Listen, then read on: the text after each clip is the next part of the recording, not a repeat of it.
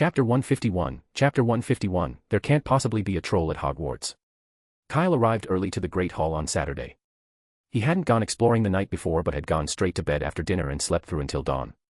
Breakfast that morning included sausages, corn soup, and a big plate of baked potatoes. Kyle was halfway through eating when the others joined him. "Looks like you got a good night's sleep," Cedric said, sitting across from him. "No more strange dreams?" Kyle smiled. "No, I slept soundly."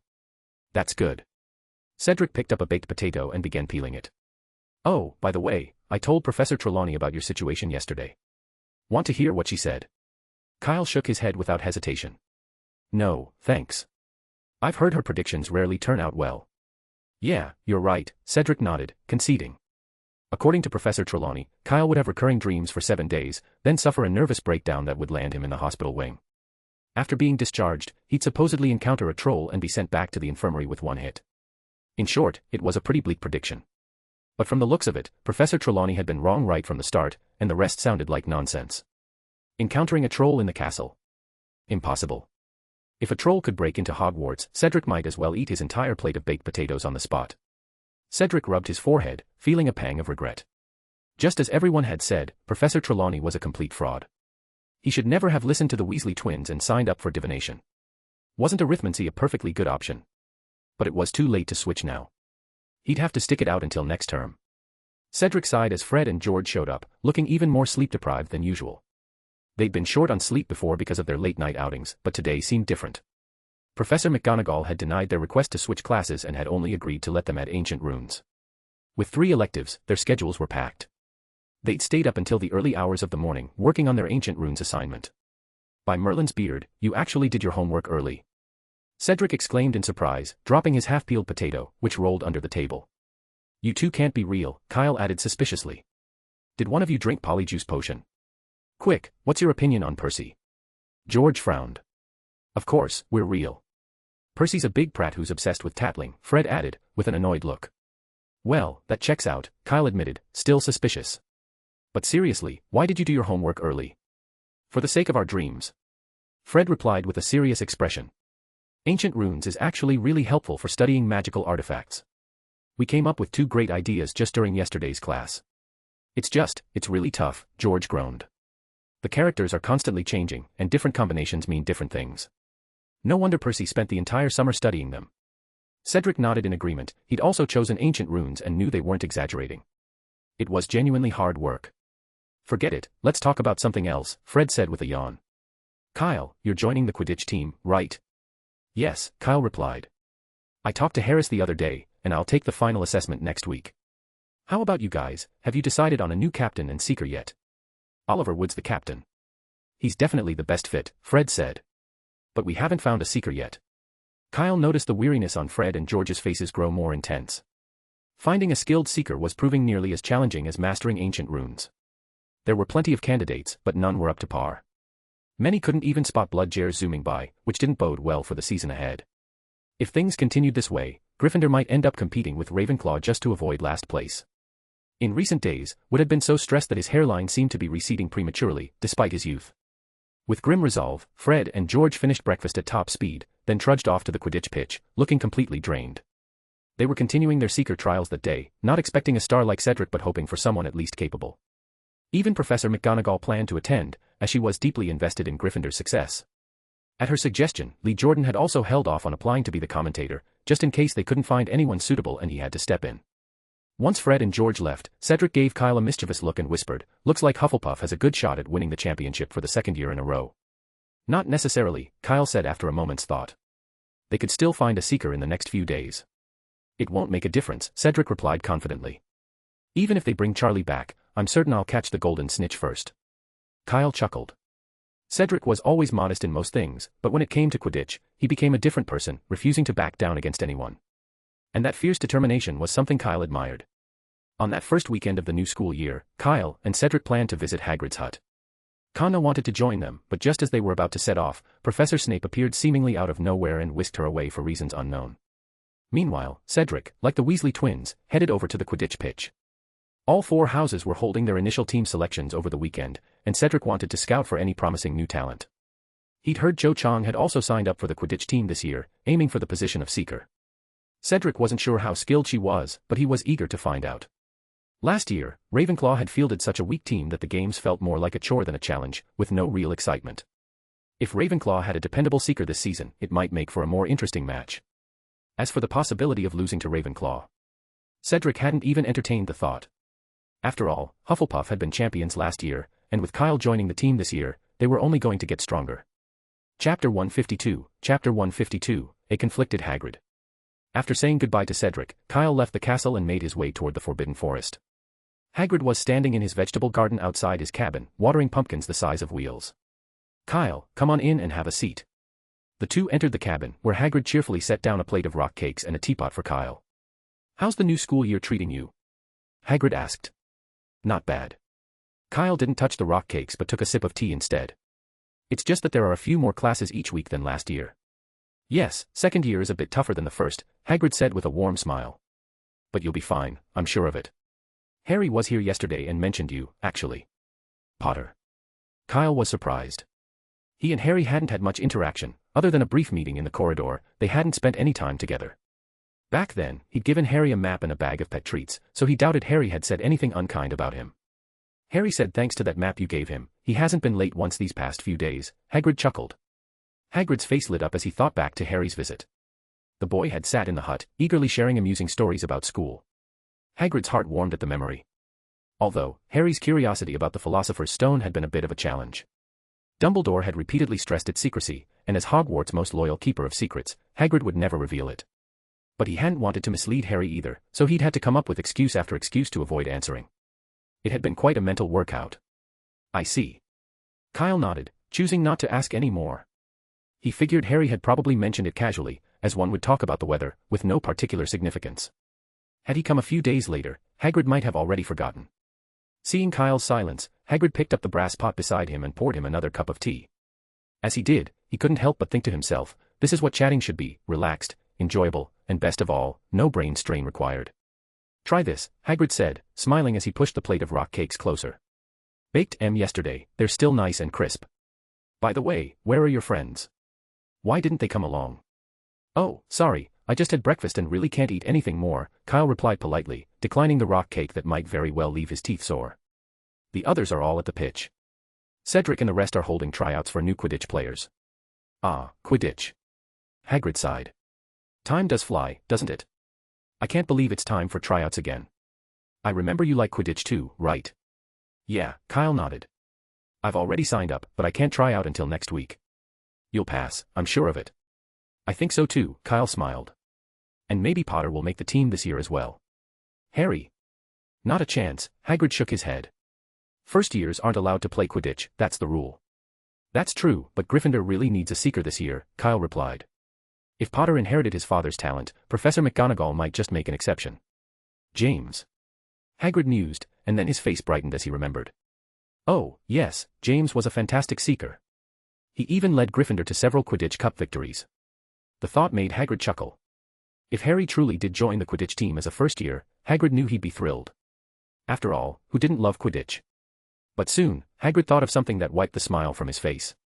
If both Kyle and Harry made their house teams, then when Hufflepuff played Gryffindor, who would he cheer for? Hagrid's face gradually crumpled, and he tugged at his beard in indecision. Kyle called out to him 3 times before Hagrid snapped out of his thoughts. "What were you thinking about just now, so intently?"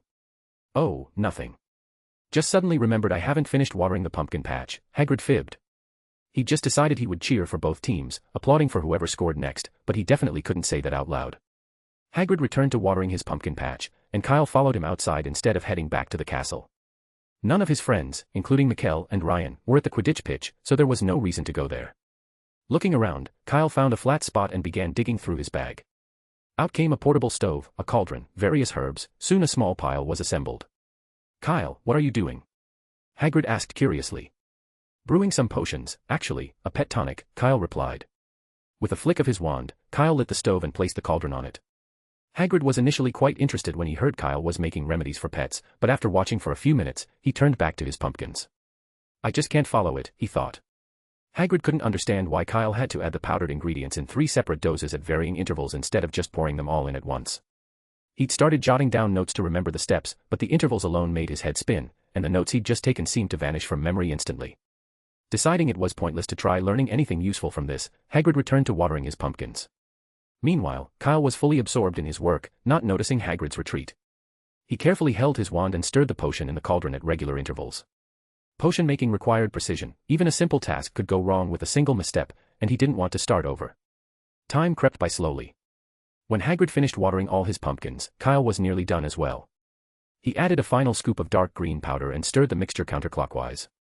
The orange-yellow liquid in the cauldron gradually turned a beautiful red, clear as crystal, like melted rubies.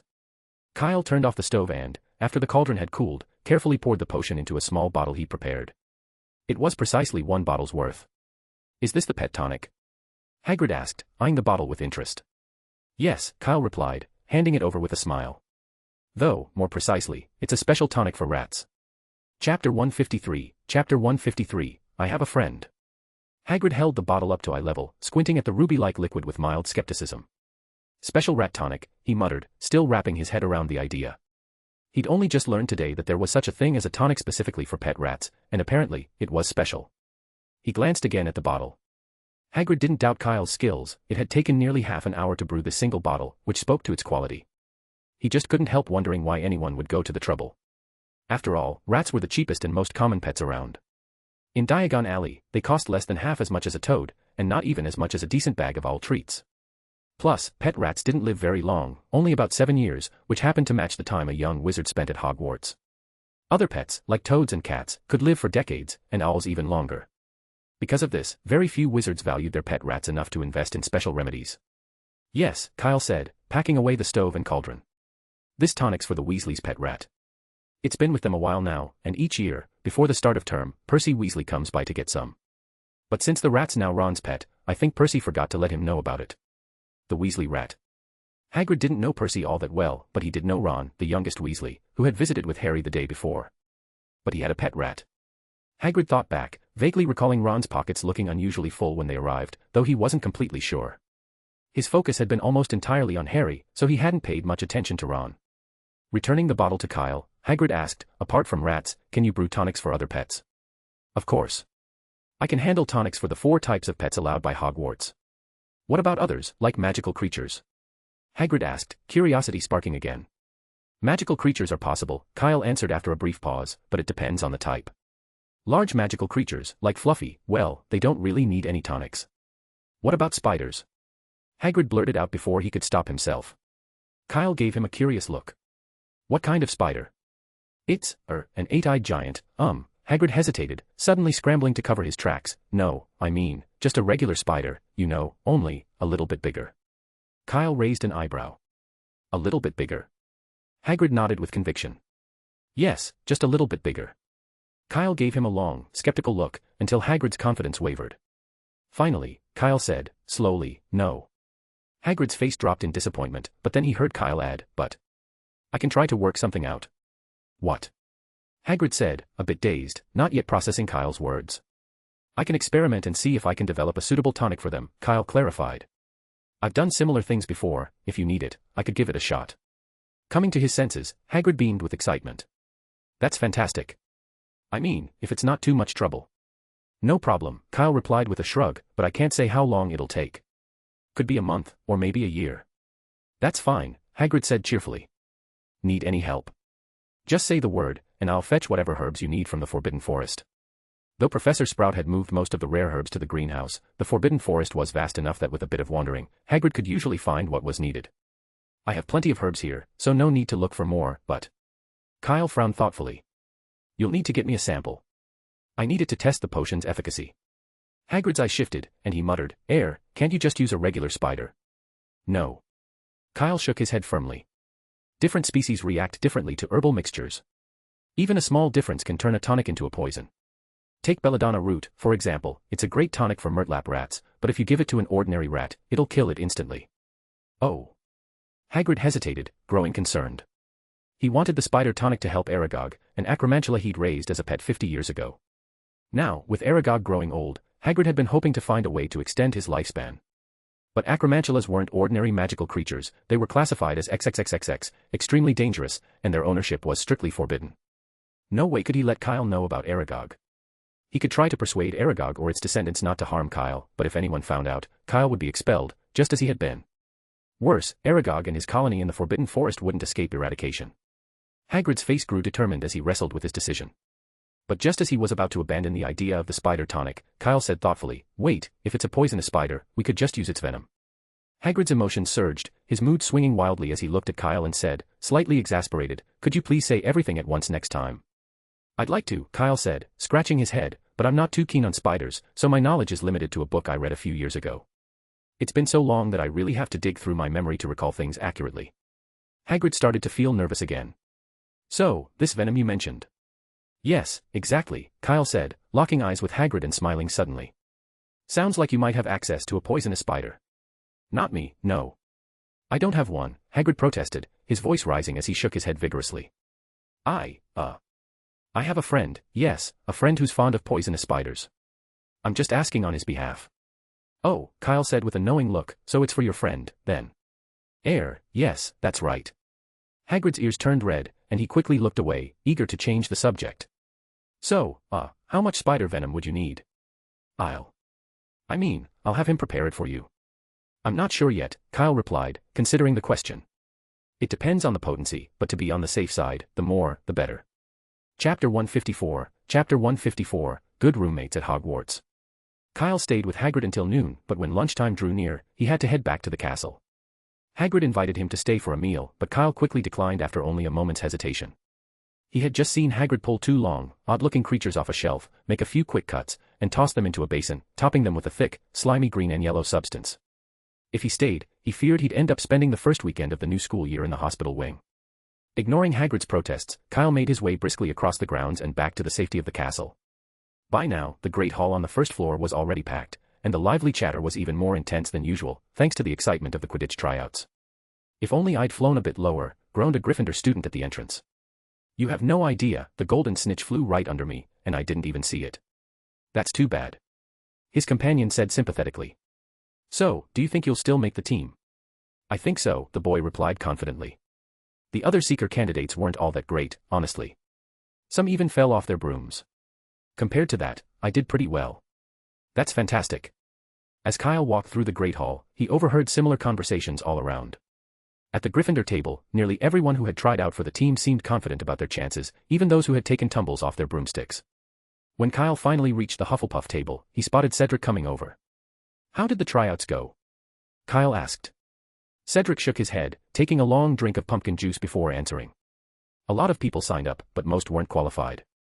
Some couldn't even manage basic aerial turns." He paused, then added, "Oh, and I saw your two roommates there. Mikkel and Ryan." Kyle asked, curious. "How'd they do?" Cedric's expression turned slightly awkward, as though he were carefully choosing his words. After a long pause, he said, "I don't think they're quite suited for Quidditch." "That bad?" Kyle was taken aback. For Cedric, who was always kind-hearted, to say that someone wasn't suited for Quidditch, their performance must have been really poor. Kyle recalled they'd done decently in flying lessons, nothing extraordinary, but at least they could stay steady in the air. "Maybe they were just too nervous to fly well," Kyle suggested. "That's not it," Cedric sighed. "The main problem was that they don't know the rules of Quidditch at all. Ryan just bolted around the pitch without paying any attention to his teammates or opponents. He passed the ball to the other team twice." Kyle winced, but Cedric wasn't finished. Mikkel was even worse. He mistook a bludger for a quaffle and tried to score with it. Kyle was speechless. After a moment, he added, "Well, at least he's got spirit." "If only that were the case," Cedric said, sighing again. He barely got 10 feet before losing control of the bludger. If the others hadn't reacted fast, he'd probably be in the hospital wing by now. Kyle was left at a loss for words, and he noticed Cedric giving him a sympathetic look that seemed just a bit amused. "Look, it was just an accident," Kyle said, trying to defend his roommates. "They're usually quite normal outside of Quidditch." "Really?" Cedric raised an eyebrow. "Wasn't it one of them who accidentally blew up the charms classroom with a simple lighting charm last year?" "That was, well, Mikkel has trouble with magic control." "It wasn't his fault," Kyle replied firmly. "It was practically an act of fate." Cedric chuckled but went on. "What about the time they copied your homework but put your name on it?" Kyle had barely opened his mouth before Cedric continued, or when one of them asked Professor Snape to add water to their potion during the exam. Or when one of them managed to dye himself blue. "Wait a minute," Kyle interrupted, his expression growing alarmed. How do you know about that? Well, Cedric said, grinning, the history of magic classroom overlooks Pendulum Courtyard. You can see the hospital wing entrance from the windows. Right. Kyle went silent for a moment before adding with exaggerated seriousness, Cedric, you're starting to sound like a gossip. That's not the Hufflepuff way. Cedric gave him an amused look but said nothing. All right, Kyle conceded, grabbing a piece of toast. Let's get back on topic. Any other team changes this year? Cedric looked at him, sensing the abrupt change of subject, but went along. Slytherin did a full revamp, though the only thing I know for sure is that their new captain is Marcus Flint. Gryffindor, on the other hand, kept the same team as last year. They didn't find any promising newcomers, and Oliver Wood's been stressing about it all morning. Ravenclaw, however, found themselves a fantastic seeker, and... I bet you can guess who. Cho, right. Kyle guessed. She told me last year she wanted to try out for Seeker. Exactly, Cedric replied, grinning. She was the first one to catch the golden snitch during tryouts. The Ravenclaw captain was so pleased, he'd probably have made her the team Seeker on the spot if it weren't so early in the season. Kyle chuckled as Cedric added, you should have seen it. Wood was so envious his eyes nearly turned green. He ran straight to Professor McGonagall to ask if first-years could join the team but got a good scolding instead.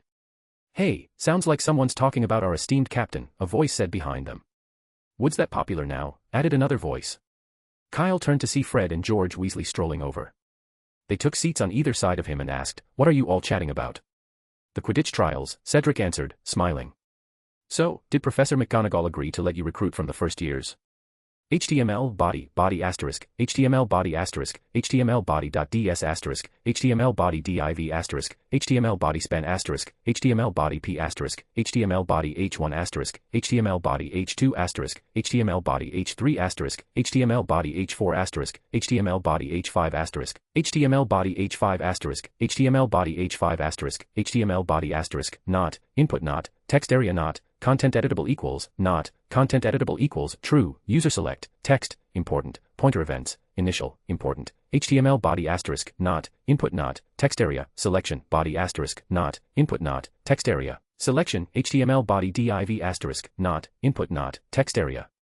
Selection, HTML body span asterisk, not, input not, text area, selection, HTML body p asterisk, not, input not, text area, selection, HTML body h1 asterisk, not, input not, text area, selection, HTML body h2 asterisk, not, input not, text area, selection, HTML body h3 asterisk, not, input not, text area, selection, HTML body h4 asterisk, not, input not, text area, selection, HTML body h5, not, input not, text area, selection, background color, hashtag 3297FD, important, color, hashtag FFFFFF, important, /LinkedIn / squise asterisk /www_linkedin_com.essay assessment.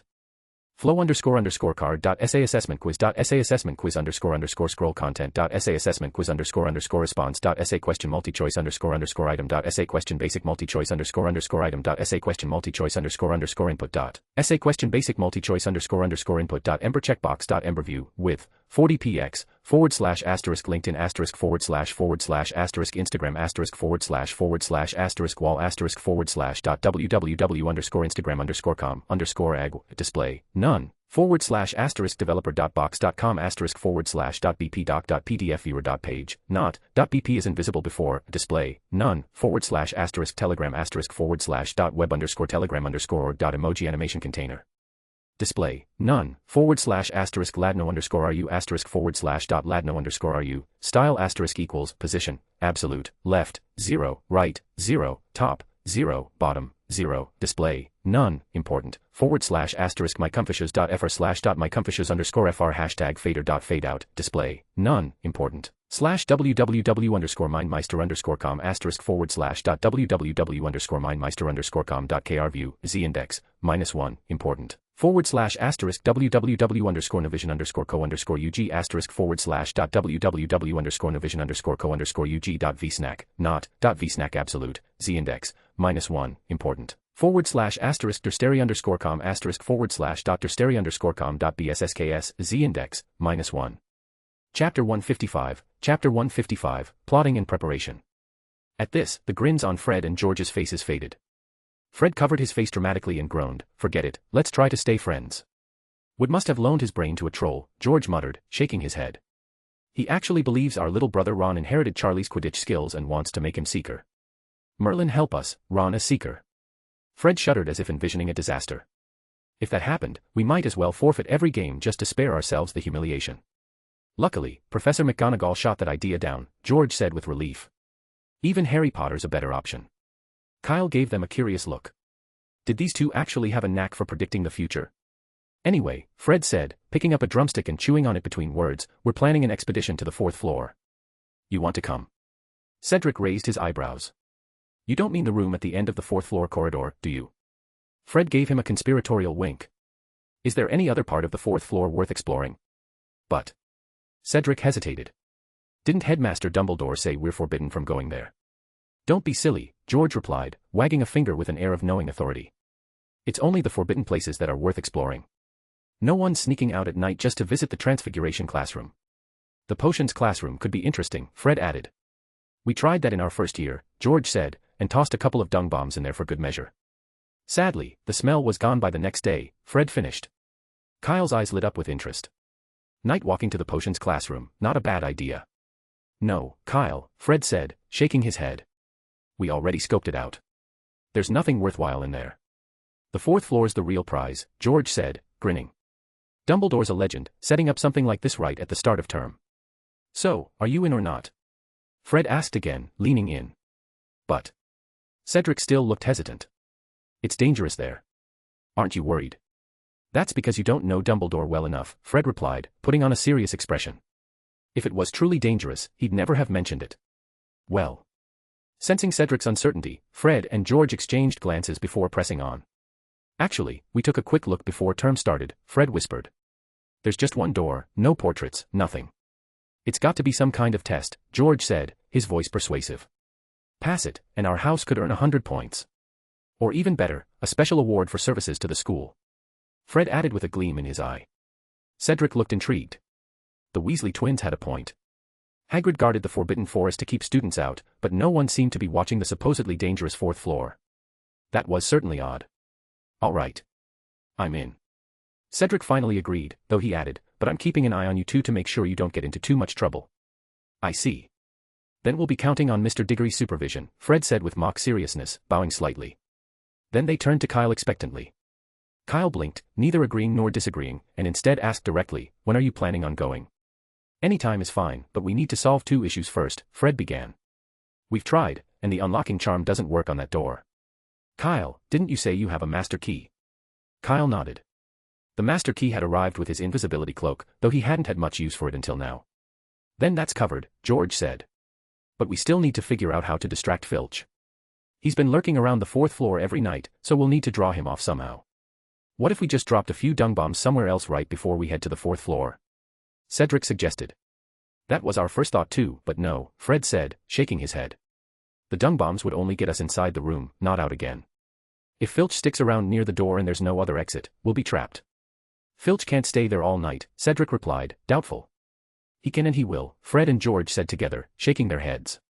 They had been keeping an eye on Filch's movements with the Marauders map for the past few nights, and every time they checked, Filch was stationed on the 4th floor. Maybe we could ask someone to help, Cedric suggested. Agree on a time, say an hour or 2 in, and have them set off a distraction to pull Filch away. Are you sure they'll be awake and able to do it exactly on time? Fred asked, sounding uncertain. Cedric hesitated, realizing he couldn't guarantee perfect timing.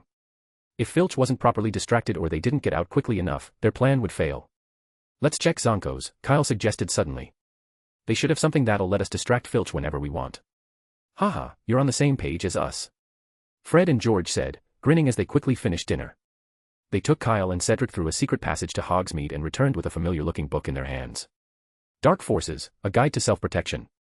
Cedric asked, puzzled. Why would you buy that? This isn't your average book, Fred said mysteriously as he led the group out of sight of the castle. He took out a quill and held it up. Watch this. With a quick snap, Fred broke the quill in half. Instantly, the book began to shake violently, its pages scattering as a series of loud, crackling explosions rang out. It's Zonko's latest prank item, Fred explained with a grin. Perfect for young wizards looking for an excuse to skip class. It's kind of like an early version of our skiving snack box but with a bit more impact. With this, we can pull Filch away anytime we like, George said, pulling 2 more identical books from his pocket. What's the range? Kyle asked, examining the fake book. Not too far, Fred replied, but it's more than enough to lure Filch to another floor. Chapter 156, Dumbledore means business. The group managed to complete all their preparations in just half a day. They set the exploding books on the 5th and 6th floors, perfectly positioned to lure Filch away from the 4th floor corridor whenever they needed. With everything ready, they planned to head out together that night for a collective night tour of the Forbidden Corridor. But things took an unexpected turn. Some older Gryffindors, too impatient to wait for curfew, sneaked up to the 4th floor during the evening meal. Unlike Fred, George, and the others, these students had no plan, no props, and no Marauder's map, just pure impulse. Predictably, they didn't even manage to get the door open before Filch, lying in wait, caught them red-handed and promptly marched them to Professor McGonagall's office. Gryffindor's hourglass soon lost 50 points. But that was just the beginning. Soon afterward, students from Ravenclaw, Slytherin, and Hufflepuff started slipping out of their common rooms, each hoping to get a look at the mysterious 4th floor corridor.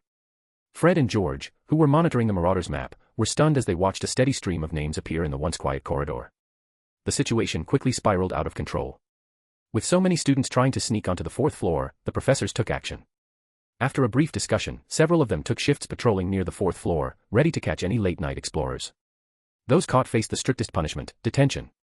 The professors turned out to be far more troublesome than Filch. George attempted to create a distraction by setting off enchanted fireworks on the 1st floor, fireworks that would bloom when they came into contact with water. Filch, predictably, went storming downstairs at the noise, and Professor McGonagall soon followed, looking severe. However, as Fred observed the Marauder's map from the shadows near the 2nd floor staircase, he sighed. Professor McGonagall is really going too far. On the map, McGonagall's name remained stationed on the 4th floor, even though they'd just seen her head downstairs with Filch. Realization dawned, the McGonagall they'd spotted was an illusion or a clever bit of transfiguration. With such high-level magic being used against them, the group knew their chances of exploring the 4th floor were slim. After a quick discussion, they reluctantly decided to wait until things settled down. One by one, they each slipped back to their dormitories, abandoning the night's adventure for another time. The 4 students waited patiently for 3 days. Late on the 3rd night, they slipped quietly from their dormitories and crept through the dimly lit corridors. Fred, George. Cedric whispered from the back, sounding a bit anxious. Are you sure the professors aren't patrolling the 4th floor anymore? We kept an eye on it last night, Fred whispered back confidently. None of the professors have been near the 4th floor since the weekend. I don't think they'll start tonight. We're nearly there, George added as they paused on the 3rd floor. He pulled out the Marauder's map to double-check. We're in luck, no professors around, and Filch is gone too. Oh, Merlin, guess who I see on the map? Who? Fred grinned, don't tell me it's Percy. It's not Percy, George replied, eyebrows raised in surprise. It's Ron, and Harry, Hermione, and Neville. They're all in the trophy room. Aha. Fred chuckled. Look at Ron, already dragging his friends into trouble at the start of the school year. Just like our little brother. Clang. The sudden clatter of metal reverberated down the hallway. Someone had knocked over a suit of armor, and the echoing clang of metal in the quiet night was as loud as a firecracker. Oh, Merlin, they've been caught. George whispered. 2 pieces of news. The good news is that Filch is now focused on Ron and his friends, so this is our best chance to check the 4th floor. The bad news is that the noise could attract a professor any second. Then we'd better hurry, Fred said, glancing at the map and picking up the pace toward the 4th floor. On the map, Harry, Ron, and the others were indeed heading in their direction, with Filch in hot pursuit. If they didn't move quickly, Filch would be led right to them. They rushed down the corridor, finally reaching the mysterious door at the end of the 4th floor corridor, following the map's directions. Students out of bed, came a sudden, screeching cry. It was Peeves, his voice gleefully echoing from a nearby corridor. Students not sleeping, in the charms corridor. I take back everything, I think Ron is an idiot, George muttered, putting down the Marauder's map. He reached into his pocket and pulled out the bronze master key. Thanks, Kyle. George inserted the key and turned it gently. With a soft click, the door swung open. Hurry inside, wait, what in Merlin's name is that? George froze in the doorway, staring into the dark corridor beyond. 3 pairs of bright, green, bug-like eyes stared back at him. Standing guard just inside the room was a massive, monstrous dog. Its body filled the entire space from ceiling to floor, its 3 heads looming in the darkness, each mouth open and dripping saliva, revealing rows of sharp, yellowed teeth. Damn it, Dumbledore wasn't kidding this time, run. George gasped, spinning around in an instant. Fred and Cedric had caught sight of the creature, and as the 3-headed dog lurched forward with a roar, any lingering curiosity or thoughts of adventure vanished. They had no doubt what that sound meant, they were in serious danger. Without a word, they bolted down the hallway, running for their lives. Getting caught by Filch was infinitely better than ending up as dog food. The three of them didn't stop until they reached the door to the kitchens, gasping for breath. Headmaster Dumbledore is serious. George wheezed. By Merlin's beard. He actually put an adult three-headed dog in the school. What could he possibly be thinking? There's definitely something hidden under that thing, Fred said, catching his breath. Did you notice? That dog was standing right over a trapdoor. Doesn't matter, George said, shaking his head. There's no way that dog's moving aside for us. Wait. Cedric said suddenly, glancing around. Where's Kyle? Fred's eyes widened as he finally realized there were only three of them. Kyle had somehow disappeared without them noticing. Chapter 157, Chapter 157, A Phoenix Feather as a Token of Authority. On the fourth floor of the castle. Neither the Weasley twins nor Cedric realized that, in their haste to escape, the door, which had been left ajar, had quietly swung shut. Click. The sound of the door closing cut off Fluffy's growls, and silence settled over the corridor once more. Inside, Hagrid's three-headed dog stood, each of its noses sniffing eagerly toward something in the corner. Fluffy edged closer, inch by inch, until it looked like its nose was about to touch the spot when, suddenly, an arm shot out of thin air. Snap. The arm, apparently irritated by Fluffy's curiosity, smacked one of its heads. Back off. Ooh. Fluffy whimpered softly but didn't seem angry. Instead, he wagged his tail and, with all three heads, eagerly moved closer. He recognized that voice and that scent. It was the person who could understand him and always had tasty jerky on hand when they met. Fluffy approached joyfully, the three large heads nudging each other in anticipation. All right, Fluffy, settle down. With a sigh, Kyle pulled off his invisibility cloak, patted Fluffy on one of his massive heads, and took 3 large bags of treats from his pocket, placing them on the ground. There was plenty for all 3 heads, so no one would need to fight over it. Fluffy instantly lowered his heads and began to devour the treats. This jerky was the best thing he'd ever tasted, though Hagrid never made him anything like it. As Fluffy ate, a clatter of hurried footsteps came from outside the door. Clang. Someone tugged frantically at the door. Oh no, it's locked, came Ron's panicked voice from outside. We're doomed. We're finished. Come on, hurry, a gruff voice urged. Kyle glanced at the door, frowning, and pulled his invisibility cloak back on. Alohomora. The lock clicked, and the door swung open. A second later, 4 frightened young wizards burst in, quickly shutting the door behind them and pressing their ears against it. After a moment, Ron whispered, he thought it was locked, so, maybe we're okay. Ron, I have a bad feeling about this. Harry took a deep breath. Remember those growls we heard earlier? I think they came from this room. Neville, what's wrong? Harry turned to find Neville tugging at his sleeve, his face suddenly pale and glistening with sweat. Without needing to ask, Harry soon realized what had made Neville so terrified. He had seen the 3-headed dog. Having been interrupted during his meal, Fluffy was not pleased. All 3 heads fixed a furious gaze on the young wizards and emitted a growl that shook the room. Ron and Neville froze in terror. Their minds screamed at them to run, but their legs refused to obey. In that tense moment, Harry reacted the quickest. He reached behind him, found the door handle, and, with Hermione's help, dragged Ron and Neville out of the room. Fluffy didn't pursue them, merely letting out a couple of warning growls before turning back to his meal. But Harry and his friends weren't aware of that. Just like the other students who had fled before, they ran from the 4th floor without looking back, finally coming to a stop, gasping for air, in front of the fat lady's portrait. Where have you all been? Asked the fat lady, glaring at them. What day is it today? Including those 2 earlier, there are now 6 little wizards out for a midnight stroll. Don't ask. Pig snout, pig snout. Pig snout was the password. The fat lady didn't ask anything else and swung forward, allowing them to stumble into the common room. They collapsed shakily into the armchairs. For a long time, no one spoke, especially not Neville, who looked as though he might never speak again. That was strange. Hermione, who had calmed down first, finally broke the silence. Did you all notice that the dog was eating? Yeah, it almost ate us, Ron replied, still shaken. It was probably figuring out how to eat all of us in one gulp. What are you even looking at? Hermione snapped. I mean, it was already eating before we went in, and it was eating 3 meals in packaging. What does that prove? Harry asked. Does no one here think? Hermione said, exasperated. Remember the growling we heard on the way in? That means someone else had been in that room before us, and they gave the 3-headed dog food to keep it calm. Whoever it was must have had a reason for doing it. You're overthinking it. We should be grateful to him, Ron said, patting his chest. If he hadn't brought that food for the 3-headed dog, we'd all be. Didn't you notice where the 3-headed dog was standing? Hermione interrupted. On the floor. Ron answered, shrugging. I wasn't looking at its feet, I was looking at its heads. And if you didn't notice, it has 3 heads. Not the floor, the trapdoor. It's obviously guarding something. Guarding something?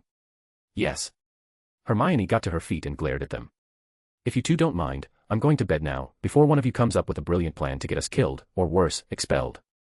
Ron stared at her retreating back, his mouth agape. Which is worse, she really ought to figure that out. On the other side of the castle. After Harry and the others had left, Kyle lifted his invisibility cloak again. He walked over to Fluffy and tried to open the trapdoor under the enormous dog. At first, Fluffy pressed down firmly on the trapdoor, refusing to let Kyle through. It was only when Kyle took out one of Fawkes's feathers that Fluffy reluctantly moved his paw aside. See? I told you I'm here on behalf of Dumbledore, but you wouldn't believe me, Kyle said, putting on a stern face. As punishment, you're not getting any Murtlap jerky next time. At this, Fluffy grew frantic, rolling around on the ground and whimpering. Then he looked up at Kyle with all three heads, each giving him the most pitiful look it could muster. If it were a tabby cat giving him that look, Kyle would have caved instantly. But Fluffy was far too ugly for that approach, and one look at those faces just made Kyle's head throb. To get some peace, and spare his eyes, Kyle sighed and pulled out a large bag of Murtlap dried rat meat, tossing it aside. Fluffy bounded over, delighted. Ignoring him, Kyle opened the trapdoor himself and took a look down. But it was pitch black down there, and he couldn't see a thing. Chapter 158, The Lazy Professors. Kyle took out his wand and reached under the trapdoor. Lumos. With a burst of white light, Kyle could just make out a mass of green vines coiled directly below the trapdoor. It really is Devil's Snare, he muttered, putting his wand away. Then he called to Fluffy. All right, you stay here. If Dumbledore comes with someone, you bark, loudly. Woof. Fluffy, having just finished his jerky, nodded obediently. Kyle gave the dog's massive head a final pat, then jumped down through the trapdoor. Plop. The soft Devil's Snare caught him like a hammock, tendrils snaking around him. Kyle didn't struggle, instead, he lay still. Sure enough, after 3 seconds, the tendrils released him, and he dropped softly to the ground. Standing up, he eyed the Devil's Snare with an odd look. Honestly, what was Professor Sprout thinking? Kyle mused. Of all things, Devil's Snare. You could close your eyes, pick any plant from Greenhouse 3, and it would make a better barrier. Devil's Snare sounded intimidating, but its weaknesses were obvious. It feared light and fire, and a simple lighting charm rendered it completely harmless. It's meant to stop intruders, but here it's doing nothing but acting as a soft landing, he thought, shaking his head. What a waste. Kyle looked up, scanning the silent surroundings, and took a deep breath. Then he shouted. Whose Devil's Snare is this? Silence filled the room, broken only by the faint echoes. Whose Devil's Snare? Devil's Snare. Snare. Hearing Kyle's voice, Fluffy curiously poked his head through the trapdoor and looked down. Not your business, back up. Kyle called out. With a soft whimper, Fluffy reluctantly retracted his head. Kyle cleared his throat and shouted again, Ahem, whose Devil's Snare is it? If no one's claiming it, I'm taking it. Still no response. Satisfied, Kyle pulled a small box from his leather bag, unfolding it on the ground. 10 seconds later, he had carefully packed the entire Devil's Snare plant, pot and all, into the box. Dusting off his hands, he tucked the box under his arm and walked toward the next level. He followed a narrow stone corridor that led to a brightly lit room. Strangely, the room was empty. Continuing forward, he came upon a heavy wooden door. He grabbed the handle and pulled. The door creaked open, revealing nothing. Just a dark, empty room. Was Professor Proudfoot being lazy? Kyle thought. He stared at the dark room ahead, debating whether to continue. Judging by the lack of obstacles, it was clear that, apart from Fluffy and the Devil's Snare, the other checkpoints hadn't been set up yet. If I turn back now, this whole trip will have been a waste, he thought, frowning at the empty room. Forget it, I've already come this far, I might as well take a look, Kyle murmured, shaking his head as he stepped forward. As soon as he entered, the previously dark room instantly brightened. Glancing down, he saw an enormous chessboard beneath his feet, with towering chess pieces all around him. Kyle's spirits lifted at once. Professor McGonagall's handiwork, he thought. She always puts in more effort than Professor Flitwick. No wonder she's the deputy headmistress. To proceed, he'd need to win the game of wizard chess. To be honest, he admitted to himself, this could be tricky. He hadn't played much wizard chess, only dabbling occasionally with Fred or George. It was enough for a bit of fun, but he'd never gone up against a real opponent. Still, Kyle wasn't one to back down easily. He casually walked over to a black rook and reached out to touch its stone surface, ready to take its place. Might as well give it a go. Worst case, I head back the way I came. He waited 5 minutes, but the piece remained still. Confused, he walked to the knight, no response. The bishop, the pawn, even the king, none of them moved. Kyle strolled all the way to the exit, but the pieces were completely unresponsive. It dawned on him that these were simply mock pieces. Professor McGonagall hadn't yet finished setting up her challenge. The next few rooms were similarly empty, void of any obstacles. Disappointed, Kyle turned back the way he came. Seems I came too early, he thought, a bit deflated. Perhaps Dumbledore and the professors felt that one fluffy was enough to deter any intruders for the time being. After leaving the 4th floor, Kyle made a quick detour to the underground classrooms before returning to the Hufflepuff common room. Thank goodness, you're finally back. Cedric had been waiting in the common room, his curiosity piqued the moment he saw Kyle enter. Where were you? On the 4th floor, Kyle replied. Didn't we just come from there together? I mean after we ran back from the 4th floor. I didn't run. Kyle said, after thinking for a moment. Actually, I first met Fluffy last year when Hagrid introduced us. Oh, and Fluffy is the name of the 3-headed dog we saw tonight. Kyle settled into a chair and placed a jug of pumpkin juice and a plate of biscuits on the table in front of him, snacks he'd brought from the kitchen. Although it was late, the kitchen had been bustling with house elves, as active as they were during the day. They had even offered to prepare a full meal, but Kyle had declined, only wanting a quick snack. Cedric blinked, processing this new information. Wait, did you just say you know the 3-headed dog? Yep, I've known him for about a year now, Kyle said casually. He's still a puppy, not even 2 years old. But, why didn't you say anything earlier? I did, Kyle shrugged. But you all ran off so fast, and the next thing I knew, you were gone. Cedric's face flushed a little. Seeing the 3-headed dog had been a shock, and his first instinct was to flee, leaving little room for listening to what anyone else was saying. Kyle nudged the plate of cookies toward him. Want a cookie? They're cheese-flavored, not bad. Yeah, thanks. Cedric, feeling a bit hungry, took one and popped it into his mouth. So, you were on the 4th floor the whole time? Yes, Kyle confirmed with a nod. Cedric picked up another cookie, still curious. Did you happen to notice the trapdoor under the 3-headed dog? I did, but unfortunately. Kyle sighed. I guess we came too early. The professors haven't set everything up yet. For now, it's just a few empty rooms. Chapter 159, Chapter 159, Veritaserum mixed into the potions. What did you say? An empty room is located beneath the trapdoor. The next morning, when Fred and George heard this from Kyle, their faces mirrored Cedric's from the night before, shock, doubt, and disbelief. Because of the trapdoor, neither of them had slept well. Every time they closed their eyes, the terrifying image of the 3-headed dog loomed in their minds. They had spent half the night speculating about what treasure was valuable enough to warrant the dog's protection. The final exam papers, maybe.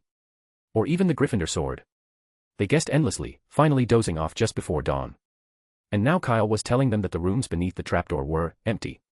Fred and George were struggling to accept it. Where was the adventure, the thrill of discovery? Had Dumbledore simply designated an empty corner of the castle to keep his oversized guard dog? This was too simple, even disappointing. Those rooms probably haven't been there for long, Kyle said, giving Fred a reassuring pat on the shoulder. It's just that, with the start of the school year, the professors are busy. They likely haven't had time to set up the challenges yet. We can always check back later, around Halloween or the Christmas holidays.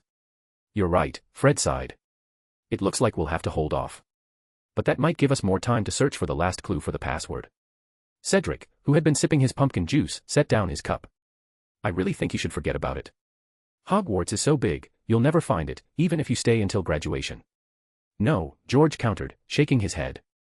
The creators of the Marauders map wouldn't have hidden the clues in random places that didn't make sense. Yeah. The first clue we found was on the door to Filch's office, somewhere only someone in detention would go, Fred added. Then on the wall of the trophy room. The 4 house common rooms. And the tallest tower in the castle. In short, they're all places that are significant or unusual in some way, George mused, thoughtfully stroking his chin. And it feels like we're so close to the final answer, like there's just a thin layer of parchment between us and the solution. Really? Cedric shrugged, looking doubtful. He thought that this last clue for the password might not even exist or that it was likely just a prank. Fred and George, however, weren't swayed. They refused to believe it was all for nothing. Just then, the morning's mail arrived. A large group of owls swooped into the hall, drawing everyone's attention to 6 long-eared owls carrying an elongated package. They flew directly over the tables to deliver it to a Slytherin student, who eagerly unwrapped it right there. Inside was a brand new Nimbus 2000. Yes, a new broom, Nimbus 2000, the same model the professional Quidditch teams use. He announced this with unmistakable pride, clearly enjoying the envious looks from the other students. My father sent it as a gift to celebrate my joining the Slytherin team this year. Not that I need it, because even without the best broom in the wizarding world, I'd still beat everyone else hands down. He spoke loudly enough that half the hall could hear. Kyle glanced over at him. Who is this guy? Hey, look at Marcus Flint, Fred whispered. Kyle noticed that Marcus's face looked rather grim, as did the faces of the entire Slytherin Quidditch team. The mention of the Nimbus 2000 seemed to bring up some bad memories, and every Slytherin player had stopped eating to glare at the boy with the broom. There was a stir at the Gryffindor table as well. Neville had just received a Remembrall, a rare alchemical item. The problem was that it was notoriously frustrating. All it did was remind you that you'd forgotten something, but never what. To make matters worse, Remembralls weren't cheap, costing over 100 galleons, enough to dissuade most people from buying one. Just then, Kyle received his own package. It was a small, hand-sized box wrapped in brown paper. After the owl delivered it, it also dropped a letter. As promised, I've sent what you need. I hope it's not too late. Wishing you all success with your potions. Your Order of Merlin medal has been reviewed, but you'll have to wait a bit longer. Pegasia Sykes. Kyle's eyes lit up. The director of St. Mungo's had sent him potions. What's that? Fred asked, noticing Kyle's expression. Did you buy something? No, it's a potion someone sent me. A potion? Fred sounded curious. Yes. Kyle hesitated briefly before explaining. I ran into some trouble at St. Mungo's. These potions are compensation from the director. Because of the ministry's intervention, the Daily Prophet had avoided mentioning any details about a werewolf, reporting only that there had been a disturbance at St. Mungo's. As a result, neither Cedric, the Weasley twins, nor Connor knew about Kyle's encounter with a werewolf over the summer. Not wanting to worry them, he had decided to keep that part quiet. I see. Fred quickly lost interest in the potions and returned to his copy of the Daily Prophet. Cedric and Connor, however, were intrigued and came over for a closer look. By now, Kyle had unwrapped the brown paper, revealing a wooden box. It was charmed with an undetectable extension charm for easy transport, making it appear no larger than the palm of his hand from the outside. But once opened, it revealed a spacious interior filled with potions. Large and small bottles, nearly 50 or 60 in total, were neatly arranged inside.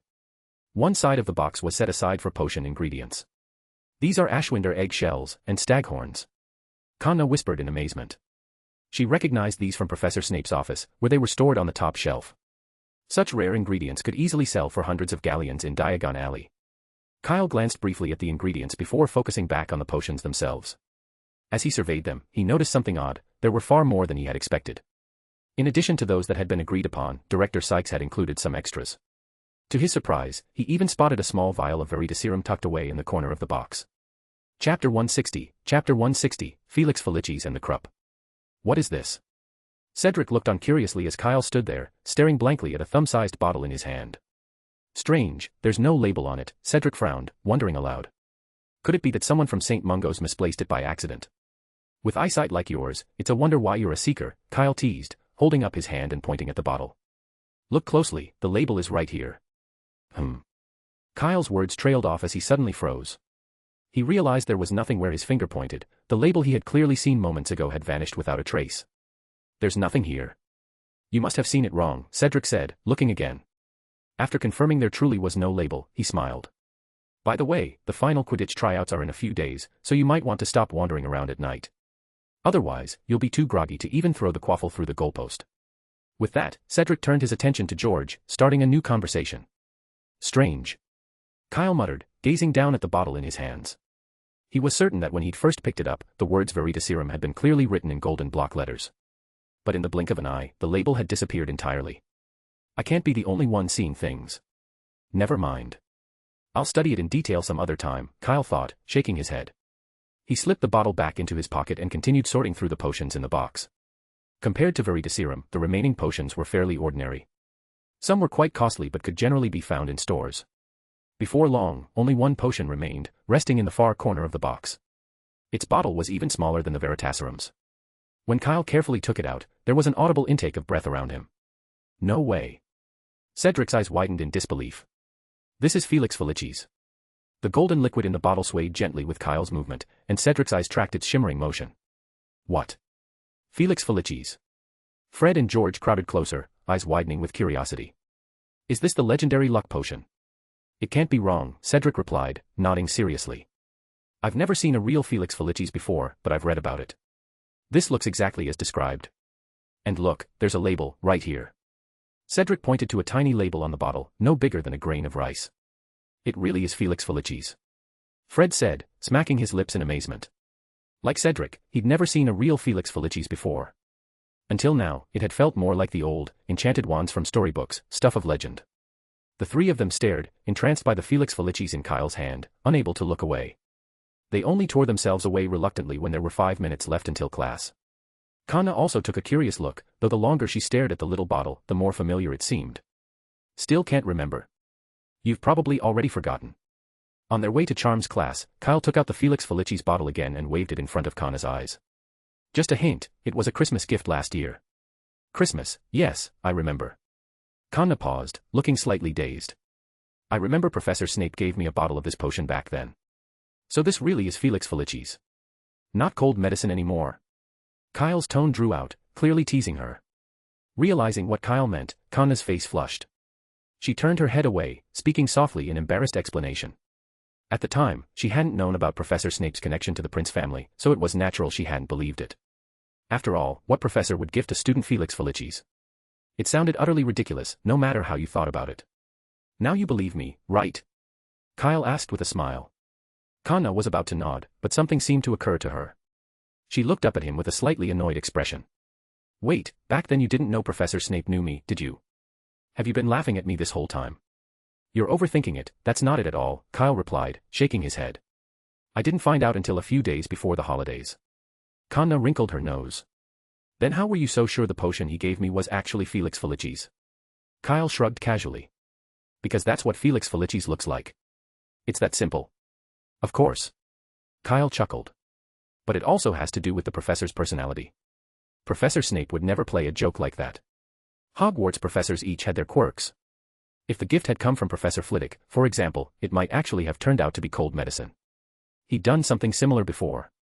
Trelawney had once mentioned that Professor Flitwick gave all the students staying at school for Christmas a Ravenclaw's diadem, but the students soon discovered it was actually chocolate magically shaped to look like a diadem. I see. Kanna nodded thoughtfully. The more she considered it, the clearer it became. Professor Snape really wouldn't bother with a meaningless prank. Oh, by the way, I'm returning this to you. As they neared the Charms classroom, Kyle pulled a small bottle from his pocket and held it out. It was the Felix Felices Snape had given to Kanna. He hadn't dared leave it unattended and had kept it on him the entire time. Kanna glanced at him but made no move to take it. Are you seriously giving it to me? She asked, raising an eyebrow. What do you mean? It's yours. Kyle chuckled. He'd only held onto it because Kanna used to lose things all the time. It hadn't felt safe to leave Felix Felices in her care back then. Now, with the rat that used to swipe her things out of the picture, he figured it was finally safe to give it back. Still, Kanna didn't reach for it. What are you waiting for? Take it, Kyle urged. Class is about to start. No. What? Kyle blinked, thinking he'd misheard. This was Felix Feliches. I said, I don't want it. Kanna suddenly grinned. Standing in the doorway of the Charms classroom, she crossed her arms. Since I'm giving it to you, it's yours now. I don't want to turn into a Krupp. Chapter 161, Chapter 161, Charms class is never short of surprises. The Kylites stood frozen, watching in stunned silence as Kanna turned and walked into the Charms classroom. They hadn't expected her to actually follow through on what she'd said earlier. This is Felix Feliches. If it had been the Weasley twins in her place, they probably wouldn't have cared if they really turned into Krupps, much less thought twice about joking around with it. Kyle opened his mouth, about to say something, but Kanna was already seated in class, chatting with her roommate. Seeing this, he had no choice but to pocket the bottle of Felix Feliches for now and follow her inside. Today's lesson was on the engorgement charm, a handy household spell that Hagrid frequently used. The massive pumpkins in his garden. All thanks to the engorgement charm. The most amazing thing about this spell was that while magic couldn't conjure food out of thin air, it could increase the size of existing food without altering its taste. Oddly enough, though, no one ever actually ate anything charmed this way. Hagrid's pumpkins, for instance, were mostly used as Halloween decorations. Now, gesture is crucial. Professor Flitwick said earnestly from the front of the class. Remember what I just explained. Keep your arm steady, use your wrist, draw a downward circle, and don't forget the incantation. Although the engorgement charm was part of the second-year curriculum, it wasn't difficult, certainly simpler than the levitation charm. Kyle focused on the button lying on the table in front of him, giving his wand a gentle twirl. Engorgo. Immediately, the button began to swell like a balloon, growing until it was about the size of a plate. Oh, well done. Professor Flitwick exclaimed, clapping enthusiastically. Everyone, take note, someone has already succeeded. 5 points to Hufflepuff. While Kyle made it look easy, it was another story for the rest of the class. Mikkel and Ryan tried to mimic his movements, rotating their wrists again and again, but the buttons before them stubbornly remained unchanged. Frustrated, Mikkel gave his button a jab with his wand, and with a loud pop, it flew off, whizzing past Professor Flitwick's hair and bouncing off the wall. Across the room, Gryffindor students were having just as much trouble. Ingorgo. Ingorgo, one Gryffindor student shouted, clearly forgetting Professor Flitwick's instructions as he wildly swung his arms like a windmill. His button didn't budge, but he was so into it that he accidentally jabbed Katie Bell, who stood beside him. By Merlin's beard. Professor Flitwick sighed, face in hands as though bracing for what would come next. A second later, Katie began to swell into a round, floating ball, drifting slowly up toward the ceiling. Her eyes wide with terror, she flailed her arms, letting out a piercing scream. Don't panic, Miss Bell, don't panic. Professor Flitwick reassured her as he rushed over, quickly reversing the charm. Once she was back to normal, he sent the shaken Katie off to the hospital wing. Charms accidents were nothing new to him, and he had become quite adept at handling them. Mr. McLaggen, your arm movements were far too wild, which is extremely dangerous, Professor Flitwick admonished, casting a stern look at the Gryffindor student. That will be 10 points from Gryffindor. After charms, Kyle tried to catch up with Conna, but she had already left. From that day on, she never brought up the incident again, as if the bottle of Felix Feliches had been nothing more than an ordinary bottle of pumpkin juice sitting around. There were no secrets at Hogwarts. By the next day, news had already spread of McLaggen from Gryffindor accidentally inflating his classmate like a balloon in Charms' class. That's incredible, Harry said, eating toast at the table, looking curiously at Ron beside him. How did he even manage that? Never mind that, Ron muttered, clearly not wanting to dwell on it. Instead, he looked eagerly at Harry. Is it true what you just said, that Professor McGonagall really made you Seeker? That's what she said, Harry replied. She even took me to meet a fifth year named Wood, who's going to train me. Oliver Wood? Asked Ron, wide-eyed. Harry nodded. He's Gryffindor's Quidditch captain. I can't believe it, you're only a first year. Ron, with a forkful of pie poised halfway to his mouth, added, Harry, you're probably the youngest Quidditch player in years. Wood told me I'd be the youngest in a century, Harry said, taking a bite of pie. A century. Ron repeated, staring blankly at Harry. I start training tomorrow, Harry added. But don't tell anyone, Wood wants to keep it a secret. Just then, Fred and George entered the hall. They spotted Harry right away and came over, grinning. Nice going. George whispered. Wood told us. We're on the Quidditch team too, as beaters. We're definitely going to win the House Cup this year, Fred said excitedly. You wouldn't believe how surprised Cedric and Kyle were when they heard. They're on the Hufflepuff team, George added. Before this, they were convinced Gryffindor was doomed. Ha, two silly prefects. Kyle's trying out for Quidditch. Harry asked, surprised. He'd assumed that students like Kyle, who were as academically gifted as Hermione, wouldn't be interested in Quidditch. Not officially yet, Fred explained. But he's in the final tryouts tomorrow. If he makes it, he'll be on the team. You should come watch, George suggested. Get a sneak peek at the competition. Really? Harry's eyes lit up. But isn't it for Hufflepuff? He was suddenly eager to learn more about Quidditch in any way he could. Observing the Hufflepuff team tryouts sounded like the perfect opportunity. Oh, go ahead, Fred assured him. Slytherin might mind, but Hufflepuff won't care. We've got to run, George added. Lee Jordan thinks he's found a new secret passage out of the school. Behind the statue of Gregory the Smarmy. Fred grinned. We found that one on our first day. Good luck. See you later. Bye. Harry called, turning back to Ron. I'm going to check out the tryouts tomorrow. Want to come? Sure, Ron agreed after a moment. Though I should warn you, I've seen Kyle play Quidditch with Fred before, and he's really good. It might not be great for morale. Really?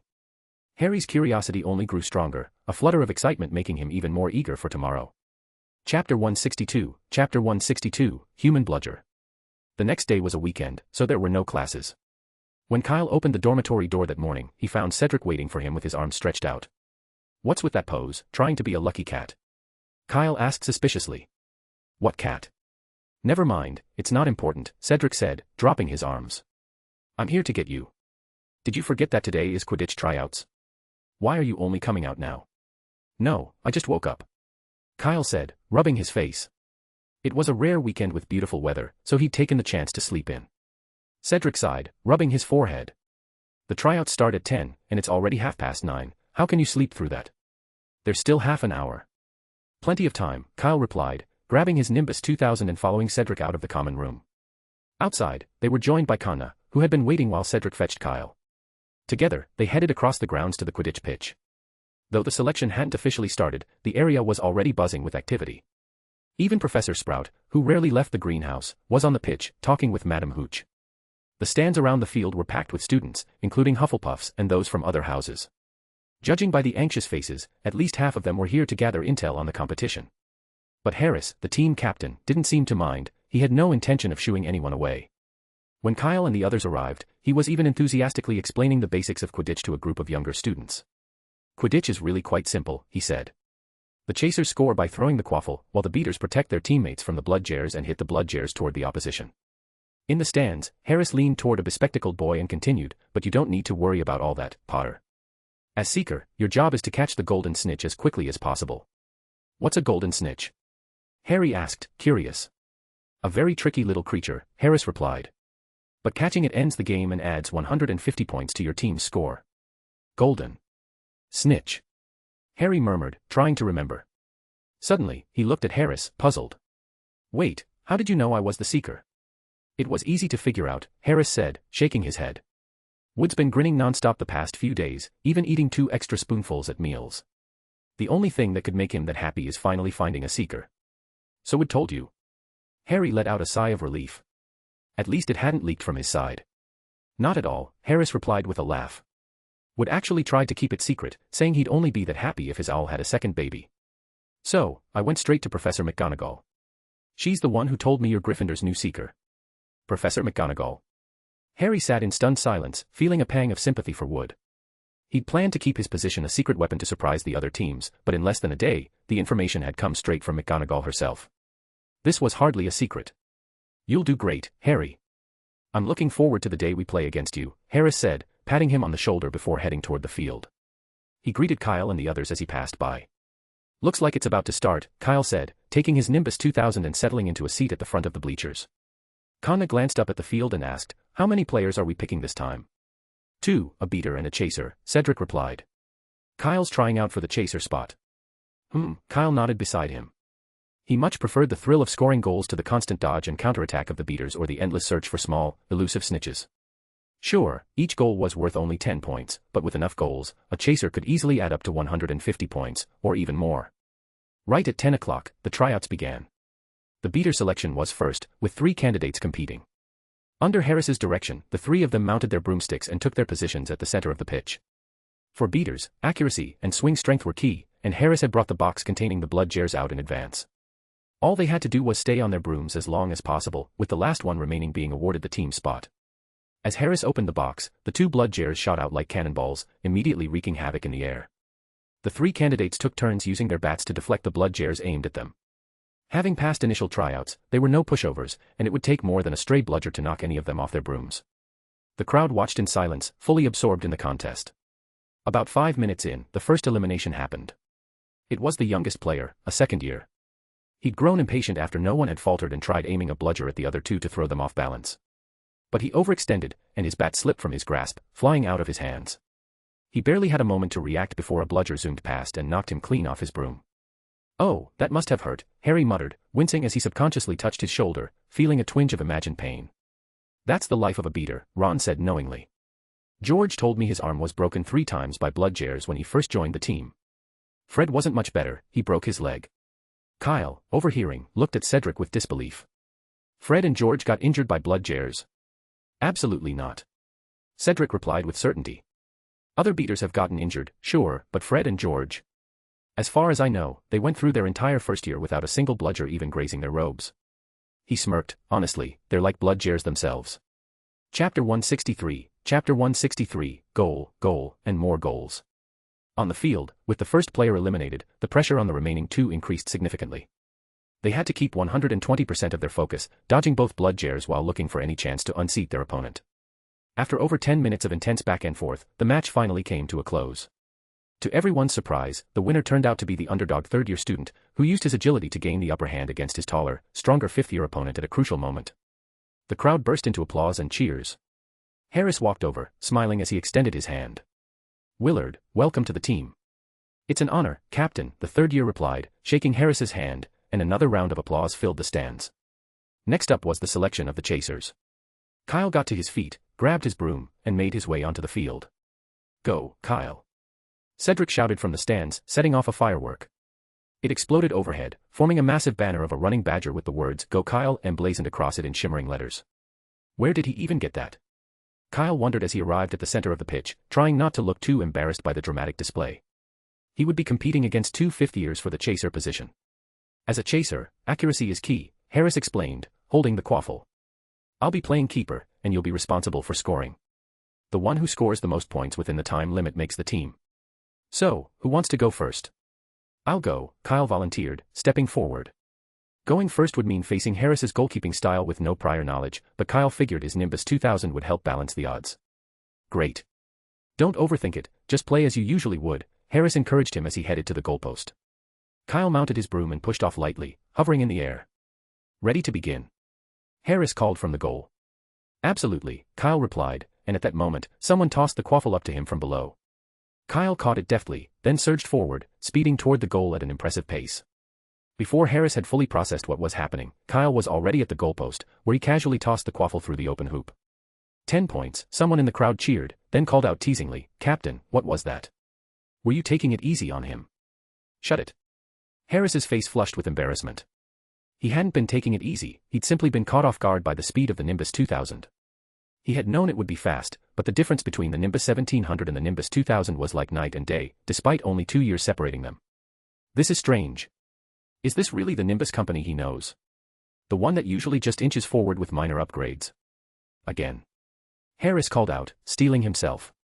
This time, he wasn't about to let himself be caught off guard. Another quaffle was thrown up, and Kyle repeated his previous move, catching the ball and charging straight toward the goal. Now prepared, Harris quickly maneuvered to block him. Kyle feigned a throw with the quaffle in his right hand. He's aiming for the right goal. Harris thought, darting to the right side. But the quaffle didn't fly to the right. Instead, it spun in the air for a moment, then returned right back to Kyle, who easily scored in the now wide-open center hoop. 20 points. Look, Harry. It's a backhand throw. Ron tugged Harry's arm, grinning with excitement. Merlin, I never thought I'd get to see one of the Chaser's classic feints up close. Is that move hard to do? Harry asked, still puzzled. He was new to Quidditch, and his knowledge was limited. Ron nodded, it's not too hard to throw a backhand pass, but the trick is fooling the keeper. And keep in mind, Harris isn't just any keeper, he's the Hufflepuff captain and probably the most experienced player at Hogwarts. Harry didn't fully understand, but the roar of cheers around him made it clear that Kyle's move had been impressive. So, he joined in, cheering along. No worries if I don't quite get it. As long as I look like I do, he thought, grinning. Meanwhile, Harris's face flushed even redder at the light-hearted jeering from the stands. Of course, he knew the backhand pass, he'd used it to score the final goal in the Quidditch Cup 2 years ago, helping Hufflepuff win by a 10-point margin. He never imagined he'd be the one falling for the move one day. No wonder the Ravenclaw keeper looked so bitter when I pulled this trick on him back then, Harris thought. It really stings to get duped like that. If I'd known, I would have had our regular keeper play today, Harris muttered. He'd stepped in to avoid discouraging the tryouts, thinking a seasoned keeper might lower morale. Now, it seemed that decision had backfired. He couldn't swap mid-tryout, so he had no choice but to grit his teeth and carry on. Kyle had taken only about a minute to score twice, with plenty of time left in the 10-minute trial. In the minutes that followed, he continued to show off the full speed of his Nimbus 2000, catching the quaffle effortlessly and zooming to the goal. Each score showcased a new technique, sometimes a feint, sometimes relying solely on the broom's sheer speed to dart past Harris. And each time, Harris found himself struggling to keep up. Gradually, Harris's frustration began to transform into admiration. Sitting on his broom, he watched Kyle with a newfound respect. This is a natural chaser. Last year, it was Cedric, and this year, it's Kyle. Harris felt a grin forming as he finally understood why Wood had been so uncharacteristically joyful. With talent like this, anyone would be smiling, he thought, barely holding back a laugh. Chapter 164, The Damned Sorting Hat. 10 minutes had flown by in a flash. As the final whistle blew, Kyle raised his arm high and, with his last ounce of energy, flung the quaffle through the air. But it was too far. Harris intercepted it, breaking his own 0 streak in the process. On the sidelines, the scoreboard froze at 210 points, meaning Kyle had scored a total of 21 goals in those 10 minutes. Scoring 2 goals a minute, even while racing across the pitch to retrieve the quaffle each time, was nothing short of incredible. The 3 quaffles they'd used hadn't been enough to keep up with his speed. By the end, Professor McGonagall, observing from the edge of the field, had conjured 2 more with her transfiguration charm just to keep the match running smoothly to the end. By Merlin's beard, I never want to be keeper again. Back on the ground, Harris let out a deep sigh of relief. Those 10 minutes had been a whirlwind of joy and frustration for him. The joy? Hufflepuff had found a gifted chaser. If all went well, this second-year named Kyle would be the key to winning the Quidditch Cup. Harris himself was one of the best chasers at Hogwarts, responsible for most of Hufflepuff's points each game. But the issue was, his fellow chasers fell short, and they struggled to work well as a team. Harris often ended up scoring alone, which placed a heavy demand on his stamina. This was why Hufflepuff wasn't known for lasting in prolonged matches. The other concern was that if he were heavily guarded or injured, Hufflepuff's chances would plummet. Fortunately, Cedric, a talented seeker, had joined last year. With Cedric on the hunt for the Golden Snitch, it was hard for other teams to draw games out for too long. And now, with Kyle's arrival, Hufflepuff's main vulnerability had been instantly strengthened. Harris could almost see the Quidditch Cup within reach, and that filled him with exhilaration. The frustration? Well, that was simple. Anyone would feel humiliated after being turned into a laughingstock for 10 straight minutes. "Captain, good thing you didn't sign up to be keeper," one teammate joked. "Otherwise, we might never see the Quidditch Cup." "Shut it, Feral." Harris shot him a glare. "Actually, I've noticed your skills slipping lately. Special training tomorrow at 8. 8. Feral's grin vanished. With a long face, he protested, "I'm fine with special training, but could we make it 10, or maybe 9? Hufflepuffs weren't as studious as Ravenclaws or as hyperactive as Gryffindors. On weekends, they tended to sleep in." 8 o'clock sounded brutal. "No chance," Harris retorted. "Be there at 8 sharp, or every minute you're late means an extra hour of training." With that, Harris strode confidently toward the middle of the pitch. Despite Kyle's flawless performance, the selection process had to continue. He turned to the remaining 2 candidates and asked, "Who's next?" The 2 fifth-year students exchanged looks and shook their heads casually. One raised his hands in surrender. "No need. I'm forfeiting." Even though Harris might have been playing it a bit safe, it was clear that having Kyle's score wouldn't have made a difference. There was no point in dragging it out. The other student silently agreed, and the matter was settled. "I abstain as well." "And don't hold back, laugh if you want to," he said, breaking into hearty laughter himself. Hufflepuff had produced another prodigy, and he was genuinely thrilled. "Ahem. The professors are watching, try to keep it together," Harris said, feigning sternness. Celebrating was all well and good, but they'd need to save it for the common room. With so many professors around, it wasn't the place to show too much pride, they didn't want to invite any unnecessary scrutiny. Harris held back his own excitement, forcing himself to look serious. "Since you've both decided to abstain, then." He stepped up to Kyle and extended his hand. "Congratulations, Kyle. You're officially the team's new chaser." "My pleasure, Captain," Kyle replied, shaking his hand firmly. From the stands, Professor Sprout watched them, her face beaming like a blooming chomping cabbage. Beside her, however, Professor McGonagall looked anything but pleased. She clutched her guide to advanced transfiguration so tightly her hands were trembling. It hurts so much," she thought. "Why is a talent like this in Hufflepuff?" McGonagall was certain that with Kyle and Harry Potter on the same team, Gryffindor would be unstoppable. But alas, Kyle was a Hufflepuff. Blast that Sorting Hat. On the 8th floor in the headmaster's office, the Sorting Hat, busy composing a new tune, suddenly sneezed. "How curious," Dumbledore remarked, glancing at it. "Do you catch colds too?" "I don't think so," replied the Sorting Hat, perplexed. "After all, I am just a hat." It tried to rub its non-existent head with its brim but ended up merely wiping its mouth. "Albus, I have a feeling someone's cursing me," it muttered. "I'd sooner believe you've caught a cold," Dumbledore said with a chuckle. "From what I've seen, no student resents their house enough to hold a grudge against you." "You're right." The Sorting Hat nodded, reassured. Its choices were flawless. "Could it be that I actually have a cold?" The Sorting Hat wavered, a rare bout of self-doubt overtaking it. Yet, it knew Godric Gryffindor hadn't programmed it for such trivial things. "I'm not certain if a pepper-up potion would work on you," Dumbledore mused, "but would you like to give it a try?" He stepped up to the Sorting Hat, and with a small wave, a tiny vial appeared in his hand. "This is the most potent remedy for a cold." "Let's give it a go," the Sorting Hat replied after a moment's consideration. "By the way, Albus, your magic's gotten even sharper." "Oh, just a few small tricks," Dumbledore said, smiling as he poured the pepper-up potion carefully into the Sorting Hat's brim. Since the hat couldn't swallow, the potion was simply applied externally, sinking into the fabric little by little and leaving a dark brown stain, making it look even grubbier. Neither of them seemed bothered by that. "Well, how do you feel?" Dumbledore asked. "I think it's helped," said the Sorting Hat, tipping its brim. "At least I'm not sneezing anymore." Chapter 165, The Brawl Incident. Quidditch, as Hogwarts' most beloved sport, always drew passionate interest. Shortly after the selection trials, the news that Kyle had scored 21 goals in 10 minutes spread like wildfire. Over the following days, it became the hottest topic of conversation, with reactions ranging from shock and excitement to outright disbelief. "This is totally exaggerated," Zabini scoffed at the Slytherin table. "I'll admit, Kyle is decent, and that map he made is respectable enough for me to approve of it, but there's no way he's that good at Quidditch. 21 goals in 10 minutes. Even I can't do that, so how could he? Are you saying you're better than Kyle? Malfoy asked, giving him a sidelong glance. Do you doubt it? Zabini replied smugly. My fifth stepfather was a professional Quidditch player. He said I'm a rare Quidditch prodigy, and at the moment I graduate, professional teams will be clamoring to sign me. Several students nearby couldn't help but stifle their reactions, some twitching the corners of their mouths. Mrs. Zabini was famously beautiful, and she'd had 7 husbands, all of whom had died mysteriously, leaving her substantial inheritances. I've heard things like that before, more than once, Malfoy sneered. Since childhood, he'd recognized such praise as hollow flattery, and he couldn't believe anyone actually took it seriously. It's true. He wouldn't lie to me. Zabini protested, his chin jutting out defensively. In that case, Malfoy replied, eyeing him with a hint of challenge, why don't you try out for the school team? What are you talking about, Draco? I'm only a first year, I'm not even allowed to play. But Pot, Malfoy started, then clamped his mouth shut. He knew perfectly well that Harry Potter had joined the team, and every time he thought about it, it irritated him to no end. Even worse, he was the one who had inadvertently set it in motion.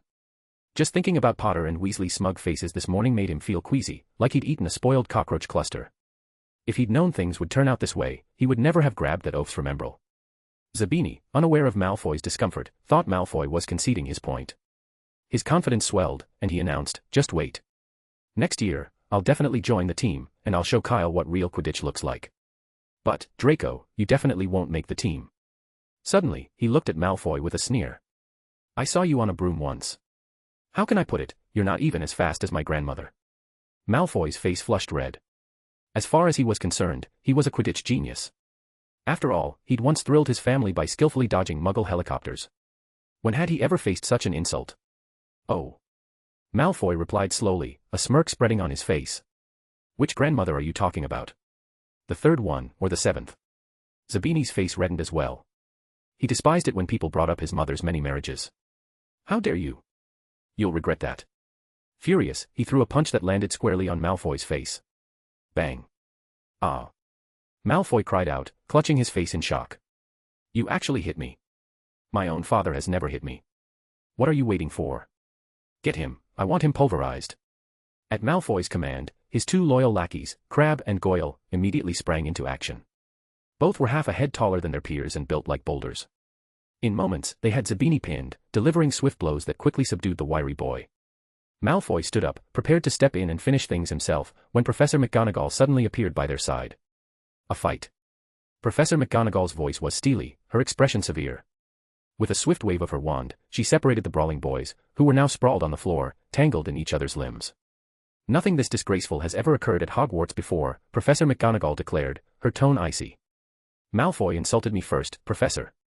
Zabini mumbled in a weak attempt to defend himself. His face was bruised and swollen from Crabbe and Goyle's punches, and he had even lost a few teeth, making his words barely coherent. Save your explanations for Professor Snape, he'll determine your punishment, Professor McGonagall said sternly. Now, all 4 of you, follow me. Pardon me, Professor. I might have misheard, Malfoy interjected, stepping forward with a pained expression. He covered his face, looking innocent as he protested, everyone here can confirm I didn't start the fight. I was the victim. You heard me perfectly well, Mr. Malfoy, Professor McGonagall replied, unfazed. Follow me, and don't make me repeat myself. Malfoy, realizing further protest was useless, lowered his head and trudged after her out of the Great Hall. Harry Potter, watching the scene, barely contained his excitement. Look, Ron. Malfoy's finally going to get it. Ron, clutching a chicken leg, grinned widely. About time. Serves him right. They exchanged gleeful high-fives, celebrating Malfoy's impending punishment as if it were more thrilling than scoring points for their house. The Slytherin drama did nothing to quell the school's enthusiasm for Quidditch, especially not for the Hufflepuffs. Harris, for one, seemed as if he'd downed an extra-strong potion. Whether in the common room or in class, he'd burst out laughing randomly, startling everyone around him. One day, on his way to class, he bumped into Oliver Wood from Gryffindor in the corridor. Oddly, both began chuckling the moment they saw each other. Wood. Hello. Harris greeted with enthusiasm. Harris. Good to see you. Wood replied, grinning as if they hadn't crossed paths in years. What class are you off to? History of Magic. You. Defense against the dark arts. Ah, not too different, I suppose. They exchanged a few more pleasantries before, simultaneously, they both asked, "So, what's got you laughing?" They both paused, suddenly uncertain. "Well, you know," Wood broke the silence first. "My owl, she just had twins. There's something about new life, it's a beautiful thing, and every time I think of it, I feel a warm glow inside." "Ah, I can relate," Harris said, nodding seriously. "My owl found its mate here at school. It's a beautiful love story, really. I'm just so happy for it." "Is that so?" Wood replied, feigning surprise. "Then congratulations to you." "Haha, same to you." Harris answered quickly. An awkward silence followed, during which each mentally cursed the other's shamelessness. Chapter 166, not as good as the fish in the Black Lake. The Quidditch frenzy at Hogwarts showed no sign of waning. The library's Quidditch books were all checked out, with a waitlist stretching until after Christmas. "If I'd known, I would have come sooner," Harry muttered in frustration as he stood at the second-floor library entrance.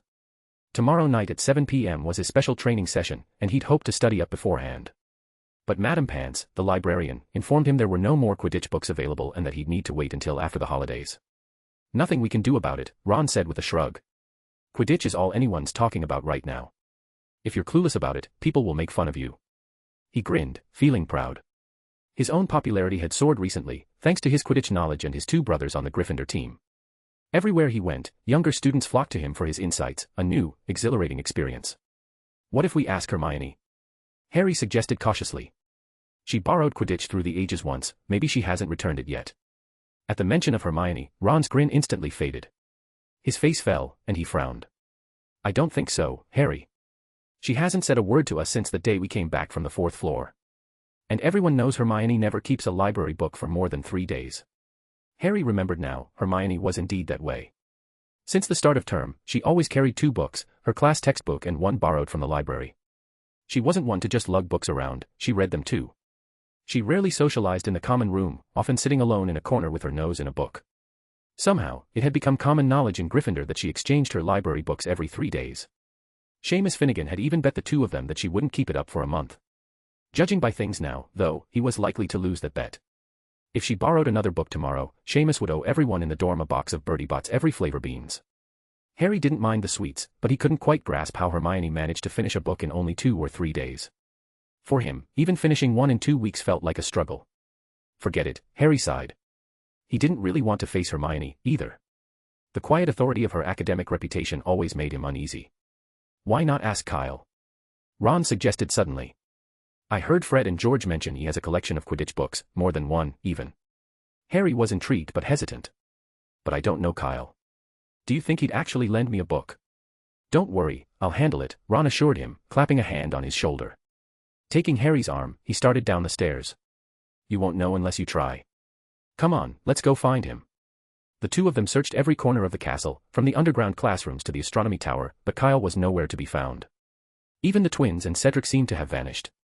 Finally, while scanning the astronomy tower, Harry glanced out the window and spotted the group down by the Black Lake, fishing. "So, you're looking to borrow a Quidditch book?" Kyle asked, glancing at the panting pair who'd just arrived by the Black Lake. "Isn't there one in the library?" "Their collection's way more extensive than mine. You could just borrow it there." "It's already been borrowed," Harry replied, catching his breath and feeling a bit nervous. Madam Pants said nothing would be available until after Christmas. On the way over, Ron had offered to do the asking, but Harry thought it best to make the request himself. After all, he was the one who needed the book, not Ron. "Quidditch books are that popular these days," Kyle said, noting Harry's anxious expression. Without another word, he took out his wand and cast, Accio Book of Quidditch Origins. In moments, a hefty book flew through the air, landing lightly in Kyle's hand. "Here, you can start with this one," Kyle said, holding out the book. "It has some flying instructions included, better suited for someone new, like you." "Thanks," Harry said gratefully, taking the book. "I'll bring it back as soon as I can." Kyle waved him off. "No rush. I don't need it at the moment, so take your time." After thanking Kyle again, Harry and Ron headed back to the castle. As they walked away, Kyle turned to Fred and George, who were sitting beside him, looking unusually subdued. "What's up with you two?" When Ron greeted them earlier, the twins hadn't even turned around, something uncharacteristic for them. Although they loved teasing Ron, they'd never outright ignored him. At the very least, they'd usually give him some kind of response. "It's nothing. We just don't feel like talking to him," Fred replied with a sigh. "We always thought Ron was a bit dense, but we didn't think he was this dense," George added, shaking his head. "What do you mean?" Kyle raised an eyebrow, sensing there might be a story behind this. Remember the last time we ran into them on the 4th floor? George asked. Kyle nodded, he did remember. He'd even seen them there himself. Well, we asked around, Fred said. Turns out they went there because they'd agreed to a wizard's duel with Malfoy. A wizard's duel? Cedric, who'd been listening, looked surprised. Slytherins don't throw those around lightly. Sounds like a trap. Exactly. George sighed. Curfew time, on the 4th floor where they're bound to be spotted, a wizard's duel. Add it all up, and even a garden gnome would see it's a setup. But Ron actually fell for it. Fred shook his head. Merlin, is he even a real Weasley? Cedric opened his mouth, as though to say something in Ron's defense, but no words came out. With Charlie, Percy, and the twins all being clever in their own ways, Ron did look rather dim by comparison. He takes the bait like it's nothing, Fred said, waving his hand dismissively. Honestly, he's not even as sharp as the fish in the Black Lake. Chapter 167, Hogwarts' Darkest Hour. Fred and George didn't truly dislike Ron, they were just exasperated. If they genuinely didn't care, they wouldn't have gone on about him like this. You can't put it that way, Kyle said thoughtfully. At least Ron is honest. That's a virtue. But why'd they end up dueling Malfoy in the first place? It was apparently over that first year, Neville, Fred explained. Malfoy hid Neville's remembrall and mocked him for having a terrible memory. Ron and Harry stood up for him, which led to the challenge, a 3-on-3 wizard duel. Who comes up with that? Having a sense of justice and loyalty, those are 2 more points in his favor, Kyle nodded, genuinely. So, Ron isn't as bad as you're making him out to be. At least he's got more to him than the fish in the Black Lake. We're not criticizing his intentions. Fred shook his head, smiling a bit ruefully. If he'd acted out of cowardice or shame, we wouldn't care. We're just questioning his common sense. I mean, even complaining to Professor McGonagall would have been smarter than sneaking to the 4th floor after hours. George sighed. And after all that, he just slept it off and let it go. Kyle raised an eyebrow, seeming to pick up on their underlying frustration. After all, the rivalry between Gryffindor and Slytherin ran deep, and if Slytherins pulled a dirty trick, you didn't just drop it, you at least returned the favor. Now, if it had been me, George went on, I'd have 5 ways to make Malfoy regret it. Like arranging for an owl to deliver a dung bomb at breakfast that'd explode the moment he opened it, Fred suggested. Or slipping the contents of a failed potion into his shoes, George added, eyes glinting. That might be tricky, Kyle observed, rubbing his chin. Snape usually disposes of the failed potions himself. But if you're willing to risk losing points and detention, you could try causing an accident in potions. Fred and George looked at Kyle in surprise. Cause an accident in Snape's class? Even if it looked accidental, Snape would dock at least 100 points, and that was on a good day. Kyle must have been mad to think they'd go that far. Gryffindor might come last in the House Cup every year at this rate, which was a humiliation they weren't eager to live down. Rolling their eyes, Fred and George decided to ignore Kyle's suggestion. We've come up with something better, George said, exchanging a mischievous glance with Fred. To increase Ron's sense of caution. And ensure he doesn't fall for such a flimsy trap again. We've decided to put him through some special training. Special training? Cedric asked, looking puzzled. But this isn't Quidditch, how do you train for something like this? We call it the darkest hour at Hogwarts, Fred replied with a wicked grin. We stayed up all night perfecting it. But it's all for Ron's own good, he's still our favorite little brother, George added. Of course, it might cause him a little pain, Fred said, feigning innocence. But he'll be better for it in the end. At the very least, we know our limits and won't do any real damage, George assured. In the future, he'll definitely thank us, Fred concluded. Kyle wasn't sure if future Ron would thank Fred and George, but he knew that Ron's days were about to get a lot rougher. The darkest hour at Hogwarts, the name alone sounded ominous. Though Kyle had no idea what the plan entailed, he knew it wouldn't be pleasant. Poor Ron, 2 unpredictable brothers were more than enough to handle. Need any help with it? Kyle asked, a little intrigued. Not yet, Fred replied, shaking his head. The plan's perfect already, we'll start tomorrow. Kyle nodded, slightly disappointed.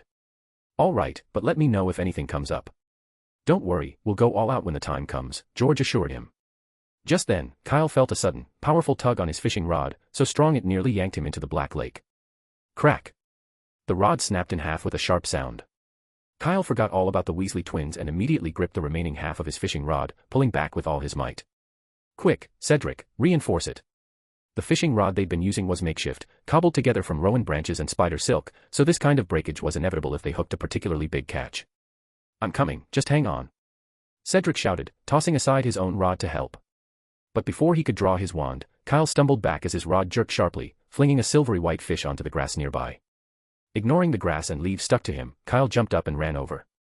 The fish was about a foot long, weighing roughly 2 pounds, a wide-back catfish, typical of the Black Lake. Kyle frowned. The wide-back catfish in the lake were usually smaller, so 2 pounds was considered sizable. Yet the tug he'd felt was far too strong for a fish this size to cause. Rowanwood wasn't especially strong, but even so, a 2-pound fish shouldn't have snapped it clean in two. That's odd. Nearby, Cedric, who'd crouched to inspect the fish, pointed at its belly. Kyle, look at this. Kyle leaned over and froze. The fish didn't have a hook in its mouth, instead, it was tied up. The thin, spidery fishing line had wrapped around it twice, tied neatly in a bow. Kyle. Fred asked uncertainly, does your fishing rod have some charm that ties knots by itself? Of course not. Kyle snapped, exasperated. It was just a casual fishing setup, who would go to such trouble as to enchant it to tie knots automatically? Besides, he'd never even heard of such magic. Seeing the fish tied up so securely, Kyle had a pretty good idea of what might have happened. The giant squid in the Black Lake, or maybe the merpeople. Someone, probably one of them, had taken the time to tie this wide-back catfish to the fishing line and send it back. As if on cue, the others' fishing rods began to tug. When they pulled them up, each one had a neatly tied wide-back catfish on the end. Kyle's face darkened. Really? They'd spent over an hour with no luck, only to have their catch handed to them like this. Sending fish up as a joke felt like a bit much. Chapter 168, 1,000 sheets of parchment. Since joining the Quidditch team, Kyle's schedule had become a constant juggle. Days were packed with classes, library sessions, nighttime ventures into the restricted section to copy notes, and squeezing in assignments, which seemed to have doubled in length this year. Professors had apparently conspired to change their paper requirements from inches to feet just last week. To top it off, Quidditch training consumed 3 evenings each week, with Harris keeping everyone on the pitch for at least 3 hours per session, often until curfew. But the intense regimen had its benefits. After just a few practices, Kyle and his teammates were noticeably more in sync. Today, he and Harris had successfully executed the two-way attack, a classic maneuver adapted from the Wimborne Wasps Eagles head formation. They'd fly together toward the center goalpost, passing the quaffle back and forth before splitting at the scoring zone to throw off the keeper. In their latest match, Kyle and Harris managed to score a total of 60 goals, leaving Hufflepuff's keeper, Quirrell, thoroughly overwhelmed. The poor boy had to be carried back to the dorm by his teammates, his eyes glazed over. Cheer up, Quirrell, Harris encouraged, hauling Quirrell's right leg, his face flushed with enthusiasm. You're one of the best keepers in school. If you're struggling, no one else has a chance either. We're going to have our name on the Quidditch Cup again this year, I'm telling you. Why do I already want the tournament to start, and it's not even November yet? He laughed as they trooped back into the castle, with Kyle bringing up the rear on his broomstick. Just as they passed the Great Hall, they crossed paths with Fred and George, who were descending the stairs with pockets suspiciously full. When Harris and the rest had gone, Cedric raised an eyebrow, grinning as he asked, almost curfew, is this a little nighttime stroll, or? Nope, just back from Hogsmeade and heading to the kitchens for a midnight snack, George said, patting his stuffed pockets with a sly grin. Zonko's latest, grabbed them just before closing. All for our dear little brother, Fred added with a wink, tossing a leather pouch to Kyle. Here's what you asked for. Thanks, Kyle said, taking the bag. Fred's eyes lit up with curiosity as he looked at Kyle. Any fresh money-making schemes in the works? If so, don't hold back. What? Kyle blinked, caught off guard. He'd barely had a minute to think about anything beyond Quidditch and homework lately, let alone concoct new business ideas. Don't play coy, what are you hiding from us? George grumbled. If you didn't have some new idea, then why'd you order so much parchment? Yeah, don't tell us it's for making maps. The map-selling craze ended almost a month ago, Fred said, slinging an arm around Kyle's shoulders with an expression that clearly said, you can't fool me. If you didn't have a new scheme, there's no way you'd buy 1,000 sheets of parchment. 1,000 sheets. That's practically the entire stock, George said. We almost couldn't get it all. Almost not enough. Kyle repeated, glancing into his moleskin pouch, where he could see a thick stack of parchment, though it was hard to tell how many sheets there were. Yup, 1,063 sheets, Fred said with a smirk. The extras were a bonus. We even got the scribes to close shop 20 minutes early to make it happen. So, come on, tell us what this plan is. Fred stroked his chin thoughtfully, speculating. If it's parchment, it's probably not a map. Or are you planning to start charging for homework answers? Neither. Kyle replied, shaking his head. Honestly, it's just for me. Come off it, George said, rolling his eyes. 1,000 sheets of parchment just for homework. Cedric, could you even use that much in a whole semester? Cedric shook his head. To be honest, 1,000 sheets would probably last him through all 7 years at Hogwarts. I know it sounds ridiculous, but it's true, Kyle insisted. I've just been copying a lot lately and need the extra parchment, that's all. Seeing the sincerity in Kyle's expression, Fred and George's persistence began to wane. Are you absolutely sure? George asked, still skeptical. Absolutely, Kyle shrugged. And if I'm lying, Cedric here will start losing his hair from this year on. Hey. What's that got to do with me? Cedric protested, scowling at Kyle. Oh, don't be petty, Kyle said with a smirk. Don't you trust me? That's not the point. Cedric muttered, looking uncomfortable. His father had always struggled with hair loss, and he certainly didn't want to share that fate. At that, Fred and George finally let go of their suspicions. They exchanged glances, a bit deflated. With a sense of disappointment hanging over them, they turned and headed back toward Gryffindor Tower. All along the way, they'd been hyped, imagining all sorts of grand plans Kyle might be cooking up, only to discover there was none. The letdown stung. Oi, you're going the wrong way, Cedric called after them. The kitchens are downstairs. Thanks, Fred said glumly, but suddenly, we're not that hungry anymore. And we don't feel like eating, George added with a sigh. After the twins left, Cedric ran a hand through his hair, frowning. What's gotten into them? Kyle shrugged. Who knows, maybe it's puberty. What? Nothing, Kyle replied quickly. Anyway, curfew's coming up, let's head back. Right. Late that night, once his roommates were fast asleep, Kyle quietly got out of bed, slipped out of the dormitory, and made his way to the library for his usual late-night visit. Navigating straight to the third bookcase in the restricted section, he opened his leather bag, pulled out a quill and a fresh stack of parchment, and laid them on the nearest table. Lumos, he whispered, lighting the tip of his wand. Then, after selecting a book with careful precision, he took a seat and began flipping through the pages. Chapter 169, Fortified Pumpkin. This hectic pace continued until the eve of Halloween. That morning, Kyle woke up to the sweet, mouth-watering aroma of roasted pumpkin wafting through the hallways. Even better, Harris announced in the common room that there would be no Quidditch practice for the following week. He admitted the recent training sessions had been a bit intense, and with Kyle and the other new players' impressive performances, he decided to give the team a breather before the official matches began. Kyle was thrilled with this unexpected break, grateful for the chance to relax a bit. To his delight, in honor of Halloween, the school seemed filled with extra pumpkins. Several new ones were scattered across the classrooms. During Transfiguration class that morning, Professor McGonagall used pumpkins as teaching props, instructing the students to transfigure them into anything they liked, as long as the end result was no longer a pumpkin. Kyle was, as usual, the first to complete the task, transforming his pumpkin into a miniature replica of the stone statue guarding the castle entrance. The tiny statue took 2 steps across his desk and then swung its oversized sword in a wide arc, unintentionally smashing Kanna's pumpkin nearby, scattering pumpkin seeds all over her desk and her face. Kanna, clearly unamused, wiped the seeds off her face and shot Kyle a furious glare, her teeth clenched in frustration as if she might pounce and take a chunk out of him. Oops. That was an accident. Kyle hurriedly apologized, realizing he'd forgotten the sword was merely a conjured illusion. Professor McGonagall, whose rare smile hinted at mild amusement, said, Hufflepuff loses 1 point for your ungentlemanly behavior. A bit of recklessness there, and it could have been dangerous. Understood, Professor, Kyle muttered sheepishly. She nodded approvingly at his lifelike stone statue. Very well, Hufflepuff, 11 points for excellent transfiguration. Since there were no specific requirements for the transfiguration, the exercise was simpler than usual, and most students completed it successfully. By the end of class, the transfiguration room had turned into a bizarre storage area, filled with everything from stakes and buckets to pillows and lamps. Among those who partially succeeded, some students' transformations still showed hints of their pumpkin origins. Ryan, for instance, had reshaped his pumpkin into a quaffle, but the quaffle remained bright yellow, with the unmistakable texture of pumpkin skin. Despite this, Professor McGonagall considered him to have met the requirements. However, for the students who'd lazily carved a few holes in their pumpkins and claimed they'd made jack-o'-lanterns, she wasn't as lenient, assigning them an extended 3-foot essay instead of the standard 1-foot assignment. And those who hadn't managed to meet even the basic requirement didn't escape her displeasure, each faced a similarly stern punishment. That afternoon, herbology class brought an unusual surprise. Professor Sprout set a pot of unfamiliar plants, ones not usually kept in the greenhouse, on the front bench. Fortified pumpkins. Professor Sprout announced with a smile. Can anyone tell me what they are? When no one raised their hand, Professor Sprout's gaze shifted directly to Kyle. Fortified pumpkins, also known as the iron pumpkins, is extremely hard and often used in alchemy, Kyle explained. The vines can also be combined with gillyweed to make a potion that lets people breathe underwater. Very good, 1 point to Hufflepuff. Professor Sprout said happily. Fortified pumpkins are indeed rare, and because of their hardness, they grow in a very unique way. They shed their skin each time they grow. She pointed to the pot on her desk, where the group noticed a shed pumpkin shell resembling a gauntlet lying beside the plant.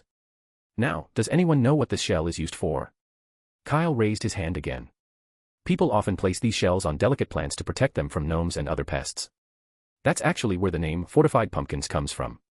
Precisely right, 10 points to Hufflepuff. Professor Sprout beamed. The shell of the fortified pumpkins provides exceptional protection for fragile plants. In fact, even an adult dragon would have a hard time breaking through it. A hush fell over the greenhouse as the students stared in awe at the unassuming pumpkin shell. Dragons were known as some of the fiercest magical creatures, so learning that even they couldn't bite through the shell underscored just how tough it was. Now, let's get started, Professor Sprout said, clapping her hands to refocus everyone's attention. Additionally, I've decided to award the pumpkin shell as a prize to the student who performs best in today's lesson. Everyone glanced toward Kyle. Judging by his impressive answers so far, it seemed nearly impossible for anyone else to outperform him. But Professor Sprout, reading their thoughts, added with a smile, remember, class hasn't officially started yet. What I said was just an introduction and doesn't count toward your performance. With that, she led them over to a nearby row of stakes. Last week, we learned how to fertilize leaping toadstools. Today, we'll be learning how to collect their spores.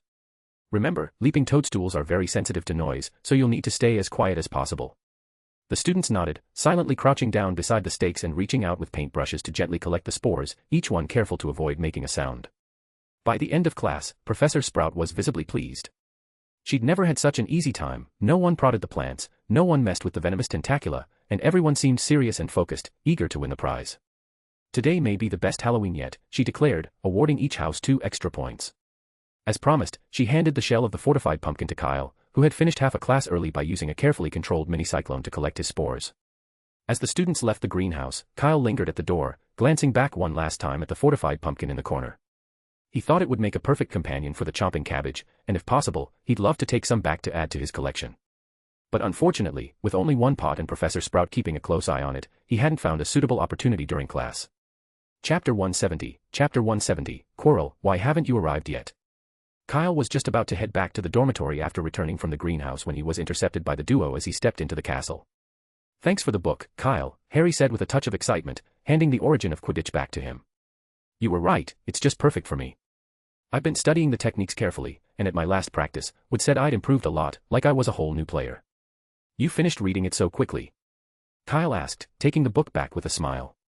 No wonder Professor McGonagall thinks so highly of you, Harry, you really are talented.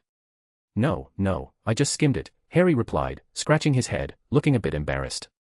Maybe it's just because I didn't know much about Quidditch before, so any improvement seems big. Don't be modest, Harry, Kyle shook his head. It took me over a month to fully absorb all the techniques in that book, and you managed it in half that time. Oh, is that so? Harry's face froze as he gave a strained laugh, his gaze shifting guiltily away from Kyle's. Seeing this, Kyle raised an eyebrow, as if he'd picked up on something. Do you need any other books? Kyle offered. I've got Quidditch Through the Ages and Quidditch, How to Score More Points. I can bring them to the Great Hall if you want. No, that's all right. Harry blurted out, then quickly added, I mean, with homework and training, I'm just too busy right now, not much time for reading. All right, just let me know if you change your mind, Kyle nodded, likely guessing what was really going on. If he was right, Harry probably hadn't even finished the origin of Quidditch, likely only making it halfway through at best. But that was perfectly normal, picturing Harry Potter actually sitting down and reading a book in full was almost funny. Still, seeing the thoughtful look on Kyle's face only made Harry feel guiltier. In truth, Kyle didn't understand Harry as well as he thought. Harry hadn't even made it halfway through the book. When he first started reading, Harry was genuinely interested. The first night, he'd even stayed up until the early hours, falling asleep on the table with the book still open in front of him. But that enthusiasm only lasted a day. Once the initial excitement faded, the long paragraphs and complex vocabulary started to wear on his patience. Around that time, Wood had praised him for his noticeable improvement, saying he was almost on par with Charlie. Figuring he'd done enough, Harry read only about a third of the book before he couldn't bear to continue. Kyle chatted with them a little longer before taking his leave. As he walked away, Ron suddenly turned to Harry. If only Hermione were more like Kyle. What? Harry asked, not following at first. Haven't you noticed? Hermione talks to everyone like she's giving a lecture. It drives people crazy. Honestly, she's like a nightmare sometimes, Ron said. Kyle's nothing like that. He's top of the year, won that special award for services to the school, and yet, he's always patient with us, whether he's showing us around before term started or lending you a Quidditch book, he doesn't lecture us. Don't say that, Ron, Harry whispered. Hermione can be nice sometimes. Oh really? When? Ron asked, dubious. Harry hesitated, then murmured, well, the other day when Filch was chasing us, she was the one who opened the door at the end of the corridor so we could escape. Yes, and led us straight to the three-headed dog for dinner, Ron replied with a shudder, the memory sending chills down his spine. I'd have rather faced Filch any day. Harry fell silent, privately agreeing. While Filch was terrifying, at least he wasn't likely to eat them like snacks. The Halloween feast is about to start, so let's head to the Great Hall, Harry said, eager to change the subject. I heard it's supposed to be as good as the opening feast. Is that true? Even better, Ron replied with a grin. George told me that last Halloween, Dumbledore had the Headless Hunt perform. I wonder who he's invited this year. Maybe it'll be the Weird Sisters, they're super popular. Harry perked up at this. He'd never heard of the Weird Sisters, but he understood what a band was. Growing up with the Dursleys, he'd never been to a concert, or even watched one on TV. Dudley didn't like music much. The two made their way downstairs to the Great Hall, eager for the feast. Meanwhile, Kyle passed through the barrels in the kitchen corridor and entered the Hufflepuff common room. Only a few students were still there, heading out to the hall as he arrived. One of them noticed him. Kyle. You coming to the feast? I'd like to, but I've got to grab something from the dormitory first, Kyle replied. You go on ahead, I'll be there in a minute. All right, but you'd better hurry, said an older student. The Halloween feast is about to start. Don't worry, I've been looking forward to the food all day. But despite his words, Kyle had no intention of going to the feast tonight. He had something more pressing to attend to. Once the common room was empty, he settled on a sofa and pulled out a large piece of parchment. It was the Marauder's map, borrowed from Fred and George before herbology that day. I solemnly swear I am up to no good, Kyle recited, and lines of ink spread across the parchment, forming the layout of the castle. As he studied it, he noted that almost everyone was either in the Great Hall or headed there. Only a handful remained scattered around. He scanned the map carefully but didn't see Quirrell's name. A few minutes later, the feast had officially begun. Aside from himself, the only people who hadn't gone to the Great Hall were Hermione, who was still on the first floor, and Filch, who was on the 8th. Still no sign. Kyle frowned, puzzled. Could it be that Quirrell wasn't planning anything tonight? No, that didn't seem right. Kyle quickly dismissed the thought. The feast had only just begun, perhaps it was still too early to see any suspicious movements. Chapter 171, remember, there are no trolls at Hogwarts. Kyle remained in the Hufflepuff common room, closely watching the Marauder's map. About 10 minutes later, Quirrell's name finally appeared, and Kyle's eyes lit up. He stood up, left the common room, and began following Quirrell's path. On the map, he could see that Quirrell hadn't gone to the Great Hall but was making his way around the castle in a large loop. Kyle trailed behind carefully, staying a corridor apart to avoid being noticed. With the Marauder's map in hand, he wasn't worried about losing him, he could keep tabs on Quirrell's exact location. After weaving through the castle, Quirrell finally stopped. Kyle quickly ducked into an empty classroom nearby to stay out of sight. A few minutes later, Quirrell's name began moving rapidly in the direction of the Great Hall. Once Kyle was certain he was a safe distance away, he slipped out of the classroom, dashed down an empty side corridor, and headed straight for the spot where Quirrell had stopped earlier. Rounding a corner, a revolting stench assaulted his nose. It was even worse than any potion Mikkel had ever brewed, and even though Kyle had steeled himself for something unpleasant, he was nearly overcome by the foul smell. Then he heard a low growl and the sound of huge, shuffling footsteps. Not far ahead, a towering 12-foot creature lumbered into view. Its skin was dull, gray like weathered granite, and its small, walnut-shaped head sat atop a massive, clumsy body. Thick, trunk-like legs supported it, ending in broad, rough feet with calloused soles. The unbearable stench was coming directly from the creature. Kyle recognized it immediately, a mountain troll, the largest kind of troll there was. I'm rich. Kyle murmured excitedly, taking a few steps forward. The movement caught the troll's attention. It let out a roar and lumbered forward, raising the enormous club in its hand, preparing to smash the tiny figure in front of it. Wait, I can take you to eat. Kyle shouted. The words seemed to have an effect. The troll paused, lowering its club slightly. It tilted its walnut-sized head, struggling to comprehend what Kyle had said. You're hungry, right? I'll take you to eat. Kyle repeated. Eat. Meal. This time, the troll seemed to understand. It dropped the club and grunted in a strange, guttural way, almost like a chant. Yes, eat. Kyle managed a smile despite the horrible smell, trying to appear friendly. In as firm a voice as he could muster, he said, Follow me, I'll take you there. He took a careful step backward, and the troll immediately followed, much to Kyle's delight. Yes, he thought triumphantly. He quickly took out a suitcase, placed it on the ground, and opened it, positioning it as if preparing for something. Now he just needed to find the right moment to get the troll to step onto it. Holding his breath against the stench, Kyle took 2 more steps backward, keeping his eyes on the troll as it moved closer. But then, an unexpected accident occurred. Ah! A shrill scream pierced the air, causing the troll to freeze, its foot dropping instantly mid-step.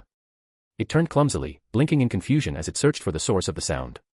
It didn't take long to spot a small, trembling figure at the end of the corridor, a brown dot against the dim background. Ah! Hermione's scream grew louder when she realized the troll had noticed her. The troll, seemingly distressed, thumped a massive palm against its head, as if trying to knock sense into itself. In its befuddled gaze, Hermione's terrified form morphed into something that looked, at least in its eyes, like a round, colorful flipper bird. In that moment, any reason the troll had vanished. It completely forgot about Kyle and began lumbering toward Hermione. Kyle was dumbfounded. Just one more step, and the troll would have been his. Who would have guessed Hermione would show up and ruin everything? She was supposed to be in the bathroom. Why now, of all times, did she have to come out? Couldn't she have stayed there just a little longer?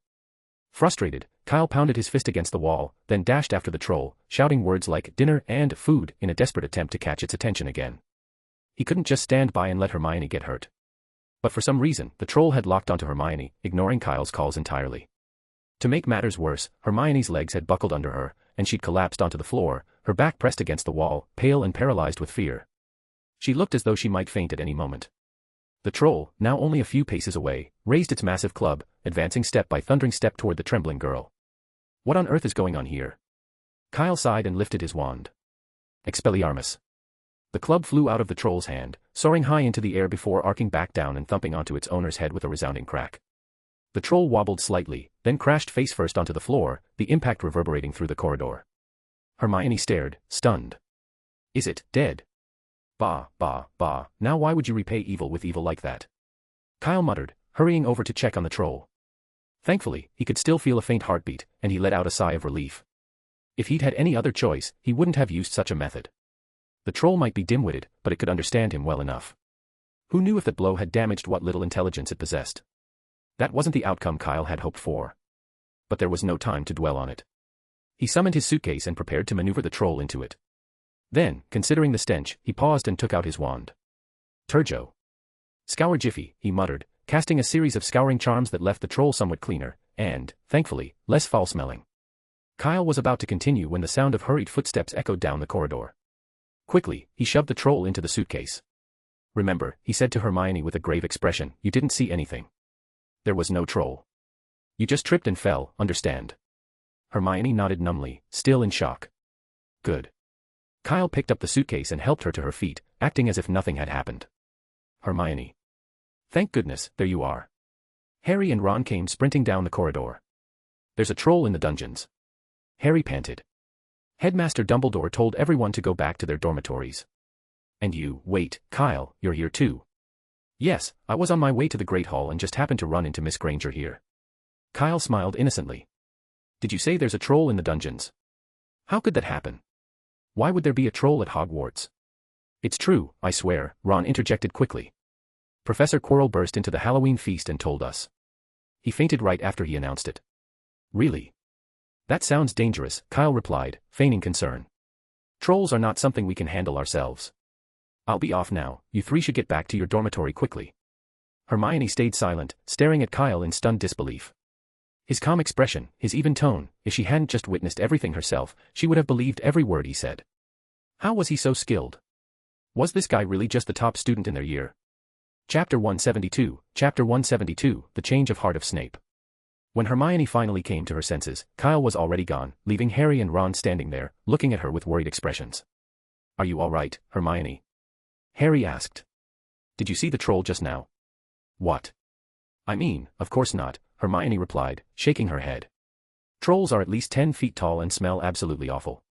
If I'd seen one, I'd have run for sure. True, Harry said, scratching his head, feeling a little silly for asking. If they had actually come across a troll, Hermione and Kyle wouldn't be acting so casually. No matter how talented they were, they couldn't have faced a 10-foot monster without showing some sign of it. It was impossible. Good thing you're all right, Harry added, sniffing the air uneasily. Let's get out of here quickly. He thought he could smell a faint stench lingering, which made him feel unsettled. Maybe the troll was nearby and could come at any moment. I think you're overreacting, Harry, Ron said, more relaxed. Maybe there's no troll at all. This could just be a prank from Professor Quirrell to spice things up. I bet the professors will come around soon and tell us to go back to the Great Hall. Remember, this is Hogwarts, with Dumbledore. You're right, Harry said, feeling a bit more reassured at the mention of Dumbledore's name, though a lingering sense of unease remained. But let's still hurry back, he added. If the professors find us wandering around here, we'll definitely get demerits. The three of them quickly made their way toward Gryffindor Tower. Along the way, Harry and Ron talked about what they'd just seen, speculating that Snape was heading toward the restricted area. Hermione, however, stayed silent, following behind, seemingly deep in thought. As they approached the corridor leading to the common room, she suddenly asked, "Did you two come looking for me on purpose?" "Yeah," Harry said. "Parvati Patil told us you were locked in the bathroom. You weren't at the feast, so you hadn't heard about the troll. We just wanted to let you know." "But it seems like it was a false alarm," Ron added with a shrug. Hermione nodded slightly, and after a moment's hesitation, she whispered, "Thank you." "It's nothing, that's what friends do," Harry said. "Just try not to lecture us next time," Ron teased, giving her a light nudge. "Hey, Ron," Harry said, shooting him a look. "All right, I'll stop." The three continued toward the stairs, but as they rounded a corner, voices drifted toward them. "I didn't see any trolls, Professor," said Kyle, who was now standing among a group of professors, his expression the picture of innocence. "And I had a good reason for missing the party." "Then enlighten us," Snape drawled, his voice laced with skepticism. "What was so pressing that it made you forget the Halloween feast?" Harry froze at the sound of Snape's voice, which felt like a nightmare come to life. He instinctively wanted to turn and run, but there was no escape. "You three, come here," Professor McGonagall called out sternly. The headmaster's instructions were perfectly clear. "Why aren't you in your dormitories?" Snape's piercing gaze flicked over to Harry, who immediately lost the excuse he'd been working up, his mind going blank. At this rate, he'd be lucky to escape without a pile of demerits or detention. Just then, Hermione stepped forward and murmured, "Please don't be too harsh, Professor McGonagall. They were looking for me." "Miss Granger." Professor McGonagall's brow furrowed as she eyed her. Hermione took a step closer, head lowered. I came out to see the troll. I'd only read about them in books, and I was curious what one looked like." Ron's eyes nearly popped out of his head. Hermione Granger, the girl who never broke a rule, was lying to a professor. "They came looking for me because they were worried about my safety," she added. Harry and Ron did their best to look as if this was, indeed, exactly what had happened. "If that's true." Professor McGonagall surveyed them thoughtfully. "Miss Granger, you foolish girl. Trolls are far more dangerous than you realize. You're fortunate you didn't find it." "Yes, you're right," Hermione mumbled, her head hung low. Harry could barely believe it. Hermione had lied, claiming she'd broken the rules just to get them out of trouble. It was as surreal as imagining Snape handing out sweets. "Miss Granger, Gryffindor will lose 5 points for this," Professor McGonagall said. "I'm very disappointed in you. Now, hurry back to Gryffindor Tower." She turned to Harry and Ron. "You two again. I recall your last detention for breaking into the armory on the 8th floor in the middle of the night to dismantle the armor. Is this another infraction?" "No." Ron flushed, stammering, "I swear, I saw something hidden in that armor, so I was just—" "All I saw," Professor McGonagall interrupted, "was you dismantling it, and there was nothing inside." She shook her head. "This time, however, I'll let it go. Because of your actions today to help Miss Granger, your previous detention is cancelled. Now, off with you." Harry and Ron exchanged a joyful look and, without another word, slipped behind the professors and headed up the stairs. Kyle tried to follow, but Snape moved in front of him, blocking his path. "I believe I'm still waiting for your explanation," Snape said, looking down at Kyle with his usual suspicion. Kyle glanced at Snape, wondering why he was so intent on holding him up. Harry had left, wasn't that his primary focus? Seeing no alternative, Kyle returned to his spot and replied, "Professor Sprout awarded me a fortified pumpkin shell as a prize, so I stayed in my dormitory studying it. That's why I missed the feast." "A fortified pumpkin?" Snape repeated, giving a sardonic sneer. "If you were in your dormitory this whole time, why do you smell like a troll?" "Do I?" Kyle asked, keeping his tone even. "That's likely the smell of compost from the greenhouse, it tends to linger. But if you'd like, I could lend you my robe so you can examine it thoroughly." As he spoke, he reached for his robe, pretending to remove it. He knew he'd thoroughly cast cleaning spells on himself beforehand, so there was no way any lingering troll stench remained. Snape was simply testing him. Chapter 173, the Parchment booklet in the hut. Snape's expression darkened when he looked at the robe Kyle handed him, his face hardening as if he'd just been insulted. What did Kyle mean by needing to identify it more carefully? Did he think Snape enjoyed sniffing unpleasant things? Snape shot Kyle a frigid look, refusing to take the robe, remaining silent. "I believe Professor Snape is simply being cautious," Professor McGonagall interjected diplomatically, stepping in to diffuse the tension. "It's fortunate you didn't encounter the troll. You should return now, the students are enjoying their Halloween dinner back in their houses." "Yes, Professor McGonagall." Snape glowered at Kyle's retreating back, his eyes full of resentment. Then, he turned sharply and spotted Quirrell cowering in the background. "Quirrell, where is this troll you keep going on about?" he demanded. It's in the dungeon." Quirrell stammered, leaning against the wall, clutching his chest. "It's really 15 feet tall, so high." "But Dumbledore already looked, and there's nothing in the dungeon," Snape said impatiently. "Do you think it's funny, making everyone abandon the Halloween feast to chase after a troll that doesn't even exist?" I didn't. Severus. I didn't." Quirrell murmured, slowly sinking down along the wall, sobbing. "I don't know, it must have gone somewhere." "It's possible it wandered off," Professor Flitwick chimed in after a moment's thought. "For the student's safety, we should conduct a thorough search. I'll check the 3rd floor. I'll take the 4th floor, then. I'll search the 5th. The professors quickly decided on their respective floors and dispersed to continue the search. "If I find out you're lying or pulling some kind of stunt, you know what I'll do." Snape gave Quirrell a frosty glare. "I'll be seeing you." With that, he limped away. Quirrell said nothing, remaining seated on the floor, his sobs continuing, as if paralyzed by fear. In truth, Quirrell was utterly disoriented and didn't even register Snape's threat. Where was his troll? His big, lumbering troll. How had it disappeared in an instant? He even began to question whether he'd actually released the troll at all. After leaving the professors, Kyle headed straight back to the Hufflepuff common room. The moment he stepped inside, a crowd of students gathered around him. "Thank Merlin, we were just about to go look for you," Cedric exclaimed. "Brown said you'd been in the common room earlier, but when we got back, you were already gone. Why didn't you go to the feast today? Thank goodness you're safe. You don't know, there was a troll in one of the dungeon classrooms. My goodness, the books say they're over 10 feet tall."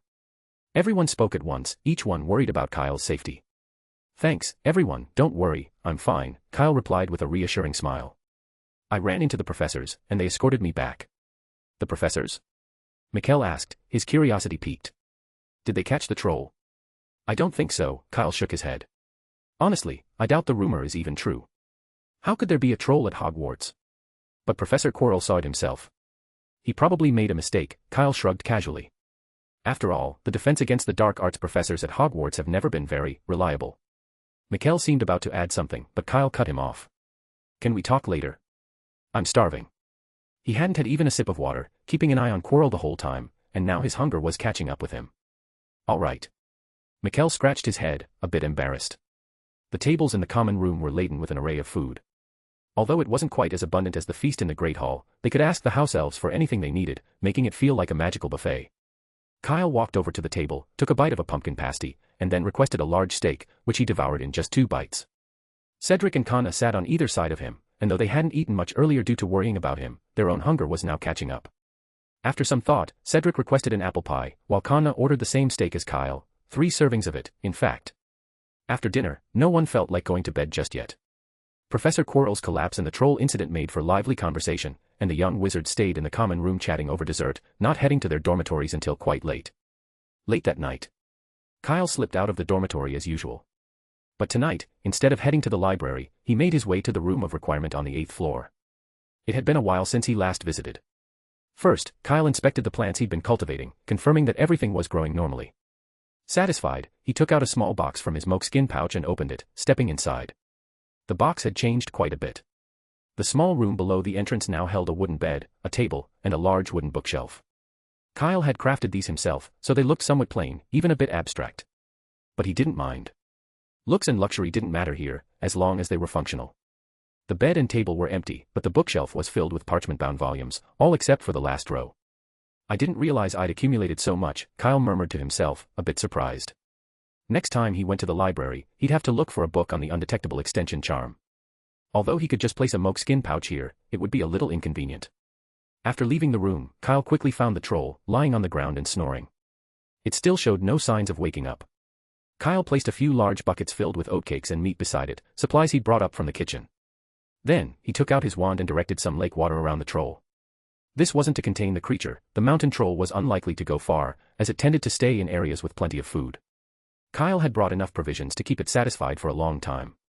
His main concern was the chomping cabbage. He had previously moved some mature chomping cabbages to the room, and the best way to prevent these creatures from wandering over and nibbling at the troll's salty skin out of boredom was to create a barrier of water around it. After all, it was common knowledge that chomping cabbages would never approach a river or lake on their own. Chapter 174, Do You Dare to Accept? The professors spent the entire night searching the castle, opening every door and investigating every hidden passage. They scoured every corner of Hogwarts, but no trace of the troll was ever found. With no troll to be seen, Quirrell became the target of everyone's frustration. Under the professor's scrutinizing gazes, he cowered in a corner, muttering through choked sobs, I might have made a mistake. You know, the underground classroom is very dark, maybe it was just armor, or a statue. There is no troll in the underground classroom, Snape snapped coldly, his face twisted in displeasure. And I don't think any normal person would confuse armor with a troll. But no. I don't. Quirrell stammered, struggling to find the words.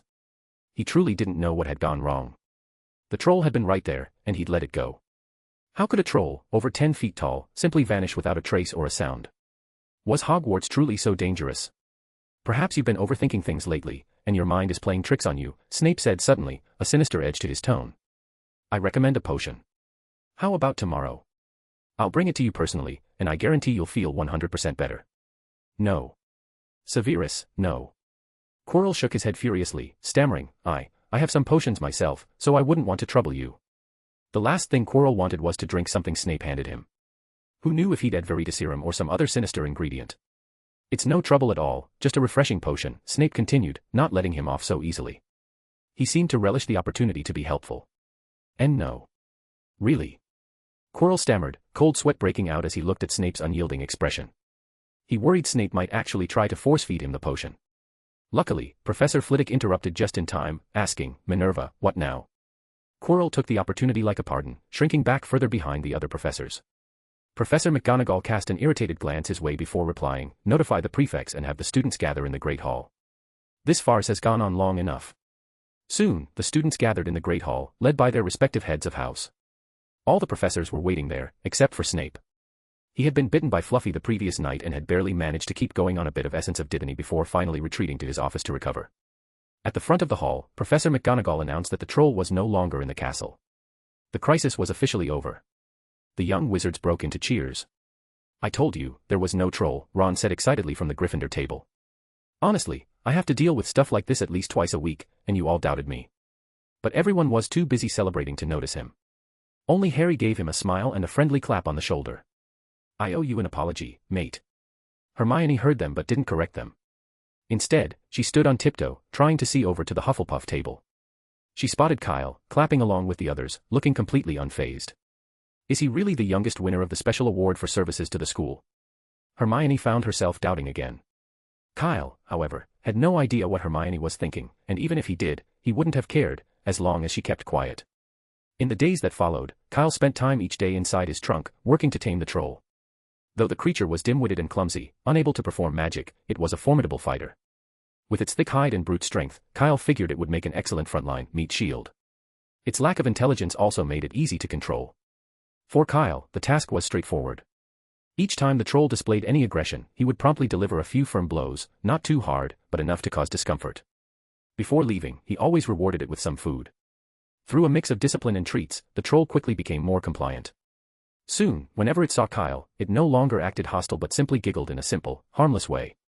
Within a few days, rumors spread, and soon everyone knew about Professor Quirrell's blunder, that he'd been too scared to face the troll and mistook its shadow for the real thing, turning the Halloween feast into a joke. Already unpopular, Professor Quirrell quickly became the laughingstock of the school.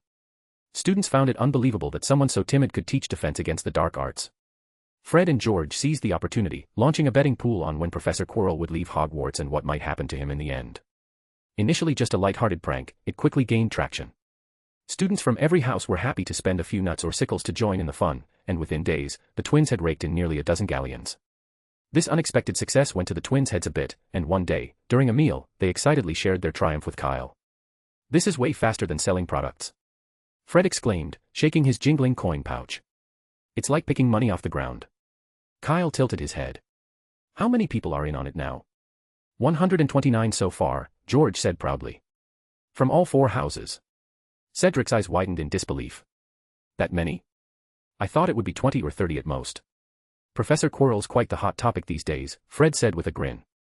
Anything about him is bound to get attention. Turning to Kyle, Fred added, so, how about it? Want to join in? He shook his coin pouch enticingly. Cedric and Connor shook their heads in unison, uninterested in the game. But Kyle gave a thoughtful rub to his chin. That does sound interesting, he said. What are the rules? Simple. Fred's grin widened. 2 options, guess the time Professor Quirrell leaves Hogwarts and predict his ultimate fate. If you guess right, we'll pay back double. How about that? Pretty generous, huh? Kyle nodded thoughtfully. So, George prompted, which one do you want to guess?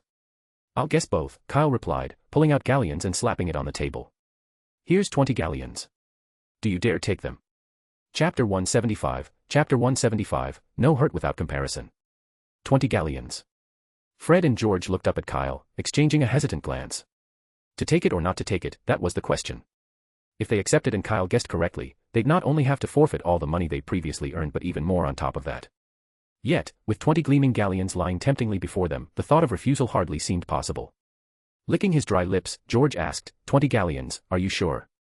Kyle raised an eyebrow. It's a risk worth taking. Besides, I can tell you what I think it is right now. He leaned in, whispering a few words into their ears. Quirrell will stay until after the final exams. The ending. Upon hearing Kyle's prediction, the twins gasped, then exchanged a wide-eyed look. You're not going to tell our mum about this, are you? Fred asked, eyeing Kyle suspiciously. Kyle's words sounded like an unexpected windfall, almost too good to be real, and Fred couldn't shake the feeling that there must be a catch. Of course not, I promise, Kyle replied with a reassuring smile. George took a deep breath. All right, we'll take it. A wise choice, Kyle said, giving them a meaningful look before taking a leisurely sip from his glass of pumpkin juice. Cedric and Connor, who had been watching the scene unfold, stood in disbelief. Only now did they fully grasp what had just transpired. 20 galleons was no small sum, it was more than many students' pocket money for an entire school year. Cedric was about to advise Kyle against being so impulsive when Fred and George, as if sensing a change of heart might be looming, quickly scooped up the galleons from the table and dashed back to the Gryffindor table. Kyle, you're being impulsive. Cedric began. But before he could finish, an unfamiliar voice interjected. What you're doing is wrong. A young girl with bushy brown hair stood not far away, watching them sternly. Cedric recognized her vaguely and, after a moment of thought, asked, Are you, a new Gryffindor? Yes, I'm Hermione Granger. Cedric Diggory, nice to meet you. Hermione gave him a brief nod, then fixed her gaze on Kyle, her voice firm. What you just did was wrong. Gambling is forbidden at Hogwarts. I know. Kyle replied casually. That's why I'm helping them quit. What? Hermione looked momentarily thrown off, clearly not understanding what Kyle meant. But you just... Don't worry about the details, it's complicated to explain. Just know that I'm helping them, Kyle interrupted, smoothly changing the subject. So, what brings you here? Hermione didn't press further on Fred and George's matter. Instead, she looked at Kyle with a serious expression. I've been thinking about it for days and felt I had to come thank you. Kyle raised an eyebrow as she continued, thank you for saving my life that day. It wasn't that big of a deal, I just... Well, if you insist, I'll accept, Kyle said, feigning helplessness. He had been trying to avoid Hermione as much as possible lately and was surprised she'd remember the incident after all this time. Is there anything else? Yes. Hermione replied without hesitation. She pulled out her beginner's guide to transfiguration and opened it. Kyle noticed her book was filled with notes, with every blank space crammed with scribbles. Hermione pointed to several particularly marked passages and asked, Can I ask you some questions? Kyle nodded, and he and Cedric took turns answering Hermione's questions in detail. Hermione listened with rapt attention. These were concepts she hadn't fully grasped in class, and although she'd initially planned to consult Professor McGonagall, somehow she had ended up asking Kyle and Cedric instead. Yet, the result was just as good. Kyle and Cedric managed to clear up her confusion with just a few explanations. Once they'd answered her last question, Hermione reluctantly closed her book. Her earlier doubts about Kyle had completely vanished by now. No wonder he was top of the class, material that had troubled her for so long had been explained so effortlessly. Cedric, a third year, was just as impressive. For a moment, Hermione felt a pang of regret for being sorted into Gryffindor. Hufflepuff seemed like a haven for learning. Their combination was like having personalized tutoring from a professor. And then she thought about her own house. Hermione, let me copy your homework. What was the charm class homework again? The memory of 2 particular Gryffindor voices popped into her head, and she shivered involuntarily. Forget it, best not to think about it. After thanking them once again, Hermione hurriedly left with her book. Watching her walk away, Cedric asked curiously, why did she say you saved her life just now? It was a while back, Kyle shrugged, his tone casual. I didn't do much, just helped her out a bit. She's making a fuss over nothing. Cedric nodded, sensing that Kyle didn't want to elaborate, so he didn't press further. By the way, Harris told us to meet at the Quidditch pitch today. You're aware of that, right? Yeah, he told me last night. Kyle perked up at the mention of Quidditch. After Halloween, the Quidditch season would begin, which meant their break was over, and training would start again. Luckily, their first match was against Ravenclaw, so neither Harris nor the team was feeling too tense. This showed in today's practice session. With the match drawing near, the other houses were doing everything they could to maximize their time on the Quidditch pitch. Slytherin's Marcus Flint had even gone to Snape and shamelessly reserved the pitch for the whole weekend, allowing them ample practice time. Wood would have liked to do the same for Gryffindor, but Professor McGonagall wasn't as indulgent. Of the 4 houses, only Hufflepuff kept to their regular schedule, with Harris arranging their standard 2-hour session. While this approach might seem a bit unfriendly to Cho, it was how things were. Quidditch was a team sport, relying heavily on coordination to secure a win. Ravenclaw, who had languished at the bottom of the standings for so long, wasn't likely to rise simply because they had a new seeker. Their odds of victory remained slim, unless Cho could catch the golden snitch within 5 minutes. Of course, if that happened, no amount of training could make a difference. After leaving the Great Hall, Kyle and Cedric returned to their dormitory, grabbed their broomsticks, and headed to the Quidditch pitch. Chapter 176, 10 points from Gryffindor. As November began, the weather turned bitterly cold, and every morning a layer of frost covered the ground. Overnight, it seemed the Black Lake had developed a thick, hard layer of ice, and many students were already venturing onto it to play. The moment they stepped out of the castle's warmth, Kyle and Cedric felt a biting wind whip against their faces. "Ah, it's freezing." Cedric shivered. "Good thing I switched to my heavy robes a few days ago, otherwise, I'd probably catch a cold just walking out here." Last year, he'd waited too long to swap robes and had ended up spending 3 days steaming from the effects of Madame Pomfrey's potions. Her remedies worked fast, but they always came with odd side effects. "We'll probably warm up once we start training," Kyle said, pulling his collar tighter as he quickened his pace against the chill. "You're probably right." The two walked across the field to the Quidditch pitch. They were early, and on the pitch, Harris was busy moving boxes of Quidditch balls to the side. Kyle also spotted Hagrid, bundled in his long moleskin coat, de-icing the broomsticks. When Hagrid saw Kyle, he waved enthusiastically and called out, "Hey, Kyle. Training today, are you?" "Yes, Hagrid," Kyle replied, walking over and pulling out his wand. "Scour Jiffy." In an instant, all the frost on the broomsticks disappeared. "That's handy," Hagrid said, eyeing Kyle's wand with a hint of envy, his gaze drifting to the small pink umbrella in his pocket. His wand was concealed inside it, but for some reason, he couldn't openly use it around others. "Anything else I can help with?" Kyle asked. "No, thanks." Hagrid picked up the brooms and added with a grin, "If you ask me, you ought to train after lunch when it's a bit warmer." "Nothing we can do about it," Kyle sighed. "Today's the last weekend before the competition, and all 3 houses want to practice." If he had a choice, he'd prefer to train in the warmer hours, but unfortunately, Harris was too agreeable. With just a bit of flattery, he had accepted the earliest time slot. As a result, Ravenclaw reserved the pitch for 4 hours starting at 10, and Gryffindor claimed it afterward, leaving Hufflepuff with only the early morning hours. "Looks like everyone's taking this year's matches seriously," Hagrid observed. "But I'm sure you'll win, you lot were last year's champions, after all." "Of course, I think so too," Kyle said with a confident smile. Around then, the other team members arrived at the pitch. Kyle bid Hagrid farewell and soon joined his teammates for training.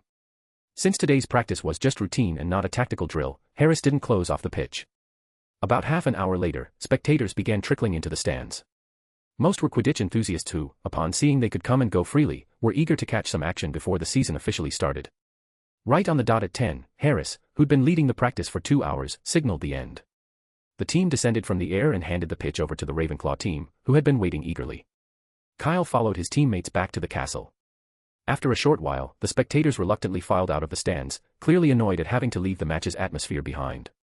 But as it was nothing new, after a few quiet grumbles, they wrapped their arms around themselves against the cold and trudged back toward the warmth of the castle. Noticing their shivering forms, Kyle's face grew thoughtful. "What are you thinking about?" Cedric asked, noticing Kyle's faraway look. Kyle replied, "What would you say to making a warming charm device?" "A warming device?" "Yes." Kyle gestured toward the students rubbing their arms for warmth. "The temperature's dropped fast lately, and it'll probably be colder on the day of the Quidditch match. If we could create a portable warming device, it'd be a hit." Cedric hesitated, mulling over Kyle's idea. "What you're saying makes sense, but there's something you might not know. Last year, during the match, we used the hot air charm and the warming charm to deal with the bad weather. Both of those spells are covered in 3rd year." Kyle, however, was unfazed by Cedric's concerns. His target audience wasn't the older students, but rather those in the 1st and 2nd years who hadn't learned those charms yet. That would be enough. With their plan in mind, the two quickly found Kana and the twins to discuss the idea. Cho couldn't join them as she had her own practice to attend. The 5 gathered in an empty classroom and brainstormed until noon.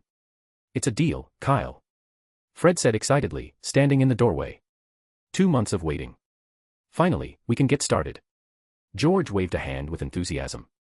You know, I've been looking forward to this since the start of the school year. It seems I overheard something interesting. A cold, sinister voice suddenly echoed from down the corridor. Fred and George froze, turning around quickly to see Snape and Filch standing at the corner, both eyeing them with ill intent. It's you two again, and this time I've caught you. Filch said with evident satisfaction, glaring at the twins. Time and again, breaking school rules, and still you show no remorse. He looked over to Snape with a grin. How about we throw them in the dungeon to teach them a lesson? Those chains I've got down there are in prime condition, just waiting to be used. Snape said nothing at first, but his expression darkened as he noticed Conna standing beside Kyle. His gaze became even more severe. Making a lot of noise in the hallway, 10 points from Gryffindor, Snape snapped, approaching with a pronounced limp. His icy glare landed on Kyle. Now, tell me what foolish scheme you're all planning. If looks could cast spells, Kyle would probably be surrounded by a swarm of Sectum Semper curses right now. I think you've got the wrong idea, Professor, Kyle replied, shifting uncomfortably under Snape's gaze. We were just talking about next week's Quidditch match. You'd better be, Snape said, his eyes narrowing.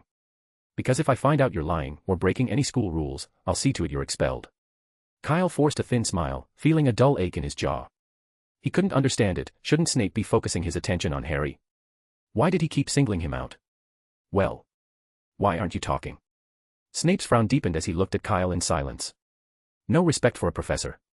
Gryffindor will lose 10 more points. Chapter 177, Chapter 177, The Bluebell Flame's Charm. Snape limped away, and Filch, noticing, could only follow with a sigh of disappointment. He had hoped, just this once, that he'd get the chance to restore the dungeons, but it seemed like another false hope. This isn't fair. Fred exclaimed, scowling in the direction Snape had gone. There were 3 Hufflepuffs there, but he only docked points from Gryffindor. It probably just slipped his mind, don't worry about it, Kyle said, patting Fred's shoulder. On behalf of all Hufflepuffs, I'd like to express our sincerest thanks to Gryffindor. Fred placed a hand on Kyle's arm, mimicking his serious tone. In return, Gryffindor would like to make a humble request. Not a chance, Kyle replied without hesitation. Hey, I haven't even told you what it is. Doesn't matter. We'll get to that later. Cedric interjected, frowning. Did anyone notice that Professor Snape seems to have a leg injury? We figured that out days ago, George replied with a shrug. During potions, he barely moved at all, and he usually walks around a lot. This time, he just stood there. From that, we guessed something must have happened to his leg, added Fred.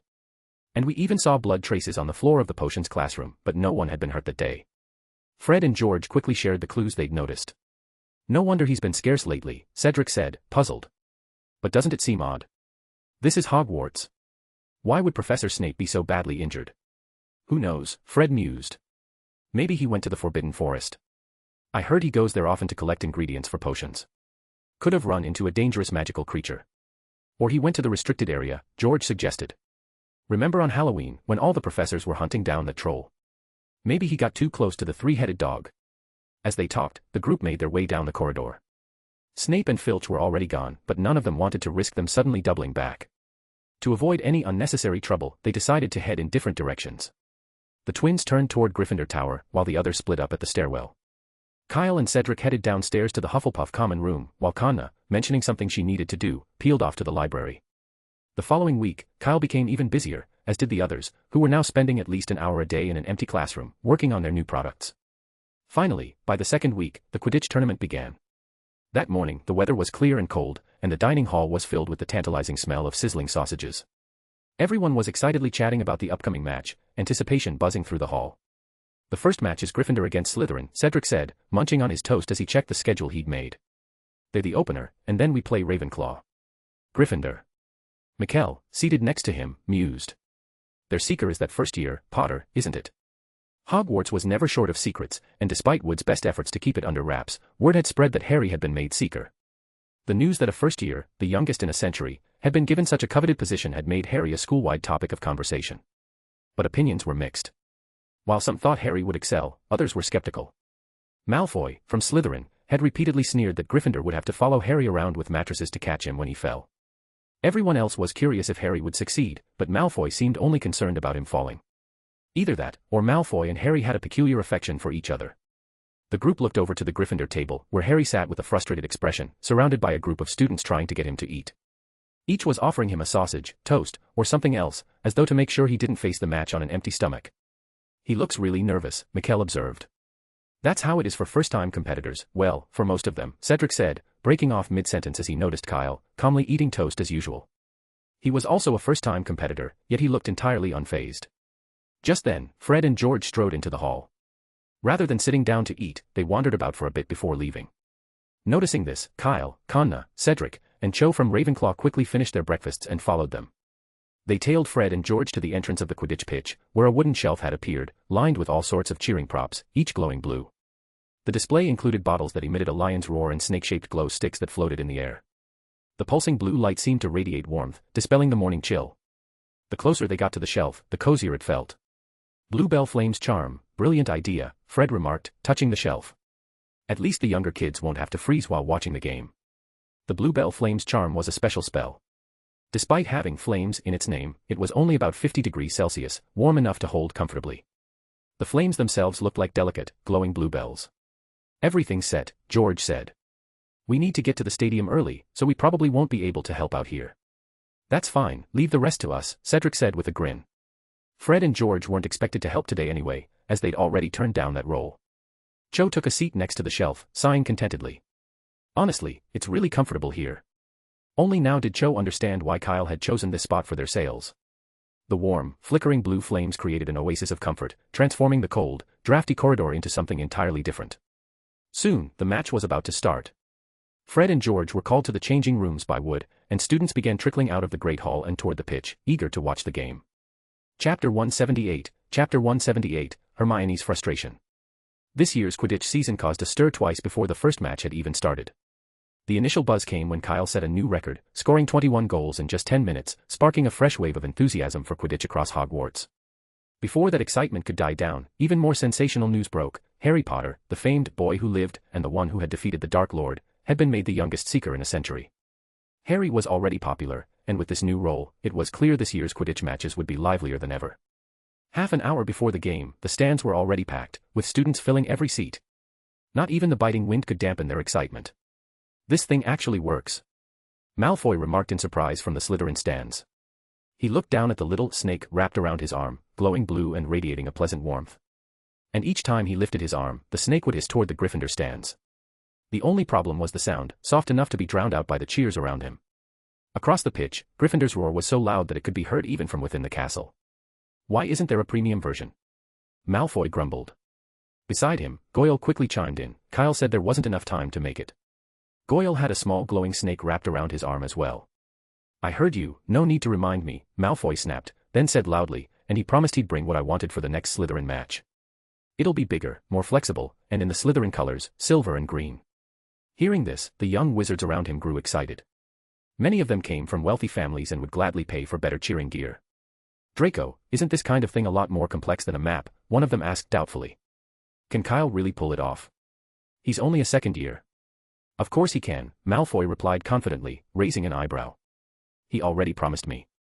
Meanwhile, not far off in the Hufflepuff stands, Cedric found himself asking the same question. Kyle, can you really pull off what Malfoy's asking for? It's a bit of a hassle.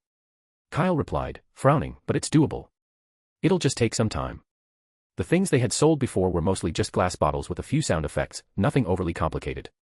But Malfoy's list of demands couldn't be met with transfiguration alone, these would have to be crafted as genuine magical items. Still, for 100 galleons, Kyle figured the extra trouble was worth it. Cedric caught Kyle's drift, whistling in admiration. The wealthy Malfoy family didn't hesitate to shell out 100 galleons for a cheering prop, an amount that exceeded Cedric's father's monthly salary. Soon after, the professors arrived, Professor McGonagall, Professor Snape, and even Professor Sprout, who typically stayed in the greenhouses. Nearly the entire school, aside from Headmaster Dumbledore, was gathered around the Quidditch pitch. Students in the back rows clutched binoculars, and some seats had been magically lifted to give better views. When the two teams finally emerged from the tunnel onto the field, the Gryffindor stands burst into cheers at the sight of Harry Potter in his team uniform, followed by thunderous roars from enchanted lion heads. That thing is amazing. Ron muttered to Hermione, casting an envious look at the blue lion heads held by Neville and Seamus. You should really get one of those. No need, Ron, Hermione replied, shaking her head.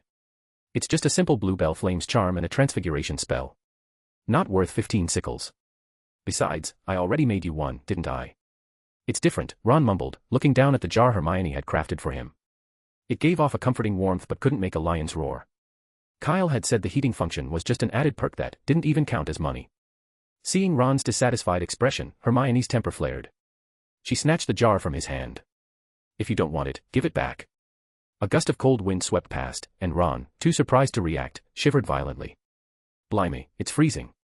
Hermione. Ron began. Humph. Hermione turned away, still fuming. In truth, Hermione knew that the heating jar she had made was nothing like Kyle's creations. She had tried multiple times on the way here, and while she could manage the transfiguration spell, her jar lacked Kyle's finesse and couldn't produce any lion's roar. The gap in skill was already disheartening, and Ron's ungrateful look felt like salt in the wound. With no other option, Ron scooted as close as he could to Neville and Seamus to catch some warmth from their lion heads. The game began with the referee's whistle. Look, the quaffle has just been seized by Gryffindor's Angelina Johnson, announced Lee Jordan from the commentator's box, having been chosen as this year's new Quidditch commentator. However, after just one sentence, Lee veered off topic. What an outstanding chaser that girl is, and she's also very attractive. Jordan, came Professor McGonagall's stern reminder. Sorry, Professor, Lee replied, and the crowd burst into laughter. Kanna, watching from the stands, glanced over at the commentary box. This year's commentary seems a bit different, doesn't it, she remarked. Can't say I'm surprised, Kyle chuckled. Lee's friends with Fred and George, so you can't expect a typical commentator. Cedric nodded in agreement, then paused as a thought struck him. Wait a minute, I'm friends with Fred and George, too. Back in the stands, Lee Jordan continued his commentary, skillfully balancing humor and play-by-play. Though he occasionally threw in flirtatious remarks, his commentary was lively and engaging, adding a new flavor to the match. The audience quickly warmed to his style. It may have been less traditional, but it certainly made the game all the more entertaining. Chapter 179, The Frenzied Fluffy. 5 minutes into the game, the first goal finally arrived. It was Angelina from Gryffindor. The cheers from the stands exploded like thunder, echoing through the cold air. Kyle joined in with the applause, just like everyone else. As Lee Jordan had said, Angelina was an excellent chaser. She'd just broken through Slytherin's defense as if she could actually soar, making it look effortless. But just as Kyle was about to clap again and refocus on the match, a large, fiery red bird suddenly appeared, gliding through the crowd and landing on his shoulder. Fox. Kyle looked at the phoenix on his shoulder, surprised. What was going on? Did the headmaster's bird enjoy watching Quidditch too? He'd never heard of that. The young wizards around him were equally stunned. Cedric's mouth hung open in awe, as if he might start drooling as he stared at Fox. This is a phoenix. Yes, yes. Cedric suddenly exclaimed, springing up excitedly and gesturing with his hands. It's a phoenix. It looks exactly like the one in the book. Calm down. Look at you, you're such a dork, Kyle muttered, giving Cedric a disdainful look. It's just a phoenix. What's the big deal? Cedric shrugged. Easy for you to say. This was his first time seeing a live phoenix. Kyle, meanwhile, had taken out a handful of dittany leaves and offered them to Fox. Can't watch a Quidditch match without snacks. But to Kyle's surprise, Fox didn't eat them. Instead, he shook his head and whispered something into Kyle's ear. What the? Kyle frowned. Fox wasn't there to watch the match, he was there to deliver a message. Dumbledore wanted to see him. But the match had just started. Seeing Kyle hesitate, Fox gave him a sharp peck on the head. All right, don't pull my hair, I'm coming. Kyle said, standing up. What's wrong? Kanna asked, curious. Kyle leaned over and whispered, the headmaster wants to see me. I have to go back to the castle. The headmaster? Yeah, this phoenix belongs to him. Do you need any help? Cedric offered. No, you guys keep watching the match. Kyle gave the pitch a reluctant glance before making his way through the crowd and heading quickly toward the castle. The path was empty, and as they walked, Fox relayed the reason Dumbledore had sent for him. Once back at the castle, Kyle went directly up the stairs to the restricted 4th floor. Dumbledore was already waiting for him there, along with Hagrid. Professor, Hagrid, Kyle greeted them, frowning. Fox told me that Fluffy went berserk. I'm afraid so, Dumbledore said gently. I'm sorry, Kyle, this may mean missing part of the match, but right now you're the only one who might understand why this happened. That's all right, Fluffy's my friend, too, Kyle replied, shaking his head. Can I see him now? Of course. Dumbledore opened the door, leading Kyle inside. In the room, Fluffy lay sprawled on his back over the trapdoor, sound asleep. Some necessary measures, Dumbledore explained.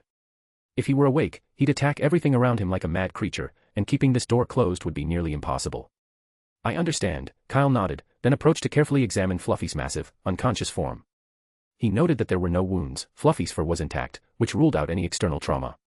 Kyle frowned, beginning to sense why Dumbledore had called him here. "Professor, can you wake Fluffy up?" he asked. "You'd best prepare yourself, Kyle," Dumbledore replied, his expression serious. "Trust me, a frenzied three-headed dog is far more terrifying than you might imagine. It's fine, as long as you're here, I'm sure I won't get hurt." "That may be the finest compliment I've received," Dumbledore chuckled. "The last time I felt this proud was when I became headmaster of Hogwarts. Now, step back." Dumbledore raised his wand and tapped its knobby end. Fluffy's eyes snapped open. Roar. The furious roar thundered through the room, making the ceiling tremble and sending dust raining down. Muscles tensing, Fluffy sprang up, lunging directly at Kyle, who stood nearest. In an instant, Fluffy's three massive jaws were open, revealing rows of yellowed teeth, each head snarling with raw fury. But then, suddenly, chains appeared out of thin air, binding Fluffy's neck. Another chain materialized, then another, until a total of 6 chains had wrapped around Fluffy, securing him tightly. No matter how hard he struggled, he couldn't move an inch further. The violent thrashing caused the chains to cut into his flesh, embedding deeply. "Oh!" Hagrid clutched his chest with a groan, as if he could feel the chains tightening on his own body. "Please. Dumbledore, please." Dumbledore remained resolute, his gaze fixed on Kyle. Fluffy continued to snarl, and Kyle tried to speak to him, though it seemed futile. With no other option, he focused intently on the sounds of Fluffy's growls. Because Fluffy was only semi-conscious, his growls were disjointed, but Kyle noticed certain words repeated. Death, kill. Hagrid. Revenge. Fluffy's desperate struggles intensified, staining the chains red as the room filled with the metallic scent of blood. Hagrid clamped a hand over his mouth, tears streaming down his face. He seemed to want to approach and comfort Fluffy, but as soon as he moved closer, Fluffy snapped at him, nearly catching his arm in a vicious bite. Dumbledore pulled Hagrid back just in time. As Fluffy's injuries worsened, Kyle finally spoke up. "That's enough, Headmaster." Stupefy. A dazzling flash lit up the room, and in a blink, the chains vanished. Fluffy crashed into the wall behind him, sliding down before collapsing with a heavy thud. Hagrid rushed over, applying essence of dittany to Fluffy's wounds, his face lined with worry. Dumbledore looked at Kyle. Before he could ask, Kyle spoke up. "If I'm correct, Fluffy's acting this way because he wants revenge, for Hagrid." Dumbledore's blue eyes flashed with understanding. "Revenge? For Hagrid?" Hagrid turned around, looking startled, his tear-streaked face confused. "But I'm fine. He even tried to bite me just now." "That's what's so strange," Kyle said, frowning. "It's as if Fluffy believes you're dead and sees us all as your murderers." Chapter 180, Fear Curse. A heavy silence settled over the restricted area. Dumbledore appeared deep in thought, his head lowered, while Hagrid instinctively touched his chest, as if to reassure himself that he was indeed still alive. "You're saying Fluffy thought I was dead, and that's why he went berserk?" Hagrid asked, scratching his head in confusion. "Yes, that seems likely," Kyle replied, then turned to Dumbledore. "Professor, could it be that someone used the Confundus charm on Fluffy? Given the three-headed dog's high resistance to magic, a typical charm would be as effective as a tickle. But it all depended on the caster. For instance, under Dumbledore's magic, Fluffy was no stronger than a rag doll, a simple stunning spell had easily put him to sleep." "It's possible," Dumbledore replied after a pause. "But I don't think it's a simple Confundus charm." Kyle frowned. "You mean there's another charm on Fluffy besides the Confundus charm?" "Yes, and it's dark magic," Dumbledore confirmed, stepping forward to examine Fluffy more closely, his nose almost brushing the dog's fur. Then he tapped his wand gently on Fluffy's middle head, muttering, "Just as I thought, the Fear Curse." "The Fear Curse?" Hagrid gasped, clearly unfamiliar with the term. "Yes. Technically, it's not considered classic dark magic, it only appeared about 50 years ago, so it's understandable that you haven't heard of it." Straightening up, Dumbledore asked, "Kyle, do you know what a boggart is?" "Of course, Professor," Kyle responded.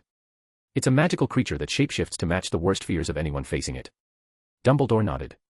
"Precisely. This dark magic is inspired by the boggart's nature," he explained, a grim edge to his voice. "It creates illusions, trapping the victim in a constant vision of their greatest fear. It seems someone cleverly combined the Confundus charm with this dark magic, inducing Fluffy's current state," he added. Kyle nodded thoughtfully, beginning to understand. The Fear Curse had made Fluffy see Hagrid's death over and over, tormenting his mind, while the Confundus charm made him perceive everyone else as a murderer. Kyle felt a flicker of relief. If Dumbledore hadn't detected Fluffy's condition in time, and if Fluffy had managed to escape into the castle. Kyle shivered, unwilling to imagine the potential disaster. Almost all the professors were at the Quidditch pitch, only a few students, disinterested in the match, remained in the castle. Encountering a crazed Fluffy would have meant an instant and brutal danger. Hogwarts itself might have been forced to close. Thankfully, Dumbledore had intervened in time, preventing the worst from happening. Kyle exhaled deeply and asked, "Professor, do you have a way to lift the curse?" "A solution." Dumbledore's eyes glinted briefly. "It's actually quite simple. Just... No, Dumbledore." Hagrid suddenly burst into tears, rushing toward him. "Please, don't kill Fluffy. He's a good boy, please." "Hagrid, you've misunderstood," Dumbledore said, looking up at the sobbing Hagrid and patting his arm comfortingly. "I never intended to kill Fluffy." "Really, truly?" Hagrid asked, clutching his chest as he choked back sobs. "Absolutely," Dumbledore chuckled, "I promise." Though killing Fluffy would indeed have been the simplest solution, it was never in Dumbledore's plan. In this entire situation, Fluffy was the most innocent party. Once Hagrid had calmed down, Dumbledore continued, "As it happens, before I became headmaster, I spent some time studying the fear curse and understand it quite well." Turning to Kyle, he added, "But for now, Kyle, would you mind taking Hagrid to the hospital wing?" Dumbledore winked. "I believe he could use a good night's sleep." Kyle nodded and led Hagrid from the room. It was clear Dumbledore didn't want them around for what was to come next. Hagrid kept glancing back every few steps, reluctant to leave. "Oh, and one more thing," Dumbledore called from inside the room. "Hufflepuff earns 50 points. Once they left the restricted area, Kyle accompanied Hagrid to the hospital wing. Hagrid was hesitant to go but didn't put up much resistance. His thoughts lingered on Fluffy's suffering, leaving him so distracted that he nearly stumbled down the stairs several times. Dumbledore was right, he really did need a good night's rest. When they reached the hospital wing, Kyle briefly explained Hagrid's condition to Madame Pomfrey, though he chose not to mention the details of what had happened in the restricted area, only saying that Hagrid was deeply shaken. Madame Pomfrey took one look at Hagrid, who was standing with his head bowed, and without pressing for more information, she pulled out her wand and enlarged a bed in a quiet corner. Then, she retrieved a bottle labeled, "Draught of Living Death," from a cupboard, pouring its contents into a wooden bucket about the size of a quaffle. She repeated this twice more until she had filled the bucket, then handed it to Hagrid. "Lie down on that bed over there and drink this," she instructed. Hagrid took the bucket and, as he lumbered over to the bed, managed to knock over a few others along the way, earning a disapproving look from Madame Pomfrey. Fortunately, Kyle hurried to set the beds back in place, so she held her tongue and simply gave him a brief, pointed reminder before heading off. Not long after, the sound of Hagrid's snores filled the hospital wing, and Kyle exhaled in relief, drawing the curtain around Hagrid's bed to give him some privacy. Leaving the hospital wing, Kyle made his way quickly across the courtyard. Looking in the direction of the Quidditch pitch, he sighed softly. The sky above the pitch was empty now, and he could see a large crowd of students heading back toward the castle. Clearly, the match had ended. Kyle rubbed his forehead. He had anticipated this outcome. It seemed that ever since last year, every time there was an important Quidditch match, he was destined to be swept up in some sort of chaos. He'd hoped this year might be different. "Are you serious?" "Of course," Kyle replied.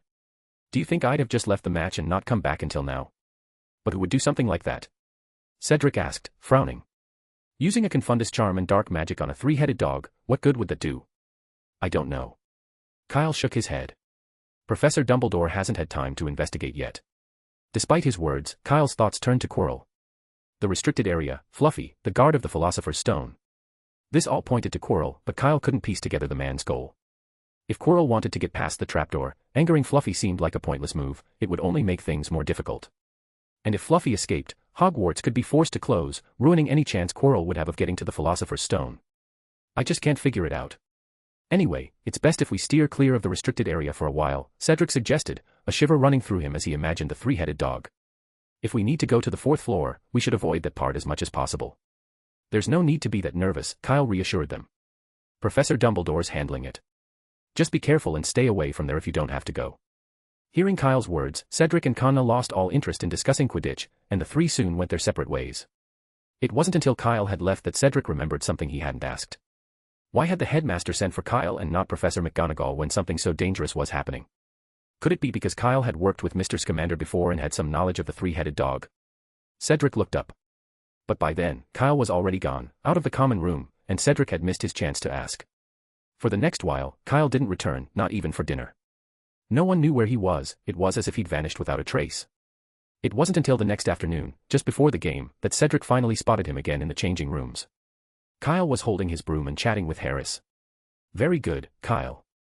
Harris gave him a friendly pat on the shoulder, smiling as he said, "I was starting to think you'd be too nervous to sleep, and I'd have to get you a pepper-up potion." After some encouraging words from Harris, the team checked their brooms and uniforms one last time before lining up for the start of the match. The stands were packed as usual, and as last year's champions, Hufflepuff's team was greeted with deafening cheers when they took to the pitch. Kyle noticed, however, that there were far fewer professors in the commentary box than the day before. Apart from Professors McGonagall and Snape, most of the seats were empty. Seems the professors have also heard about Fluffy, Kyle thought as he walked with the others to the center of the field. Madam Hooch delivered her usual pre-match pep talk before blowing her whistle. 15 broomsticks soared into the air. It's Kyle from Hufflepuff, he's the first to grab the quaffle. Lee Jordan shouted from the commentary box.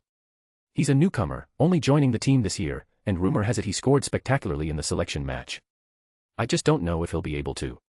Oh, he passed the ball to the team captain, Harris. For some reason, Lee Jordan suddenly adopted a more serious tone. Murmurs of discontent floated up from the stands. The commentary, without any hint of his usual flattery, was not what the crowd wanted to hear. But Lee Jordan ignored them. After all, he had just spent the entire previous night, until dawn, under Professor McGonagall's strict supervision, copying out an entire book on proper Quidditch commentary. He had nearly collapsed in her office. It had only been one night, he had to rein it in a bit. As we all know, Hufflepuff's Harris is one of the best chasers, and his coordination with Kyle. Oh my goodness, am I really seeing this? It's a dual attack. Ravenclaw's keeper misjudged the block, and Kyle has the quaffle. Goal. Hufflepuff scores. Less than 10 seconds into the game, they've set a new record for fastest goal. The stands erupted with cheers as fans leaped to their feet, hands in the air. Well done. On the pitch, Harris flew over and gave Kyle a light slap on the back. Perfect teamwork, exclaimed Lee Jordan. Ravenclaw is in trouble. As if to prove his point, the rest of the game was soon dominated entirely by Kyle and Harris. Like two unstoppable scoring machines, they sent the quaffle through the goalposts time and again. Ravenclaw's beaters did their best to stop them, but Hufflepuff had anticipated every move, and the Bloodjares never even came close to Kyle or Harris. After just half an hour, the score had reached a ludicrous height. Hufflepuff, 170. Ravenclaw, 0. Even Lee Jordan began to feel a little dazed, and as he commented on Ravenclaw's performance, a note of sympathy crept into his voice. Poor Wiesner, he's as clueless as the keeper for the Chudley Cannons. Let's hope he can hang on. It was at that moment that Kyle and Harris realized they might have taken things a bit too far. Harris gave the dazed Ravenclaw keeper a slightly apologetic look and offered a silent wink. Kyle nodded, understanding. They planned to ease up a bit and let Ravenclaw score a few points. But just then. Wait a minute, is that the golden snitch? A glint of gold flashed near the bottom of the pitch. Cedric and Cho both sped downward in unison, racing toward the ground at a breathtaking pace. But Cedric's broom was just a bit faster than Cho's, and he reached the bottom first. I've caught the snitch. He raised his arm high, a golden object glinting between his fingers. The game was over. Chapter 182, I shouldn't have told you this. Nothing at Hogwarts was easy, except for the Quidditch match, where Hufflepuff had swept Ravenclaw effortlessly. The moment Cedric captured the golden snitch, the Ravenclaw students in the stands were left utterly stunned. They sat there in silence, lost in their thoughts, unable to say a word. Professor Flitwick had made an appearance during the game but had only stayed a few minutes before leaving with his arms crossed tightly over his chest. Less than half an hour later, the scoreboard read 320-0. Although Ravenclaw was used to finishing at the bottom in Quidditch year after year, such a drastic score was still hard for them to accept. That glaring 0 on the board stung, just one goal would have made a difference. Why were you in such a rush, Cedric? Kyle whispered after they returned to the ground. We were going to win anyway, so there was no need to catch the golden snitch. I'm a seeker, Kyle, Cedric replied, shooting him a disgruntled look. My job is to keep an eye out for the golden snitch constantly. How could I focus on the score at the same time? And have you ever seen a game where the seeker just lets the snitch go? Giving up on it means giving up on honor, no seeker would ever do that. But you guys. Cedric's voice lowered as he grit his teeth. I took my eyes off the field for just a moment, and by then it was already 17-0. This score is absurd. Couldn't you have let up a little? What, are you guys not planning to go the charm class anymore? I didn't mean to either, Kyle said with a wry smile. It was just too easy, and before I knew it, the game was over. They exchanged a look and sighed in unison. In the days that followed, Ravenclaw's morale was at an all-time low. The friendly relationship they once shared with Hufflepuff had shifted dramatically. Although there were no outright conflicts, tension hung heavily between the two houses. Even when a Hufflepuff student occasionally tried to greet them, the Ravenclaws would turn away as if they hadn't heard. In this atmosphere, Kyle and Cedric found themselves actively avoiding Cho, too embarrassed to speak to her. But Cho herself didn't seem too bothered, and as the days went on, any hard feelings she might have had gradually faded. In her view, Hufflepuff had won fairly, and Ravenclaw's loss simply reflected their own lack of skill. After a transfiguration class, Cho spotted Kyle, who was just about to dash out of the room. She rolled her eyes with a sigh and called out, "Hey, Kyle." Kyle froze mid-step, turning stiffly as though he had only just noticed her. Oh, Cho. Ahem, I didn't realize you were here. Cho laughed at his awkward excuse, shook her head, and took a deep breath. I missed some notes in class, could I copy yours? Sure, of course. Kyle quickly pulled a black notebook from his bag and handed it to her. Take as long as you need, or you could just keep it if you want. Thanks, Cho replied, taking the notebook. No problem, Kyle said, smiling sheepishly before hurrying off. After he left, Cho slipped the notebook behind her textbook. As a Ravenclaw, she hadn't really forgotten to take notes, she'd just made up an excuse to spare Kyle and Cedric from feeling awkward around her. Watching Kyle's obvious relief as he left, Cho rolled her eyes with a sigh. Honestly, silly boys. Kanna, who sat beside her, nodded in agreement. Across the Great Hall at lunchtime, Kyle recounted his encounter with Cho to Cedric. Once they finished eating, he left the castle and made his way toward the Forbidden Forest. Yesterday, Dumbledore had successfully healed Fluffy, the three-headed dog, and Kyle had visited the restricted area to check on him. The moment he entered, Fluffy bounded over, all three heads eagerly nuzzling into his arms, showing no signs of his recent ordeal with dark magic. The dog was carefree, as if nothing had happened, a likely benefit of not being particularly bright. Today, Kyle wanted to see how Hagrid was doing. While Fluffy was under treatment, Hagrid had faithfully guarded the entrance to the restricted area, barely eating and keeping everyone away. Each day, Kyle had brought him food, but it was always left untouched. Kyle figured that if Dumbledore had delayed much longer, Hagrid might have starved himself. When Kyle reached the hut, he saw Hagrid cooking something over the fire. Though he looked thinner, he seemed well. Kyle, you're here. Hagrid greeted him warmly. I just finished class and thought I'd stop by to check on you. Kyle smiled, then glanced toward the fire. Are you making lunch? He leaned over to peek inside the pot but instantly regretted it. Inside was a thick, strange-looking soup, a murky brown with hints of red and purple. Bubbles surfaced occasionally, and as he got closer, a strong, fishy odor wafted up. Hagrid, are you making potion? Kyle asked hesitantly. He had only ever seen liquids of this color and texture in potions class, or more specifically, in Michael's cauldron during his failed attempts. Potion? Not a chance, Hagrid replied, shaking his head. This here's for Fluffy. Got dragon's blood and dragon liver in it, all his favorites. Poor little thing must be shaken after all he's been through, so he needs some proper nourishment. Realizing it was for Fluffy, Kyle said nothing more. Judging by the tastes of the massive, three-headed creature, this failed potion, or rather, soup, was probably quite the feast. Hagrid gave the pot a few vigorous stirs, then brought out some rock cakes and tea, placing them in front of Kyle. Fluffy's all right now. Livelier than ever. I couldn't be more grateful, Hagrid said, wiping away a tear. That poor little fella. If I ever find out who used dark magic on him, they'll regret it. As he spoke, Hagrid's grip on a rock cake tightened, crushing it in his hand. The larger crumbs fell into the pot, clinking against the side. Kyle laughed awkwardly. Only Hagrid would call a terrifying, 10-foot-tall, three-headed dog a little fella. Ignoring Hagrid's affectionate wording, Kyle asked, So, has Professor Dumbledore found out who's responsible? No, Hagrid replied with a sigh, but he will. There's nothing that happens at Hogwarts that Dumbledore doesn't find out about. Otherwise, he wouldn't have put the Philosopher's Stone in. Oh, I shouldn't have said that. Chapter 183, The Unique Abilities of Unicorns. Philosopher's Stone. Kyle raised an eyebrow, clearly intrigued. The one made by Mr. Nicholas Flamel. Hogwarts is hiding something like that here. Don't ask, Kyle. I'm not saying anything more. Hagrid's face turned serious. This is top secret, not something for young wizards like you to worry about. Top secret, huh? Kyle shrugged nonchalantly. In that case, I won't ask. Hagrid froze, taken aback by Kyle's easy compliance. He'd expected a round of relentless questioning. Harry had certainly pestered him long enough on the topic. They continued chatting for a while, and true to his word, Kyle didn't bring up the Philosopher's Stone again. This seemed to relax Hagrid, who let out a sigh and, almost without thinking, said, To be honest, I wish Harry could be a bit more like you.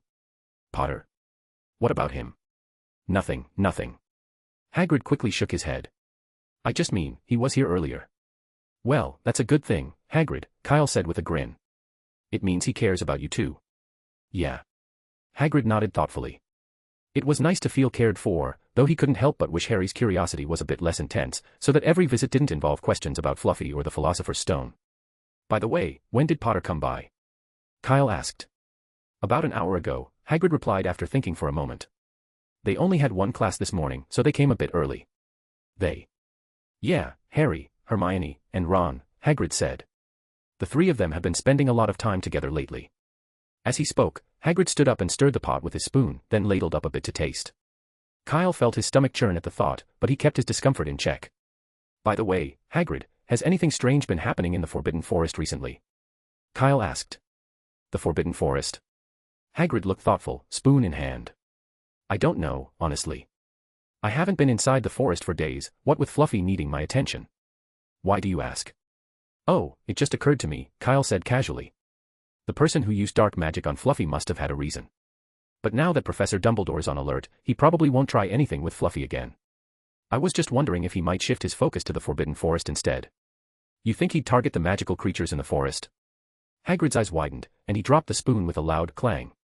It's only a guess, Kyle replied, keeping his tone calm. But there are plenty of dangerous creatures in the Forbidden Forest, werewolves, acromantulas, unicorns. If someone provoked them, they could cause serious trouble if they ventured out of the forest and got too close to Hogwarts. Hagrid picked up the fallen spoon and paced back and forth, clearly concerned. Finally, he nodded with a determined look. You're right. I'd better go have a look in the Forbidden Forest soon. Be careful, Kyle warned. Whoever used dark magic on Fluffy must be powerful, possibly as strong as a professor. So just, make sure you're cautious in there. Don't worry, I'll be careful, Hagrid said, unconsciously patting his pink umbrella before walking over to the rack by the door. He took down a crossbow hanging there and gave it a couple of twirls. In the Forbidden Forest, this thing's often more useful than magic. But you're wrong about one thing, Kyle, Hagrid said with a smile as he returned the crossbow to the shelf. Unicorns aren't dangerous. They're pure, gentle magical creatures, and their attacks are simple. Even if they somehow went berserk, they couldn't do much harm. You just have to be careful to avoid the horn. That's not entirely true, Kyle countered. Don't forget Professor Kettleben, he was only sent to St. Mungo's last summer after a unicorn horn pierced his stomach. Hagrid hesitated. He wanted to argue that Professor Kettleben was a special case. After all, any reasonable person wouldn't try to hug an angry unicorn's head.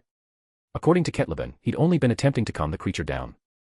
Hagrid never quite understood that logic. He wasn't sure if the unicorn was calmed, but Kettleben was calm enough during treatment, he'd even fainted. And remember, a unicorn's threat isn't just from its horn, Kyle continued. Its blood is also deadly. If it somehow ended up in a crowded place and, say, exploded, it could splatter blood on people's faces. They wouldn't even need to drink it, just a touch to their lips would be enough. That curse is near impossible to break. Hagrid was left speechless once again. Unicorns exploding. It seemed even more unlikely than Kettleburn's unfortunate encounter. Think of Fluffy, Hagrid, Kyle added, his tone serious. Whoever hurt him was willing to harm a gentle creature like that, imagine what they'd do to a unicorn. Ah, yes, you're right. Hagrid's expression turned solemn, and he nodded thoughtfully. I'll keep a close eye on the unicorns. I know the spots where they like to gather. Kyle stayed a while longer, chatting with Hagrid, but soon he said his goodbyes and headed back to the castle. The strange smell from Hagrid's pot was getting stronger, and Kyle feared that if he stayed any longer, he'd lose the lunch he'd just eaten. The afternoon brought defense against the dark arts. As Professor Quirrell entered the classroom, everyone noticed a bandage on his arm. Professor, are you hurt? One student asked. A little injury, Quirrell stammered. At the Quidditch match, someone accidentally pushed me off the bleachers, and I broke my arm. But Professor, that was days ago, someone else pointed out. When I broke my arm during flying lessons, Madame Pomfrey healed it instantly. It's different, Quirrell replied, blushing. I was cursed by a vampire. Very hard to heal. But Professor, last time you said the vampire's curse just made you afraid of drafts, another student interjected. Ah, perhaps. I forgot to mention additional symptoms, Quirrell mumbled, clearly uncomfortable, and quickly redirected the class to avoid further questioning.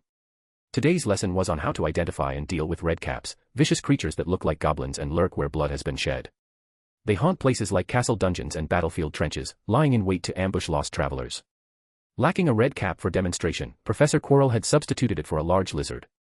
The lizard was somewhat of a veteran in defense against the dark arts classes. It had previously served as a hinky-punk and now seemed almost like an assistant professor. Imagine this is a red cap. Quirrell said, settling the lizard on his shoulder as he began to stammer through the reading. Chapter 184, The Odd Trio. Professor Quirrell's defense against the dark arts class was as dreadful as always, and with his injured arm, the job of handling the teaching assistant fell to the students. A Gryffindor boy at the front of the class had the dubious honor of holding the large lizard, though he looked more like he was clutching a venomous snake. His face went pale as he stood there rigidly, as if he were cradling Professor Snape's animagus form rather than a harmless reptile. I've had it with this. Kyle overheard him muttering to a friend as they left the classroom. That lizard reeks like Professor Quirrell.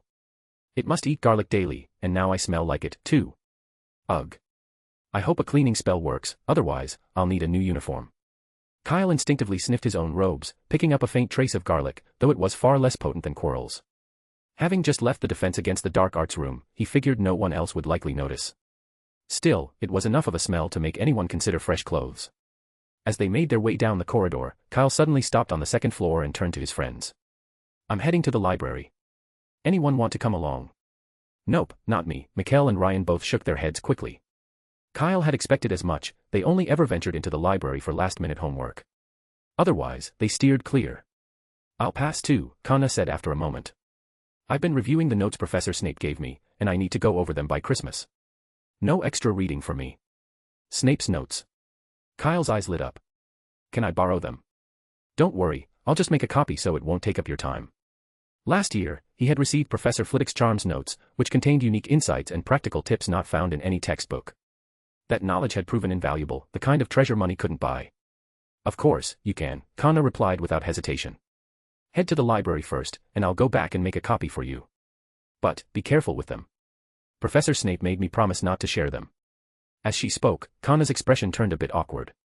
When Snape had given her the notes, he had specifically mentioned someone's name, though she hadn't had the nerve to bring it up with the person in question. "Don't worry," Kyle assured her, giving his chest a confident pat.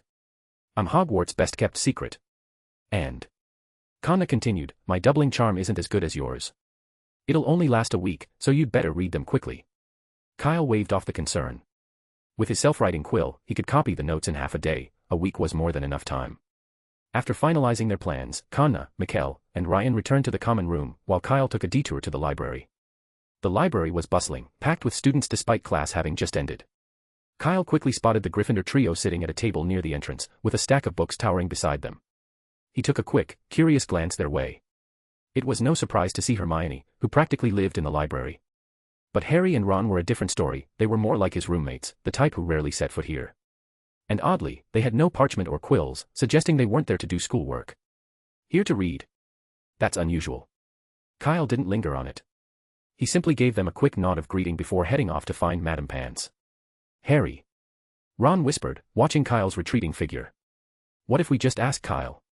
If anyone knows who Nicholas Flamel is, it's probably him." "No way." Hermione interjected before Harry could even respond. "It's too dangerous. Don't forget, Snape already tried to kill Harry. We can't involve Kyle." "Yeah. Hermione's right," Harry agreed after a moment's hesitation. He, too, felt it was best to keep this secret to themselves for now. After all, Ron's suggestion was only a hunch. Just because Kyle was clever didn't mean he'd know about Nicholas Flamel. Hermione's extensive research hadn't turned up anything, after all. "Fine, it was just an idea," Ron muttered, shrugging. "If you two don't think it's a good one, that's that." While the trio whispered together, Kyle had already borrowed the book he wanted and was about to leave. As he passed them, he noticed all three looking at him with odd expressions, overly bright smiles and a hint of awkwardness. Why are they acting so weird? Kyle thought, raising an eyebrow. He quickly left the library, deciding it was better to steer clear of them. He had no idea what was going on, but it seemed wise to keep his distance. Hermione, especially, had become a little strange since spending more time with Harry and Ron. It was almost unnerving. Back in the common room, Kyle found Connor, who handed him Snape's notes. The notebook wasn't very thick, about the same size as Professor Flitwick's notes, and didn't look like it covered everything Snape knew. "Just remember," Connor warned, "don't let Professor Snape find out you're reading this, or I'll be in serious trouble." "No worries," Kyle replied as he took the notebook, then found a quiet spot to settle in. But instead of opening Snape's notes first, he took out the book he had borrowed from the library, Legendary Alchemical Items. Opening it, he skimmed past the early entries, the self-stirring cauldron, a device that had been briefly mentioned in A History of Magic last year. Its invention had dramatically improved potion-making by reducing accidents and increasing success rates. After the self-stirring cauldron, there were entries on the broomstick, sneakoscope, the time-turner. Kyle wasn't interested in these, however. Flipping through the pages quickly, he soon reached what he was looking for. The Philosopher's Stone. Chapter 185, the senior's old textbook. After finding the page on the Philosopher's Stone, Kyle carefully placed the book on the table and read through it thoroughly. The greatest achievement of ancient alchemy, a magical substance with astounding abilities, it can transmute any metal into pure gold and produce the elixir of life, granting immortality to the drinker. 3 Philosopher's Stones have appeared in history, each bringing with it tragic and bloody wars.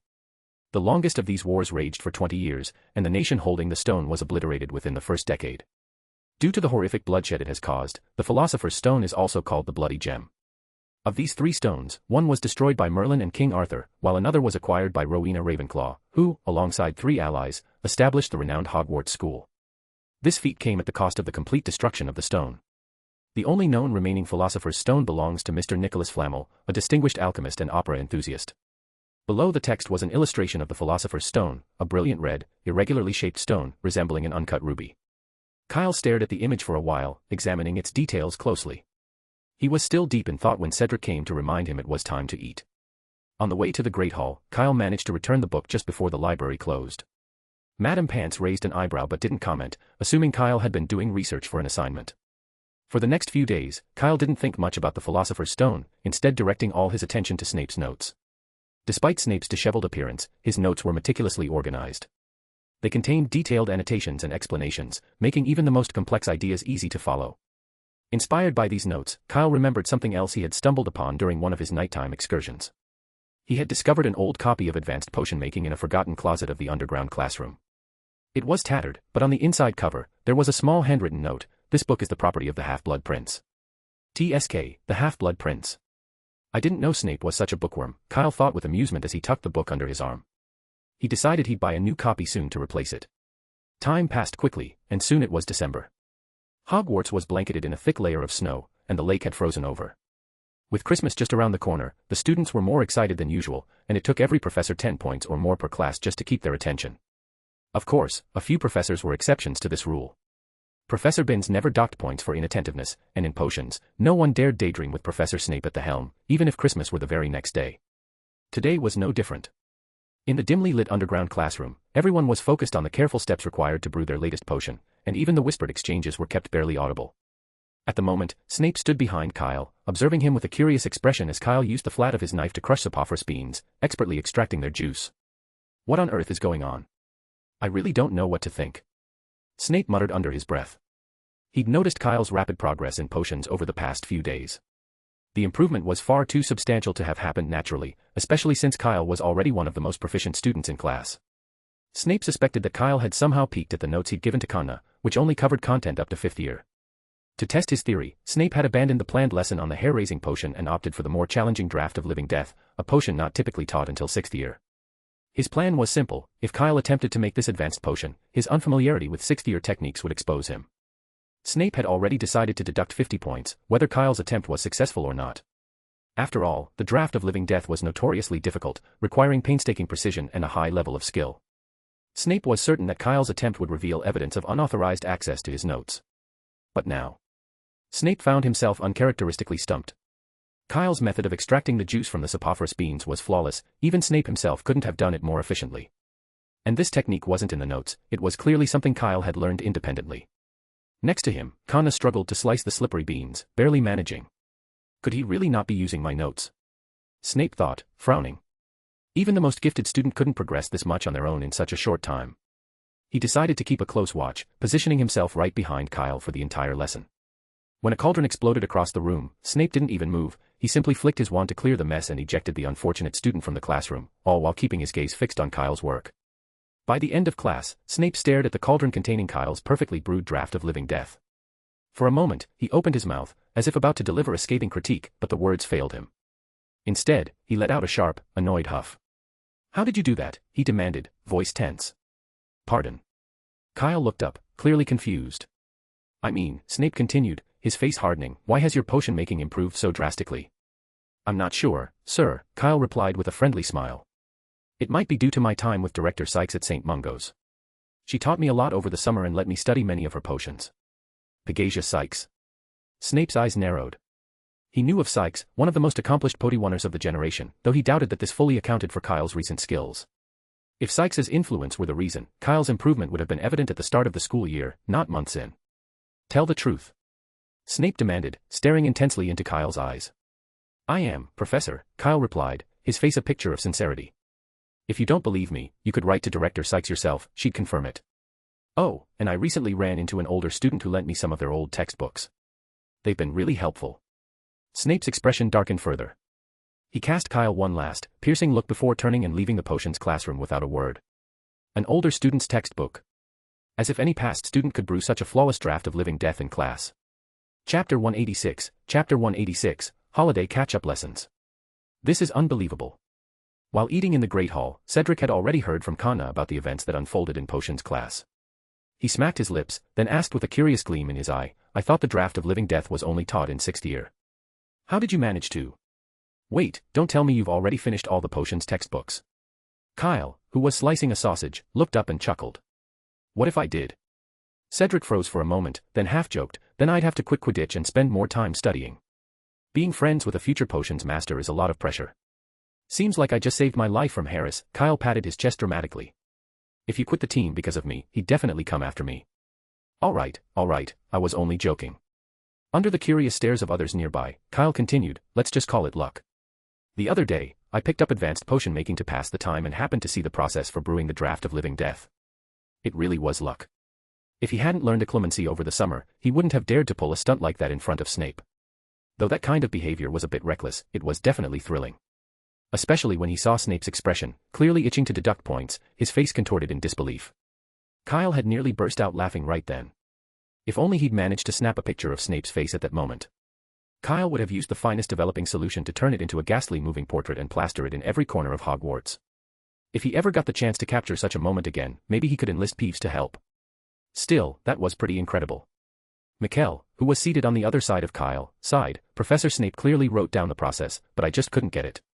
McGonagall had been the unfortunate soul who'd blown up his cauldron. After stirring, the potion had started evaporating rapidly, and in the end, the cauldron exploded, sending out a pool of black, gelatinous substance. In a way, it might have had an even better sleep-inducing effect than the actual draft of living death, except no one would ever dare test it. After dinner, the group returned to the common room and found seats near the fireplace. The blazing fire quickly chased away the chill from outside, and they all leaned back on the sofas, closing their eyes with contentment. With Christmas vacation around the corner, the young wizards in the common room were buzzing with excitement, and almost everyone was chatting about their holiday plans. Cedric, listening to their conversation, turned his head and asked, by the way, Kyle, are you really not going home for Christmas this year? Kyle nodded. Diana hadn't been home recently, and Chris had gone to Albania with Newt, so he'd be home alone for Christmas. The previous week, Professor Sprout had come by to register students staying over the holidays, and Kyle had immediately signed up, as had Kana. According to Kana, Snape seemed interested in giving her extra lessons over the Christmas holidays, so she'd have to stay at school. This made Kyle a bit envious. He'd have liked to sit in on those lessons himself. But he knew all too well that Snape would never allow it. Fred and George were also staying at Hogwarts this year since the Weasleys were off to Romania to visit Charlie and hadn't planned to take them along. Why is everyone staying at school this Christmas? Cedric said helplessly, scratching his head. It's no fun being the only one going home. In fact, he'd wanted to stay at school too and had written to his family about it, but Mr. Diggory had firmly refused. Cedric didn't want to defy him, so he gave up on the idea. At least Cho was also going home, so he wouldn't be the only one leaving. The group lingered in front of the fireplace until late in the afternoon, before finally getting up to leave the common room. Cedric had to head to his last charms lesson before the holidays, while Kyle and Kana were off to herbology. After the fortified pumpkin from Halloween, Professor Sprout had prepared another festive magical plant for their final lesson before the Christmas break, snow-capped toadstools. It was a fungus over 1/2 meter tall, with a ring of white streaks on the cap, looking just like a snow-dusted Christmas tree. Unsurprisingly, Kyle earned Hufflepuff another 20 points. Whether to spare others' feelings or in the spirit of Christmas, Professor Sprout ended the class by giving each student a pot of snow-capped toadstools as a gift. However, Kyle wasn't too enthusiastic. Snow-capped toadstools were a type of non-toxic ornamental plant that only grew on snow-covered mountaintops, and most young wizards had never seen one. In fact, you could buy a pot of snow-capped toadstools in Diagon Alley for 3 sickles, or even cheaper if you bought the seeds. A small spoonful cost 20 nuts. Planting it in a garden would only make for a more exciting meal for the mooncalves. As Kyle, Kana, and the others emerged from the greenhouse after their last herbology class, excitement rippled through the crowd. Tomorrow marked the start of the long-awaited holiday, and if not for the evening banquet tonight, many of them would have boarded the train home without hesitation. At the back of the group, Kana leaned in and whispered, Kyle, what are you planning to do over the holiday? Kyle thought for a moment before replying, probably just nothing much. He grinned. I've been so busy lately, so I'm going to take advantage of the vacation to relax. I'll explore Hogwarts a bit, maybe even try out that secret passage the Weasley twins recommended. Hearing this, Kana couldn't help but look a little envious. For her, this holiday would look quite different.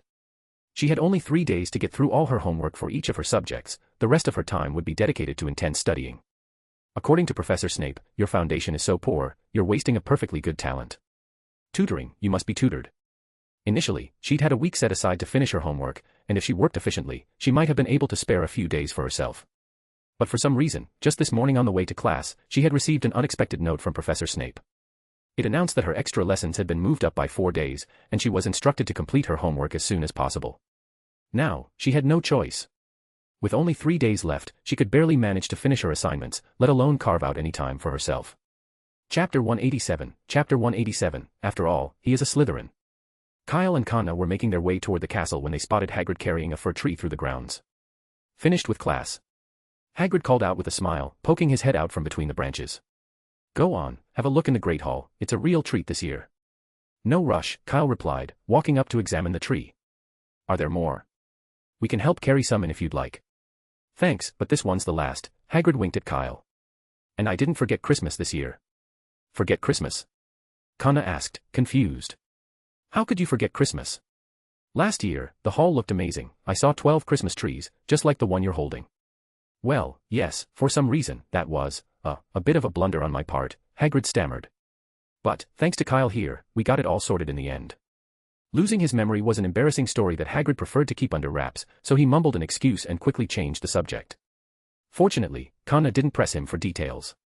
As the three of them continued toward the castle, they suddenly stopped when voices called out ahead. It was Harry and Ron. Hey, Hagrid. Need any help?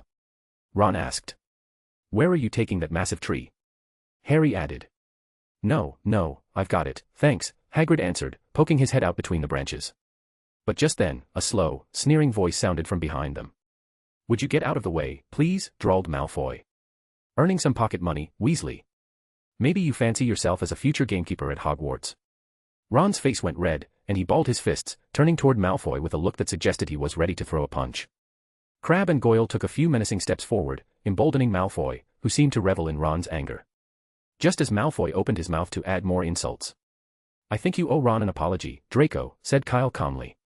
And, by the way, you don't need to drawl out your words like that, it just makes you sound nasty. Who dares to tell me what to do? Malfoy snapped, frowning as he looked behind Hagrid in annoyance. He wanted to see who had dared to tell him to apologize to Weasley, and to call him nasty right in front of Harry Potter, no less. Malfoy had actually picked up that particular drawl from Professor Snape himself, so calling him nasty was practically an insult to Snape, too. How dare they? Crabbe, Goyle, give me. But as Malfoy looked at the speaker, his words trailed off, and his tone softened. Give our friend Kyle here some snacks.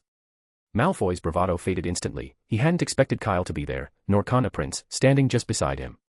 He vividly recalled how, only a week earlier, Marcus from the Slytherin Quidditch team had been whisked away by Professor Snape and given detention on the spot simply for calling Conna, Kyle's little follower, during dinner.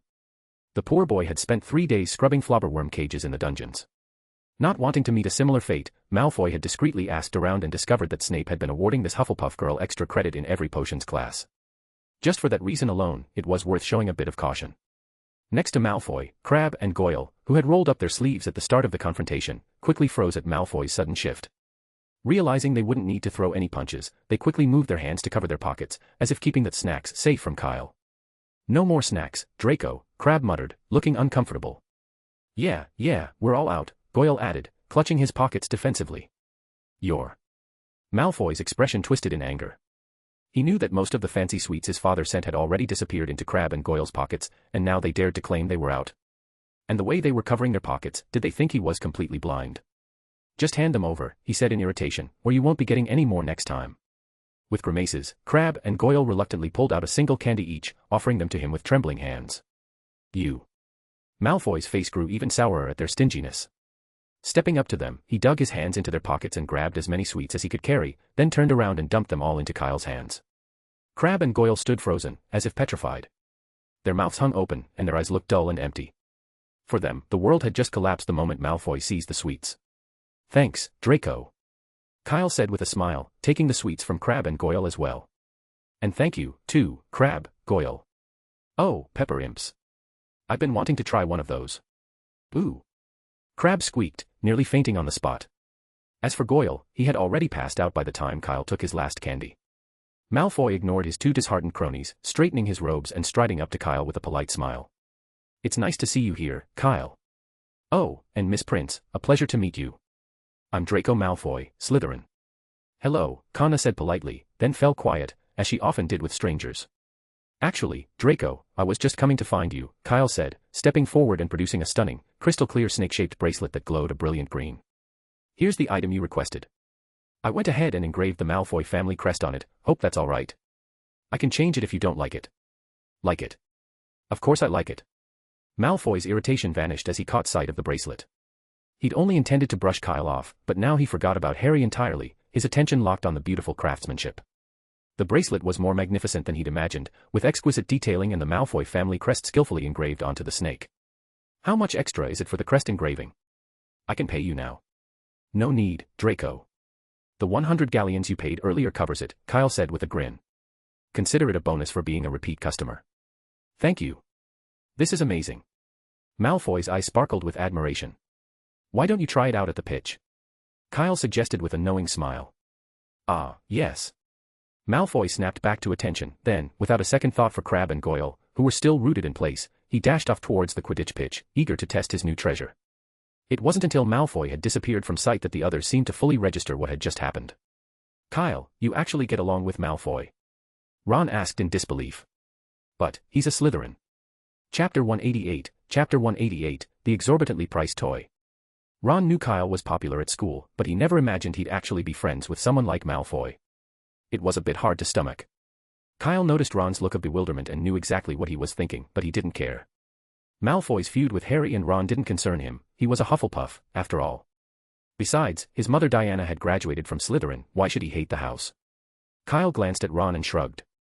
What's so strange about it? Salazar Slytherin and Godric Gryffindor were once best friends, just like you and Potter. What, if Potter had been sorted into Slytherin, would you have stopped talking to him? Of course not. Ron said quickly. But, that's different. That's just your opinion, Kyle replied, a slight frown crossing his face. Don't forget, I'm a Hufflepuff, and we get along with every house. Oh, and another thing, half of your new wand was funded by a Slytherin. If that bothers you, I can always write to Mrs. Weasley and ask her to send you Charlie's old wand instead. Ron's mouth twitched. He felt Kyle was wrong, but he couldn't find a way to argue back. Hufflepuffs did indeed get along with everyone. Even Ravenclaw, who'd been given 0 points in the last competition, only stayed distant for a couple of weeks before they made up. And the wand. That was even harder to argue. It was his only new possession this year, and he wasn't about to give it up. Without looking back at Ron, Kyle turned and walked with Connor toward the Hufflepuff common room, calling to Hagrid as he passed, Hagrid, we'll head back. See you later.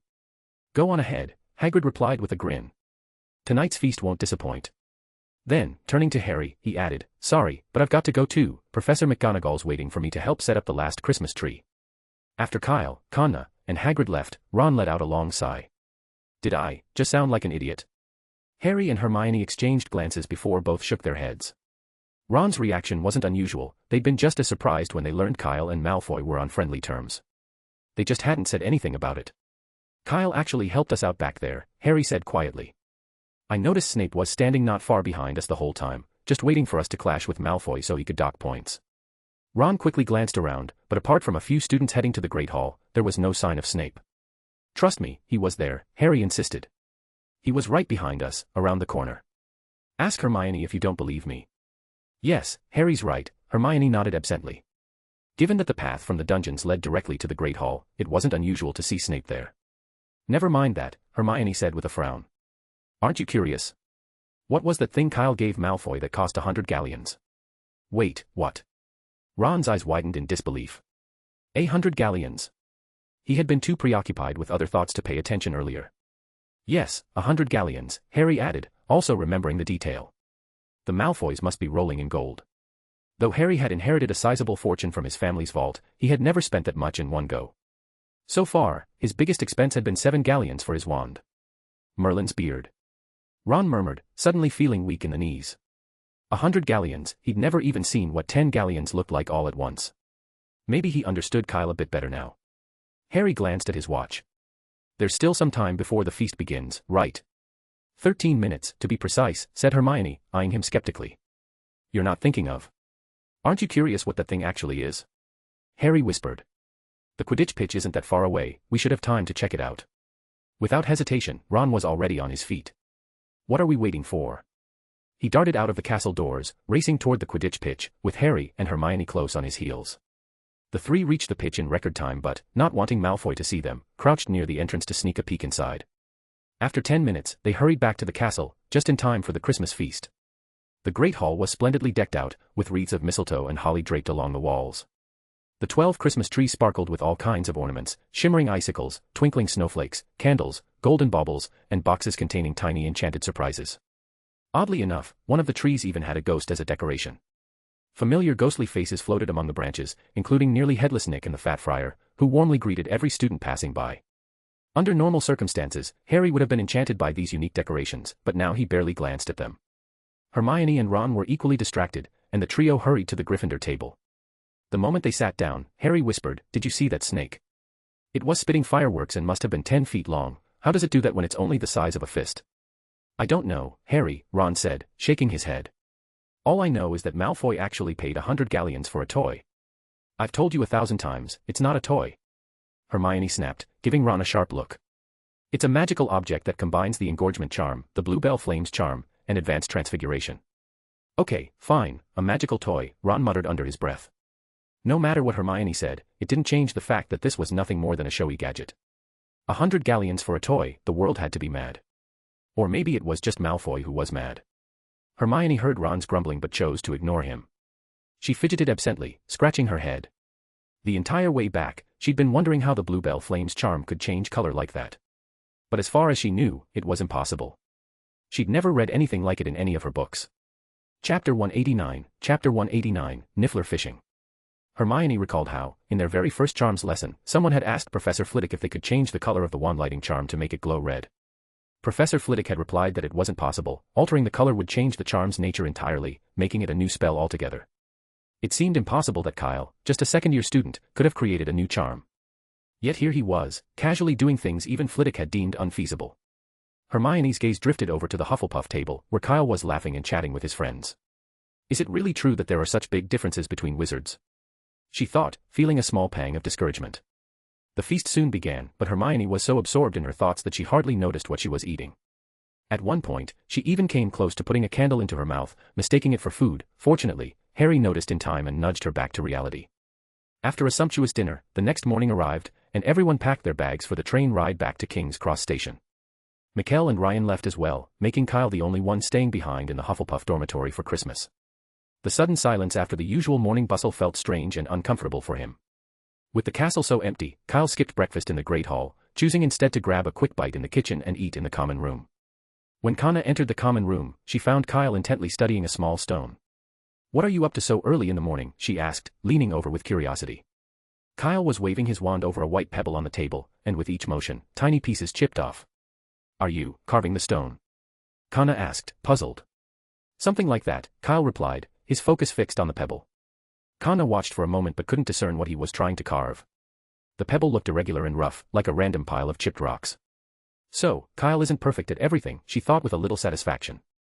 She patted his shoulder in a consoling gesture and left the room, trying to stifle her laughter. As much as she wanted to stay and watch him struggle, she had to finish her homework. The workload for second-year students was much heavier than before, and with only 3 days left, time was running short. Meanwhile, Kyle was entirely absorbed in shaping the stone, unaware that Kana had left. With careful precision, he ground away the last few excess bits, then held it up to inspect it in the sunlight. "Perfect, it's done," he exclaimed, brushing off the stone dust before tapping the pebble with his wand. In an instant, it transformed into a brilliant, translucent red, glittering in the sunlight like a ruby. Kyle stood up, flexing his wrists with satisfaction. "What do you think? Isn't it beautiful?" He looked around, only then noticing that Kana was no longer in the room. Already gone off to do homework. Shrugging, Kyle headed back to his dormitory to grab his suitcase. Since he hadn't bothered to secure the entrance to the hidden passage inside it the last time he opened it, the moment he cracked the suitcase lid, a fluffy black shape leapt out, disappearing in the blink of an eye. But Kyle remained calm. He took out the ruby he'd just enchanted and shook it lightly, silently counting down in his head. 1, 2. Before he reached 3, Kyle felt his arm grow heavier as a small, fluffy creature perched itself on his arm, its eyes glued to the ruby in his hand. This the Niffler Kyle had brought with him from Newt's. Knowing full well a Niffler's love for shiny things, and its propensity for theft, Kyle had kept it safely locked away to prevent it from raiding Hogwarts. Now, with the castle nearly empty for the holiday, he was finally letting it roam free for a bit. Over the months, it had grown considerably, his fur darkening to a rich black, and he was now about the size of a small, polished bludger. Kyle tried to lift it off his arm, but the Niffler clung tightly, its short little legs waving insistently toward the ruby. "Pretty fast, aren't you?" No wonder Newt had to chase after you every day, Kyle chuckled, scratching it under the chin. So, do you like it? The Niffler nodded excitedly, pointing his tiny paw at the ruby, his eyes pleading. You've got good taste. Take a nice, long look if you want. At this, it froze momentarily before letting out a howl and struggling with all his might, the sound a mix of disappointment and frustration. Whoa, calm down. I never said I was giving it to you, Kyle said, raising an eyebrow. You've got some nerve. This is the Philosopher's Stone, I still need it. You can only look. Well, it was a magically conjured stone he'd just called the Philosopher's Stone for fun, nothing wrong with that, right? But the Niffler didn't care. All it saw was the sparkliest treasure it had ever laid eyes on. It quickly rummaged in its pouch, pulling out an assortment of tiny trinkets, a button, a broken shard of glass, a few shiny candy wrappers, a couple of nuts, and a golden galleon. Ah, so that's where my missing galleon went, Kyle chuckled, gently rubbing its head. He'd noticed it missing a few days ago but hadn't realized the little thief had snatched it. And the button, it was the exact type the house elf had sewn onto the troll's clothes. How in Merlin's name did it even get that? With a reluctant look, the Niffler extended the items to Kyle, offering them as a trade. Kyle laughed. Oh, so you're trying to bargain with me? It nodded eagerly. Sorry, but I'm not interested. This is the Philosopher's Stone, after all, no small trinkets will do. The Niffler squeaked in protest, struggling in Kyle's grip, but Kyle only shook his head, finally setting the little creature down on the floor. It darted away, only to rush back and hop onto Kyle's arm once more. Kyle tossed him off again, and once again, it bounded back with determination. Amused, Kyle eventually tied a rope to a small rock and began fishing for the Niffler in the dormitory. To his surprise, this impromptu game turned out to be more entertaining than any regular fishing. Chapter 190, Snape's well-intentioned efforts. Just like the Niffler, who could always snatch shiny objects without a sound, all seemed to possess the same stealthy skill. On Christmas morning, Kyle opened his eyes to find a small mountain of presents piled up by his bed. It was almost comical how he hadn't noticed all those gifts being delivered. Rubbing his eyes, Kyle muttered to himself, Rattan, do you owls have some sort of secret ability? Rattan, who was perched on the wooden shelf with his eyes closed, lifted a wing and gave a weak hoot. Although most of Kyle's Christmas gifts were delivered through the owl post office, he had sent Rattan with the gifts he wanted to give his family, friends, and professors. It was just that Kyle had a few too many friends. Rattan had flown almost non-stop all night to deliver the gifts on time, only just returning.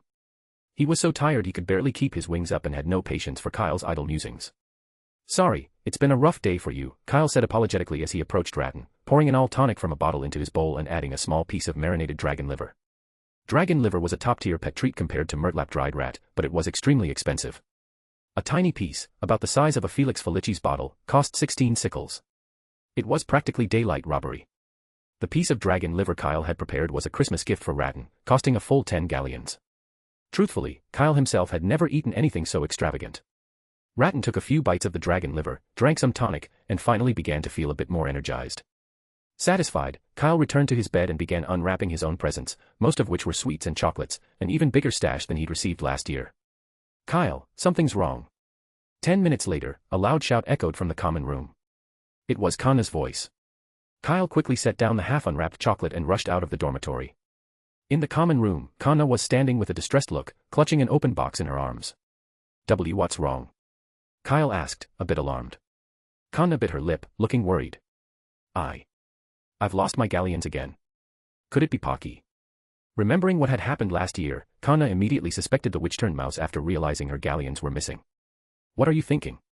That's impossible, Kyle said, waving his hand to reassure her. She's probably busy making breakfast for the Dementors right now, she doesn't have time to sneak back to Hogwarts. Maybe you just forgot where you put the galleons. Well. Kanna sighed in relief at Kyle's words, patting her chest. I'll look for it again. The galleons aren't really important, but I quite like that crystal hairpin. Wait, a crystal hairpin. Kyle suddenly froze, his brows furrowing. Have you lost anything else? Not much. Kanna tilted her head, thinking. Some galleons, a crystal hairpin, oh, and a silver brooch. It was a gift I'd just unwrapped, and then it disappeared in an instant. Galleons, crystal, silver brooch. Kyle's eye twitched slightly, as if he had already figured out what was going on. Just a minute. Kyle took a deep breath and pulled out the Philosopher's Stone. The next moment, a black fur ball sprang from the corner of the common room, hurtling toward him. Timing it perfectly, Kyle grabbed the little creature by the scruff, then quickly scratched its belly twice. With a satisfying clinking sound, galleons, hair clips, brooches, stones, flower pots, an assortment of items tumbled out of the Niffler's pouch like a cascade, causing it to squeal in protest. Is that a Niffler? Kanna exclaimed, amazed. She had seen these magical creatures a few times before, black, fluffy, with a flat, duck-like snout, and that telltale pouch. It was unmistakably a Niffler. That's odd, Kanna said, puzzled. Aren't Nifflers supposed to live in the Forbidden Forest? Why is one in our common room? Ah, his name is Jerry, and he's mine, Kyle said, gathering up the pile of items from the floor. I guess I wasn't paying attention last night, and he snuck out of the dorm. It was unbelievable. Kyle could have sworn he'd put the little rascal back in his box before going to bed. How had he managed to escape? Maybe the lid hadn't been closed properly. In any case, he was lucky to have found him so quickly. If Jerry had been out any longer, who knew how much more would have disappeared. This was the first time Kanna had been up close with a Niffler. She came over, eyes wide, and asked hopefully, "Can I pet him?" Of course, Kyle said, casually handing Jerry over to Kanna, though he reminded her, but watch out for anything shiny you're wearing, and be careful he doesn't try to pocket it. Okay, Kanna replied absently, then eagerly began stroking the Niffler's head. The fluffy, soft feel made her eyes close contentedly. Seeing she was happily occupied, Kyle returned to his dorm to finish unwrapping his presents. Notably, aside from candy, he had received more books this year than anything else. The collection was quite varied, ranging from highly technical magical theory texts to detailed guides on Quidditch techniques, and even biographies. One particular book caught his eye, a copy of Niffler's Postnatal Care, which he realized, with a chuckle, was from Newt. Dumbledore's gift, meanwhile, was a pair of hand-knitted wool socks with striking gold and red stripes and Kyle's initials stitched into them. Kyle squinted and, after careful inspection, realized that the stripes were made from foxtail feathers. Socks crafted with the rare, fiery feathers of a phoenix. Kyle wasn't sure what Dumbledore had been thinking. It might have been more practical if they'd been mittens, at least then people could see them. As for the gift he'd chosen for Dumbledore, it was decidedly more practical. 300 Ways to Knit Woolen Socks was an advanced version of last year's book, with 200 additional knitting patterns, enough to keep Dumbledore busy for quite a while. But the biggest surprise was the gift Kyle received from Snape, a piece of moldy parchment. Kyle understood the message loud and clear. Snape was reminding him to focus more in class and to take better notes. After all, if one's mind wasn't filled with knowledge, it would grow as empty and useless as the old parchment.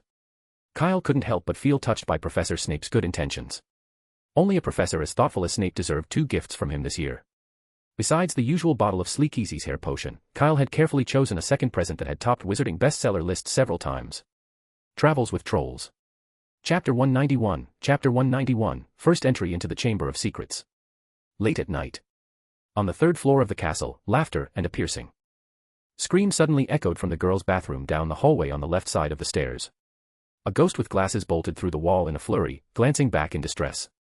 A moment later, the bathroom door creaked open from the inside, and Peeves emerged, cackling wildly, holding a water balloon. His waist was decked out with a brand new bag stuffed with balloons of every color, ready for more mischief. After the 2 ghosts finally vanished from the corridor, a shadowy figure emerged from the corner, the air shimmering as if twisted. Phew, they're finally gone, Kyle muttered, lifting the disillusionment charm. He walked over to the bathroom door, pushing it open. The neglected wooden door groaned loudly, as if protesting. Inside, the small bathroom was thick with dust, abandoned and bleak. Ignoring the grime, Kyle approached the line of sinks, his eyes scanning over them until he found what he was looking for, a faucet with a tiny snake engraved on its side. This should be it, Kyle murmured, running his fingers over the little snake. The entrance to the Chamber of Secrets. Kyle had wrestled with the decision of coming here for quite a while. He knew that with his current abilities, he stood no chance against the basilisk lurking inside. And unlike Harry, he wouldn't have the aid of Fawkes or the Sorting Hat. Still, he had come anyway. If only for a scrap of the basilisk's shed scales, this trip was worth it. Basilisks, much like dragons, were almost made of treasure, every part of them valuable. Basilisk skin, in particular, was a highly prized potion ingredient. Even a palm-sized piece fetched 10 galleons on the black market, if one was lucky enough to find any. The basilisk in the Chamber of Secrets was nearly 20 feet long, enough to yield a small fortune in scales. Kyle had barely managed to hold himself back this long. He traced his finger over the snake and made a strange hissing noise. Open. Although Kyle didn't need Parseltongue to communicate with snakes and other magical creatures, the faucet didn't respond to his natural ability. So, during his stay with Newt, Kyle had made a point of finding a rune spore and learning a few phrases in Parseltongue from it. His pronunciation might not have been flawless, but it was convincing enough. Sure enough, the faucet glowed with a brilliant white light and started spinning rapidly. As it rotated, the sink began to shift, eventually revealing a thick pipe, wide enough to fit a person. Kyle touched the suitcase strapped to his side and took out his broomstick, then climbed inside the pipe without hesitation. The dim light in the pipe revealed layers of slimy residue coating the walls. Riding his broomstick, Kyle navigated downward, twisting through 7 or 8 turns until he finally exited the pipe. Dismounting from the broom, he found himself in a vast, dark stone tunnel, large enough for a person to stand in comfortably. Lumos. Kyle's wand flared to life, casting a faint glow in the tunnel as he walked carefully forward. The darkness was so thick that his wand illuminated only a small area ahead, while his shadow stretched long, distorting into monstrous shapes along the damp, uneven walls. The ground was littered with mouse bones, scattered across the moist floor, bones that Scabbers would probably find to his taste. Kyle moved slowly, eyes scanning his surroundings, prepared to bolt at the first sign of movement. After a few minutes, Kyle rounded a dark corner, and there it was, a huge, coiled shape lying motionless in the distance. Quickening his pace, he approached, lifting his wand higher. The light fell upon a massive snake skin, green with a glossy sheen and shimmering with golden highlights. Without hesitation, Kyle opened his trunk and carefully stashed the precious find inside. He examined the area a bit more but only came across a few small fragments of snake skin. This one was the only complete piece. Relieved, Kyle relaxed a little. The single intact skin suggested that the basilisk rarely frequented this part of the tunnel. If his guess was right, this skin had been shed 50 years ago, when Tom Riddle first opened the Chamber of Secrets. Kyle continued forward, though still gripping his broomstick tightly, keeping his senses sharp just in case. On the way, he collected every fragment he encountered, determined to make the most of his trip. At last, Kyle reached the tunnel's end, where a solid stone wall barred his way. Engraved into the wall were two intertwined snakes, their eyes inlaid with large, gleaming emeralds. He reached out, pressing his hand against one of the gems. If I snapped these gems off, would the door refuse to open? With a small grin, Kyle tried to pry one loose, but no matter what he tried, magic or brute force, the gem wouldn't budge. It felt fused with the wall itself, as if it were an inseparable part of the stone. After several attempts, he was out of breath and slightly frustrated. Forget it, he muttered, giving up with a sigh. He looked into the emerald-eyed snakes and let out another low, rasping hiss. Immediately, the two snakes slid apart, and the stone wall cracked down the middle, slowly splitting and sliding aside. Kyle took a deep breath, braced himself, and reached into his box to ensure his supplies were in order, then stepped through the doorway. Beyond the wall lay a long, dimly lit chamber, lined with towering stone pillars coiled in relief with carved serpents. As he entered, he noticed that there was no trace of snake skin here. The path ahead was completely bare. With his wand in one hand, a rooster in the other, and the broomstick tucked under his arm, Kyle made his way slowly between the serpent emblazoned columns. Each step echoed in the vast, shadowed space, reverberating off the stone walls like a ghostly whisper. He scanned the room thoroughly, confirming there were no other exits or air ducts aside from the one he'd come through. Finally reassured, he walked forward confidently. At the end of the chamber, standing against the darkened back wall, was an immense statue. It depicted a figure with the face of a weathered old man, his features almost simian, with a sparse, twisted beard that nearly reached the floor. Salazar Slytherin. Kyle murmured, narrowing his eyes. He doesn't look too impressive. Lady Hufflepuff looks far more like a legendary wizard. Kyle tilted his head thoughtfully. He knew that if he spoke the final command in Parseltongue, the statue's mouth would open, and the basilisk would be summoned from its slumber. Waking the basilisk. Kyle hesitated, weighing his options. Chapter 192, The Chaotic Castle. After a long hesitation, Kyle ultimately chose not to open the Slytherin statue to awaken the basilisk. His reluctance wasn't out of fear that the basilisk might kill him. Though the basilisk, one of the deadliest magical creatures, able to kill with a single glance, was terrifying, it also had a peculiar and very pronounced weakness. It would flee in terror at the sound of a rooster's crow, a noise fatal to it. It might sound absurd, but an ordinary rooster could indeed kill one of the wizarding world's most fearsome creatures. Kyle had come well prepared. Before this expedition, he had gone to Hogsmeade, where he ordered over 100 roosters through the All Post Office, each one fortified with a potion to boost its vitality. The roosters were now cramped in his suitcase, full of energy and raucously crowing. Even a slight crack in the lid unleashed a deafening burst of clucks and crows that echoed furiously through the Chamber of Secrets. In this silent, echoing chamber, the cacophony of 100 roosters would be amplified tenfold. If Kyle were to release them all, the basilisk wouldn't stand a chance. It would be lucky to survive even a second. But Kyle didn't want to kill the basilisk, nor did he want it reduced to a one-time treasure trove. What he needed was a way to make the creature obey him, something that was proving to be quite a challenge. Unlike Riddle, he had no connection to Slytherin, nor any inkling on how to control the basilisk. No, there has to be a way. I can't let that Voldemort brat keep it for himself, he thought, his eyes narrowing. He suddenly considered a particular ghost, Ravenclaw's Grey Lady, also known as Helena Ravenclaw. As the daughter of Rowena Ravenclaw, one of Hogwarts' 4 founders, she might know something. Reluctantly stifling the urge to unleash the basilisk, Kyle turned and exited the Chamber of Secrets, glancing back every few steps. Thankfully, with Voldemort currently preoccupied by his pursuit of the Philosopher's Stone, Kyle still had time to make his next move. Once he'd left the chamber, he mounted his broomstick and retraced his path to Moaning Myrtle's bathroom. As he hopped off the broom, the sink that concealed the entrance smoothly slid back into place, sealing the passage. The bathroom was quiet, and Myrtle hadn't returned yet. Not wanting to linger, Kyle quickly erased any traces of his presence and slipped out of the bathroom under a disillusionment charm. The castle corridors were silent in the early hours, less eerie than the Chamber of Secrets but still shrouded in darkness. He gave a quick glance toward the library door but decided against detouring for any late-night book copying and instead headed straight back to his dormitory. He'd barely taken a few steps when a piercing, spine-chilling scream shattered the silence. Startled, and fresh out of the Chamber of Secrets, Kyle instinctively thought of the basilisk. His hand jerked, and before he realized it, he'd accidentally opened the suitcase. A torrent of roosters, energized and raring to go, exploded out of the suitcase, spilling like a feathery fountain into the corridor. Kyle, regaining his senses, snapped the suitcase shut, but it was too late, more than half the roosters had escaped. Instantly, the hallway came alive. The eerie scream from the library mingled with the crowing of dozens of roosters, creating a symphony of chaos that echoed through the castle like a bizarre concert. By Merlin's beard. What are you doing in the library in the middle of the night instead of sleeping? Kyle slapped his forehead, muttering a curse under his breath. A young wizard brazenly breaking school rules like that deserved to be docked 100 points. But before he could stew any longer, the sound of hurried footsteps echoed from downstairs. It was Filch, holding a dim oil lamp as he approached quickly. Damn it. Kyle cursed, frowning. He hadn't brought his invisibility cloak. While the disillusionment charm was effective, it still cast a faint shadow that would be revealed by the lamplight.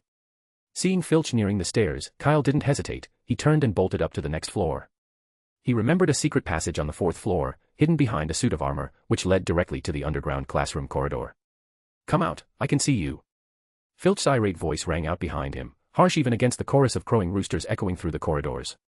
When Kyle reached the 4th floor, something bumped into him, though when he looked back, he saw nothing. No one was around. Potter. Kyle muttered, narrowing his eyes as he considered who the unfortunate soul in the library might have been.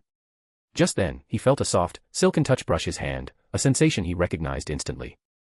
It was the cloak of invisibility. No way. Kyle quickened his pace. Soon, he spotted Snape up ahead, alongside Professor McGonagall, still in her nightdress. The incessant clamor of crowing had alerted every professor in the castle, and McGonagall and Snape were the first to respond. Kyle pressed himself against the wall, holding his breath. Getting caught now would spell disaster. What's going on, Severus? Professor McGonagall demanded. Someone apparently found Christmas a bit dull and decided to create some excitement, Snape replied coolly. It's hilarious, really. Keeping everyone awake, whoever's responsible, I'll have them in detention for 100 years. Professors. Filch's voice broke through as he finally reached them on the stairs. There was someone in the library, in the restricted section. I found a broken oil lamp there. Nighttime, in the restricted area, disturbing the entire castle. 200 points and a month of detention. Professor McGonagall's eyes blazed with fury. Restricted area? Snape sneered. Then they can't have gone far. We'll catch them for sure. Leave the catching to Argus, McGonagall replied sharply. Severus, first we have to handle the chaos here, or the students won't get a wink of sleep. Good heavens, how did they even get into the castle in the first place? Kyle's pulse quickened as the two professors drew closer, knowing the disillusionment charm wouldn't fool their sharp eyes. If they turned the corner, he'd be spotted instantly. Taking a deep breath, he began stepping backward, inching quietly away from their voices. He glanced around frantically, his eyes lighting up as he spotted a slightly open door on his right. Without a second thought, he squeezed himself through the narrow gap and shut it softly behind him. Almost simultaneously, McGonagall and Snape appeared in the corridor he had just vacated. Students these days are really out of control. McGonagall huffed. Minerva, I suggest we go check the dormitories to see who's missing tonight, Snape said with a dark glint in his eyes. Chapter 193, Doing Good Deeds Anonymously. Kyle leaned against the wall, listening as the footsteps outside gradually faded away. SSSHH, a soft intake of breath sounded from a distance. Harry lifted his cloak of invisibility and, as if by magic, suddenly appeared in the room. Oblivious to the fact that he wasn't alone, he let the cloak slip away and began to survey the room. His gaze soon landed on an imposing mirror, and with piqued curiosity, he approached, wanting a look at his reflection. As Harry stepped up to the mirror, he found himself unable to move, captivated by what he saw. Not far away, Kyle, who had witnessed everything, rubbed his forehead. He had seen this mirror last year in the headmaster's office. It was the mirror of Ariste. Kyle knew the pull it would have on Harry, but now was not the time to be lost in its allure. Snape had just mentioned he was going to check the dormitories, surely Harry hadn't forgotten. Fine. I'd better give him a nudge. As Kyle left the room, he made a loud noise on purpose and tossed a canute. As a skilled chaser, his aim was spot on. The canute arced through the air and landed precisely on Harry's forehead. Hopefully, that will snap him out of it. By then, there were no professors patrolling the 4th floor. After leaving the room, Kyle quickly ducked behind a suit of armor and slipped into a secret passage that led to the underground classroom. In the kitchen corridor, a few students had gathered, looking groggy but curious about the commotion and too nervous to leave the area. Using the disillusionment charm, Kyle blended into the crowd and returned to the common room with them once Professor Sprout arrived. "Kyle, did you sneak out?" In the common room, Kanna, hugging a pillow, asked sleepily, "What on earth happened outside?" "I don't know," Kyle replied calmly, shaking his head. "I went out after I was woken up, but it was pitch dark, and I didn't see anyone." Kanna nodded, looking dazed and only half listening. The next day, all of Hogwarts was abuzz with talk about the previous night's events, and nearly half the students were yawning over breakfast. "That was close," Ron mumbled, sleepily poking at a piece of fried egg on his plate. "Professor McGonagall almost caught you out of bed last night. How did you manage that?" "For the last time, Ron, it wasn't me," Harry said, sounding frustrated. "I was just at the library." "But there was someone else," Harry insisted, recalling the details. "Remember that mirror I told you about? I was completely absorbed in looking at it when someone threw something and hit me. If they hadn't, McGonagall would have definitely caught me." "Well, that was actually kind of decent of them," Ron murmured thoughtfully. "They could have ignored you, and then any points lost or detentions would have been yours alone. They would have stayed out of it completely."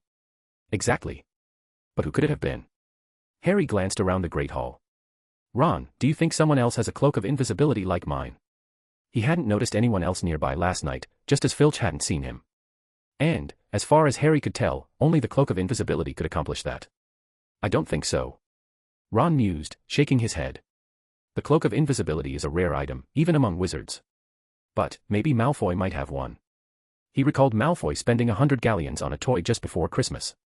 If he wanted a cloak of invisibility, it wouldn't be out of reach. "Yeah, you're right," Harry nodded, guessing Ron's line of thought. "But Malfoy went home for the holidays. He wasn't at school yesterday." "True, that's a pity." Ron sighed. After a quiet moment, Harry's thoughts returned to the mirror and the image he'd seen. The figures from the mirror lingered in his mind. Could they have been his parents? The glimpse had been too brief for him to be sure, and he resolved to return that night. Unbeknownst to them, Fred and George, who were nearby, overheard their conversation. "Did you catch that, George? Cloak of invisibility?" Fred raised an eyebrow, intrigued. "Of course, Fred," George replied in a low voice, grinning. "There aren't many around here with a cloak of invisibility, and one of them happens to be our dear friend. Lucky we stayed at school over Christmas, or we'd have missed all the fun." "True," Fred nodded with a smirk. "Kyle's a legend, getting everyone up 5 hours early." "Brilliant idea." Fred glanced toward the Hufflepuff table and wondered aloud, "But why isn't Kyle in the hall yet? I'm itching to ask him what happened." "Probably still sleeping," George replied. "Hufflepuff's common room is next to the kitchen, so he can grab a bite whenever he wants." "That's convenient." Fred sighed. "If only we could move Gryffindor's common room closer." "Yeah, then we wouldn't have to trek downstairs every night." Meanwhile, the professors at the head table were having a similar conversation. They had combed through each house's dormitories the night before, only to find no students missing. "We must have gone too late," Snape muttered, glancing toward Harry. "I suggest we ask the fat lady if any young wizards slipped out in the middle of the night." Professor McGonagall pursed her lips, giving Snape a thoughtful look. "Severus, we don't consult the fat lady about our own students." Dumbledore, seated beside her, shook his head. "And it wouldn't be fair to the other 3 houses. But you could try asking the portraits in the corridor." "I will." Snape's expression darkened slightly as he shot another look toward Gryffindor before leaving the head table. "Actually, I already have." After Snape had gone, Dumbledore winked at Professor McGonagall, chuckling. "But they didn't see a thing. Quite a clever little wizard." Professor McGonagall frowned slightly, appearing unconvinced by Dumbledore's praise for cleverness. Unaware of her expression, Dumbledore continued slicing a piece of bacon. "It's been a long time since Hogwarts was this lively. I'd bet Hagrid is thrilled. He's been fretting over the flesh-eating slugs in the vegetable garden, and now, that problem's taken care of." Chapter 194, Harry entranced by the Mirror of Erist. For a while, every night after curfew, a professor patrolled the castle grounds. Filch, who was driven nearly mad by the endless cock feathers scattered everywhere, had already cleaned them up 5 times. Still, every now and then, he would spot more. Sometimes they were around a corner in the corridor, sometimes by the archway. There seemed to be no end to them. This ordeal had made Filch even grumpier than usual, and he glared fiercely at everyone he encountered. If anyone so much as raised their voice, they became his target, scolded relentlessly. The students who bore the brunt of his frustration loathed it, but had no choice but to steer clear of him. Filch's behavior was implicitly sanctioned by a certain potions professor, and any show of dissatisfaction risked costing them house points. Kyle, too, had been keeping a low profile lately. Every day, he diligently went to the library to work on assignments and read, returning to his dorm on schedule. He put his late-night swims on hold for the time being. Fred and George had warned him that Filch prowled the second floor most of the night, while patrolling professors often popped into the library to check for stragglers. Under such close watch, sneaking around to copy books was far too risky, so Kyle decided to wait until the situation blew over. But not everyone was willing to wait. Harry Potter, for instance, had been obsessed with returning to the mirror ever since he realized who the people he saw in it were. He didn't intend to do anything when he went, just sit there, captivated, for hours. Ron tried to talk him out of it, but Harry wouldn't listen to a word. On the third night, he finally ran into Dumbledore in the room. I didn't see you, sir. Harry stammered, his hands and feet icy with nerves. Only then did he remember that the professors had been cracking down on nighttime wandering. What if Dumbledore suspected he'd been the one causing trouble lately? The thought that Gryffindor could lose 200 points over this left Harry feeling hollow, as if he'd turned to ice inside. It's odd that you became nearsighted the moment you became invisible, Dumbledore said with a smile. Seeing the smile on Dumbledore's face, Harry exhaled a sigh of relief. Thankfully, Dumbledore didn't seem to be planning on taking any points. There was a patience and kindness about him, like a Muggle gentleman who often walked his dog in the mornings back in little whinging. From Dumbledore, Harry also began to understand the purpose of the Mirror of Erised. This mirror shows us the deepest and most desperate desires of our hearts, Dumbledore said softly. Many have wasted away before it, entranced by what they see, even going mad, because they can't tell if what they see is real or even attainable. Harry lowered his head, silent for a moment, before mumbling, "Sir. Professor Dumbledore, have you looked into the mirror, too?" "Yes, more than once," Dumbledore replied with a smile. "I must admit, the mirror's magic is hard to resist. Although, there is one exception." "Who's that?" Harry asked, intrigued. "A second-year student." Harry's eyes widened in surprise, and Dumbledore, noting his expression, gave a playful wink. "Why? Can't you believe it?" Harry shook his head. If Dumbledore had named some famous wizard or even a professor, he could have accepted it. But a second-year student, accomplishing something even Dumbledore couldn't manage. That seemed impossible. "Just as you think, in this regard, he is indeed better than me," Dumbledore mused after a moment's pause. He had 2 chances to gaze into the Mirror of Erised, but he walked away without hesitation each time. "Professor Dumbledore, could it be that he mistook it for an ordinary mirror?" Harry asked.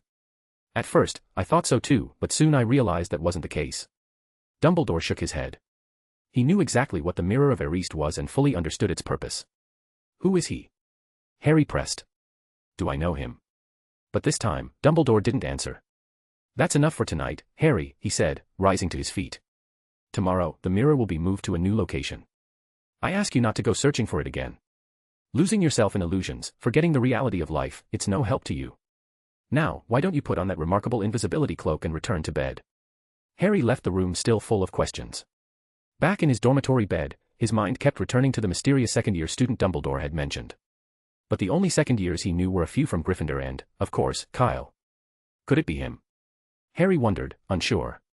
The next day, during lunch, Connor nudged Kyle, who was sitting across from her, and whispered, "Have you been up to anything lately, like going to the Quidditch pitch to practice?"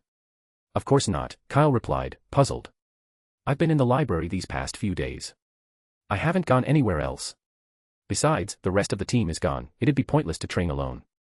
"Why do you ask?" "Oh, it's nothing," Connor whispered, nodding subtly in the direction of the Gryffindor table. "It's just that Harry Potter keeps glancing over at you. I thought maybe you'd come up with some new Quidditch tactics, and he'd noticed." "Huh." Kyle turned instinctively, just in time to catch Harry looking away hurriedly. "It wasn't just this time," Connor went on. "I've seen him sneaking looks at you a few times now." Kyle's stomach dropped. Could Harry have figured out that he'd also been in the room on the 4th floor that night?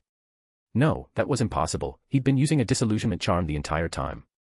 There was no way Harry could have seen him. And as for guessing, Harry wasn't that clever.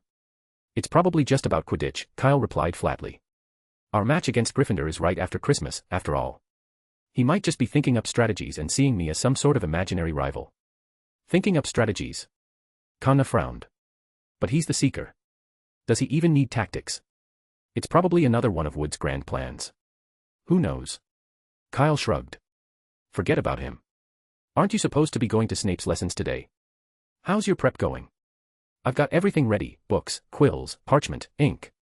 Connor's nerves flared at the mention of the lessons, and she couldn't help but cast a glance toward Harry again. In a quiet voice, she asked, "Kyle, do you think I should bring my cauldron?" "There's no need," Kyle replied, reassuringly. He'd never had to attend the potions class by himself, but he was certain Snape kept more than enough cauldrons on hand. Chapter 195, The Way into the Headmaster's Office. The holiday period had passed in the blink of an eye, like dog food disappearing in front of Fluffy. Kyle felt as though he'd only just been in the library, flipping through books about basilisks, and then suddenly, he looked up and realized there were only a few days left until the start of term. On the morning of the third-to-last day before term started, Fred and George found him, bursting with excitement. "Kyle, we have some great news for you," Fred announced, his face glowing with enthusiasm. "We found the final clue for the Marauder's map password." "So, the complete password is really hidden in the castle?" Kyle asked, surprised. Like Cedric, he had always thought the last word of the password might not exist. If he had been one of the Marauders, he wouldn't have left the full password behind. It's always better to keep a little mystery. Laying it all out would be boring. Besides, the hint had always been clear enough from the start. If someone couldn't figure out the full password, then maybe they weren't meant to have the Marauder's map. No one would ever think the password was, "I solemnly swear I'll study hard." And if someone got too obsessed with finding the complete password, like Fred and George, then that missing word would make for a perfect prank. After all, someone who constantly breaks school rules isn't likely to be great at following instructions. Fred and George hadn't found it until now, so Kyle thought he had guessed right. "You'll never guess where it is," George said impatiently. "It's right above the railing near the school entrance. You can see it if you look up as you walk by." "We should have thought of it sooner," Fred said, a little annoyed. "Every graduate eventually leaves Hogwarts through the main gates, so it's the perfect spot to symbolize both a beginning and an ending. Why didn't we think of it sooner?" "So, how did you find it?" Kyle asked. George shrugged. "We were going to explore the Forbidden Forest, but Hagrid chased us out, so we stopped by Hogsmeade. It was still too early, most of the shops hadn't opened yet. We couldn't use the shortcut through the secret passage, so we had to go back the long way. When we passed the school gates, we saw the words on the wall immediately." George sighed suddenly. Maybe we shouldn't always sneak back through the secret passage after visiting Hogsmeade. But speaking of secret passages, Fred said, his eyes lighting up as he patted Kyle on the shoulder and whispered, "After getting the complete password, we discovered 2 new secret passages. One's on the 4th floor, behind the statue of the hunchbacked one-eyed witch. Her hunchback is the entrance. The other one is even more hidden," Fred added, with a mysterious glint. "Want to guess where it is?" "Behind the bookshelves in the headmaster's office." Kyle guessed with a serious expression, stroking his chin. "If that's the case, I'd bet the exit leads to a shop's common room in Hogsmeade, maybe the 3 Broomsticks, or Madame Putafoot's tea room." Fred and George were stunned. Not because Kyle had guessed correctly, in fact, there was no secret passage in the headmaster's office at all. But Kyle's words had sparked their imaginations. Just picture it, the greatest headmaster Hogwarts had ever seen secretly linked to a shopkeeper. How intriguing. Who doesn't love a bit of headmaster gossip? Fred and George couldn't help but dive in. They debated from every angle where the exit would be if there really were such a passage, finally deciding that it could lead to any shop in Hogsmeade. Even the Hog's Head. If Dumbledore weren't backing him up, that old goat would have been thrown out ages ago, Fred said with conviction. They'd known Hogsmeade well for years, and many shopkeepers had shared in hushed tones that the chaotic Hog's Head pub was seriously tarnishing the reputation of Hogsmeade. It was even the reason they hadn't been named Most Worthwhile Wizarding Village of the Year for more than a decade. "Unfortunately, there are no secret passages marked in the headmaster's office on the Marauder's map," Fred continued, sounding disappointed. "We only know it's on the 8th floor, but we've never set foot in there, not once. After all, it's the headmaster's office, one of the most mysterious places at Hogwarts," George said, shaking his head. "I bet even the creators of the Marauder's map barely got in there, let alone had the chance to search for hidden passages. I'd love to sneak in for a look, even if just for a few minutes," Fred mused wistfully. "Want to go into the headmaster's office?" Kyle thought for a moment before saying, "That's easy." Fred and George's eyes lit up, and they eagerly slung their arms around Kyle's shoulders. "Kyle, I knew you'd have an idea. Tell us. If you get us in, Fred and I will be your most loyal minions. We'll save seats for you. Provide meal deliveries. And take care of anyone who gives you trouble. But only on the condition that we don't get demerits or detention." "Don't worry, you won't," Kyle replied calmly. "All you have to do is win a special award for services to the school, and that'll earn you 100 points. Fred and George's smiles froze. They looked at Kyle in disbelief, as if he'd turned into a 3-headed dog that could tap dance. To Fred and George, finding a 3-headed dog that could tap dance would be easier than winning a special award for services to the school. At least that seemed remotely possible. "If you find that too troublesome," Kyle continued, noting their expressions, "the Order of Merlin would do just as well. That should net you an extra 200 points. Huh." George and Fred let out identical groans, then turned and walked away. "Hey, you haven't told me where the last secret passage is," Kyle called after them. But the twins pretended not to hear, quickening their pace. The last secret passage they'd been about to tell him about was actually just beneath the Whomping Willow. Originally, they'd come over to invite Kyle to join them in figuring out a way to dodge the willow's vicious branches. Now, however, they just wanted to be anywhere Kyle wasn't. And as for the Order of Merlin, he thought it was what? A pebble by the side of the road. Something you could just pick up whenever you liked. If it were that easy, he'd have one himself. Chapter 196, Kana Torment. I told you, it's much better to go fishing at the Black Lake. Why don't you just leave the Niffler alone? Kana said, watching Kyle as he dangled a stick with a red stone in front of the eager creature. In the common room, Kyle grinned, unfazed. It's not just any stone, it's a philosopher's stone, he corrected her. Yeah, right, a magic rock. Kana rolled her eyes. I saw you drop it last night. It's just an ordinary pebble. Is this how you usually trick the Niffler? Don't put it that way, Kyle replied, smirking. It's just a bit of fun. Look how happy he is. Kana raised an eyebrow, glancing at the Niffler. The little creature was practically panting with excitement, hopping around on its stubby legs. She sighed, unable to see any happiness in his frantic excitement. Shaking her head, Kana pulled out a golden galleon, waving it to try and catch Niffler's attention. But to her surprise, the Niffler, who normally couldn't resist the sight of a galleon, ignored her, his eyes glued to the red stone in Kyle's hand. Unwilling to give up, she tried a second galleon, but it was no use. Save your breath. My stone is way shinier than a galleon, Kyle boasted, grabbing Niffler by the scruff and gently tossing him back into his box. Besides, you've already given him 15 galleons over the past few days. I should remind you, a Niffler really can't be used as a wallet. That's none of your business. Kana retorted, her cheeks turning pink. And, for the record, I gave those galleons to the Niffler, you can't just take them. Ahem. I'm not that kind of person. Kyle's face twitched before he added, but, on another note, shouldn't you be with Professor Snape right now for tutoring? What are you still doing here in the common room? I passed Professor Snape's test yesterday and successfully brewed the draft of Living Death, so tutoring's over. So, you're free now? Kyle asked, pulling out a chessboard and setting it on the table. How about a game of wizard chess? All right, Kana agreed. She didn't have many friends at Hogwarts, and with both Cho and her roommate away, she was feeling bored. Chess would be a nice way to pass the time. But let's be clear, I'm not very good at chess, so you can't blame me if I mess up. Wait, is this wizard chess? Kana, who was about to set up the pieces, froze as she looked down. Instead of the familiar chess pieces, she saw tiny figures of different magical creatures. At the front row were Nifflers, while the back row featured a troll, a hippogriff, a swooping evil, a three-headed dog, and even a dragon. It's a little custom version, Kyle explained. I had nothing to do after finishing my homework, so I gave them a makeover. Just changed their appearances, really. Wasn't too hard. Kana looked up at him with an incredulous expression. Nothing to do after finishing your homework. Did he even realize what he'd just said? She had been catching up on 10 whole days of classes, with homework on top. Did Kyle have any idea how heartless that sounded? What are you staring at? You're the black pieces, so you go first, Kyle urged. Kana glared at him before looking back at the chessboard. By now, the magical creatures had taken their positions on the board, and Kana quickly guessed what each one represented. The two of them played 3 long games of chess in the common room, after which Kyle was desperate to escape. Kana's earlier claim about her chess skills being average was a massive understatement. Her skill level was, in truth, painfully average. And while playing against an inexperienced opponent could be fun every now and then, Kana's style came with a unique torture. She took an eternity to make each move. What could have been a 5-minute game dragged on for over half an hour. By the end, Kyle was beyond frustrated, trapped in a game that had long since lost its appeal. He would have gladly rewritten his homework twice if it meant escaping another game with Kana. But Kana wasn't having it, and she insisted he stay until noon. Finally, as soon as lunch was over, Kyle made a break for it. He left the castle and headed straight for Hagrid's hut, determined to spend the rest of the afternoon somewhere chess-free. At Hagrid's, he ran into Harry and Ron. Ron explained that Harry had been plagued by nightmares lately, and they'd come to see if Hagrid might be able to help. So, why didn't you just go to Madame Pomfrey in the hospital wing? Kyle asked, baffled. He couldn't fathom Harry and Ron's logic.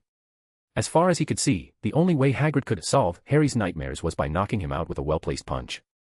Or was it just that all first-years were unusually reckless? I don't want to go to the hospital wing. Harry mumbled, averting his eyes. Of course, he knew Madame Pomfrey was more qualified than Hagrid. But if he went to the hospital wing, he worried she might press him to reveal the details of his dreams, something he wasn't ready to share with anyone else. Sorry, Harry, I can't help you, Hagrid said, filling their mugs with tea and passing around his infamous rock cakes. Kyle's right, you should go straight to the hospital wing. I went there myself once when I couldn't sleep, and Madame Pomfrey sorted me out in a minute. The potion she gave me wasn't the nicest smelling, but it worked like a charm. All right, Harry replied, a bit crestfallen. Even though Hagrid had recommended it, he still had no intention of going to the hospital wing. Maybe once the term started and things got busier, his nightmares would naturally fade. He sighed and took a small bite of a rock cake. If you really don't want to go to the hospital wing, I have an alternative you might want to try, Kyle said, pulling out a small bottle of potion and placing it on the table. What's that? Ron asked curiously. Draught of living death, the same potion Hagrid used, Kyle replied. Just a tiny sip sends you into a deep, dreamless sleep. You won't wake up even if a dragon's dancing right next to you. Harry picked up the bottle, eyeing it with uncertainty. Will this stop the nightmares? It should, Kyle nodded. Or at least you could try it and see. Just take a tiny sip, enough to let you sleep for about an hour. It won't mess up your rest tonight. But one thing, it's really strong, so you'd better wait until you're back in the dormitory. But before Kyle could finish, Harry tipped the bottle and took a small sip. What did you say? Harry asked, putting the bottle back down. Nothing, never mind. Kyle sighed, looking at Ron. You'd better be ready to help. I don't think Potter's going to make it back to the dormitory on his own. And sure enough, just as Kyle spoke, Harry's head drooped, and he slumped forward in his chair, completely motionless. Chapter 197, The Promise of the Weasley Brothers. Cedric and Cho returned only as evening fell. Fred and George had gone to Hogsmeade to buy several large bottles of butterbeer to celebrate their return to school. Each person in the group of 6, or rather, the team, received a bottle, with only Kyle left out. You guys are holding a grudge a little too long, Kyle said, eyeing the butterbeer in everyone else's hands, his lips pursed. It was just a joke, and you're still mad about it. Oh, if it isn't Kyle, the new Order of Merlin recipient, Fred said in an exaggeratedly surprised tone. You should have told us sooner. I assumed someone of your noble rank wouldn't lower themselves to drink butterbeer. Wait a minute, I don't think he's actually a Order of Merlin recipient, George added. In the trophy room, he only has a trophy for the special award for services to the school. And it's from last year. Practically ancient history. I said that's enough. Kyle sighed, rubbing his forehead. It's just one Order of Merlin. Believe me or not, I'll be knocking some sense into your heads with it every day. After a brief, strange silence. Ha! George let out a strange snort, then burst into laughter, clutching his stomach. I can't take it, ha ha ha. Fred, did you hear that? Loud and clear, George, Fred replied, wiping away tears of laughter. Quick, let's get the last bottle of butterbeer out. He's starting to lose it. I thought the same thing. Knocking us with Orders of Merlin, now, that's the best joke I've heard all year. I'll be laughing about that for ages. Kyle raised an eyebrow as they finally handed him a bottle. He took a calm sip and asked, what if I actually could? Then we'll be taking your butterbeer every single time. Fred replied nonchalantly. If someone could really get an Order of Merlin in the second year, I'd fly around the school tap dancing while balancing 3 trophies, George chimed in. Count me in. The two of them could hardly keep from laughing at their own jokes. Kyle merely raised an eyebrow and took another sip of his butterbeer without a word. It was indeed delicious, a bit like hot cocoa, rich with the taste of butter, but not too heavy, no wonder it was so popular. Perhaps they could make this a daily ritual, though he wasn't sure if the Weasley twins' wallets could keep up. Not long after the students returned to Hogwarts, dinner began. Hermione frowned as she watched Ron piling food onto a large plate. What are you doing? And where's Harry? Isn't he going to eat? That's what I'm saying, replied Ron, holding a chicken leg in his hand. Harry's asleep in his dorm. I called and called, but he's out cold. If we don't bring him some food now, he'll wake up starving. Asleep, now. Hermione looked even more puzzled. She knew Harry was prone to dozing off, often falling asleep in the library, but why would he be sleeping at a time like this? Wait, you're not planning on sneaking out tonight, are you? Hermione asked suspiciously. Of course not, we stopped doing that ages ago. Ron's face reddened. It was Kyle. He gave Harry some draught of living death, saying it would help with his nightmares. Then Ron explained what had happened earlier that afternoon in Hagrid's hut. Except Harry drank a bit too much and has been asleep for 4 hours. How much did he drink? Ron thought for a moment. I don't know, maybe a small glass. It wasn't much, really. A glass. Hermione's frown deepened. I've read in books that just a small spoonful of draught of living death can put someone to sleep for 2 hours, and he drank a whole glass. Yeah, I know, Kyle said the same thing, Ron sighed. So, what do we do now? There's not much we can do, Hermione replied. We'll just have to wait until he wakes up on his own, but that might not be until late tonight or even early morning. She eyed the massive plate in Ron's hands. Are you sure you need to bring that much? Of course. What if he's really hungry when he wakes up? Ron said casually. It takes a bit longer, but if you toast them in the fireplace, they'll taste as good as fresh. That's what we always did on holiday. Hermione gave him a hard look, a dangerous glint in her eyes. So you spent the whole holiday figuring out how to toast food instead of looking for Nicholas Flamel, is that it? We did look. Ron protested quickly. We even snuck into the restricted section. Just so you know, the books there scream when you open them. We almost got caught by Filch. Hermione raised a skeptical eyebrow. This was the first she'd heard of books that screamed, and she couldn't help doubting Ron's story. But Ron patted his chest in assurance, insisting it was true. After all, Harry had told him so himself, and Ron seemed absolutely certain. After the opening dinner, everyone returned to their dormitories. Hermione was right, it was late at night before Harry finally stirred and opened his eyes. He tried to speak but felt his throat was dry. Thankfully, there was a half-full glass of pumpkin juice beside him. Not knowing whose it was, Harry took a big gulp without a second thought. This is the dormitory. He set down the glass and took in his surroundings. Beside the pumpkin juice, there was a plate full of hearty food. A wave of hunger hit him, and Harry's stomach rumbled painfully, a feeling he hadn't experienced since leaving the Dursleys' house. He grabbed a baked potato, eating its skin and all in just a few bites, which made him feel considerably better. He noticed Neville and Seamus asleep, while Ron was sitting at the table, chin propped on his hands, nodding off. Harry walked over and gave him a nudge. Ron, what are you doing sleeping here? Ron blinked groggily, then, seeing Harry, exclaimed, "Hm. Harry. Oh, thank goodness you're awake. How long was I asleep?" Harry asked. I don't know. Ron rubbed his eyes. But it must have been more than 8 hours. How do you feel? Fantastic. Harry said with enthusiasm. That's the most restful sleep I've ever had, and I didn't dream a single thing. That's great.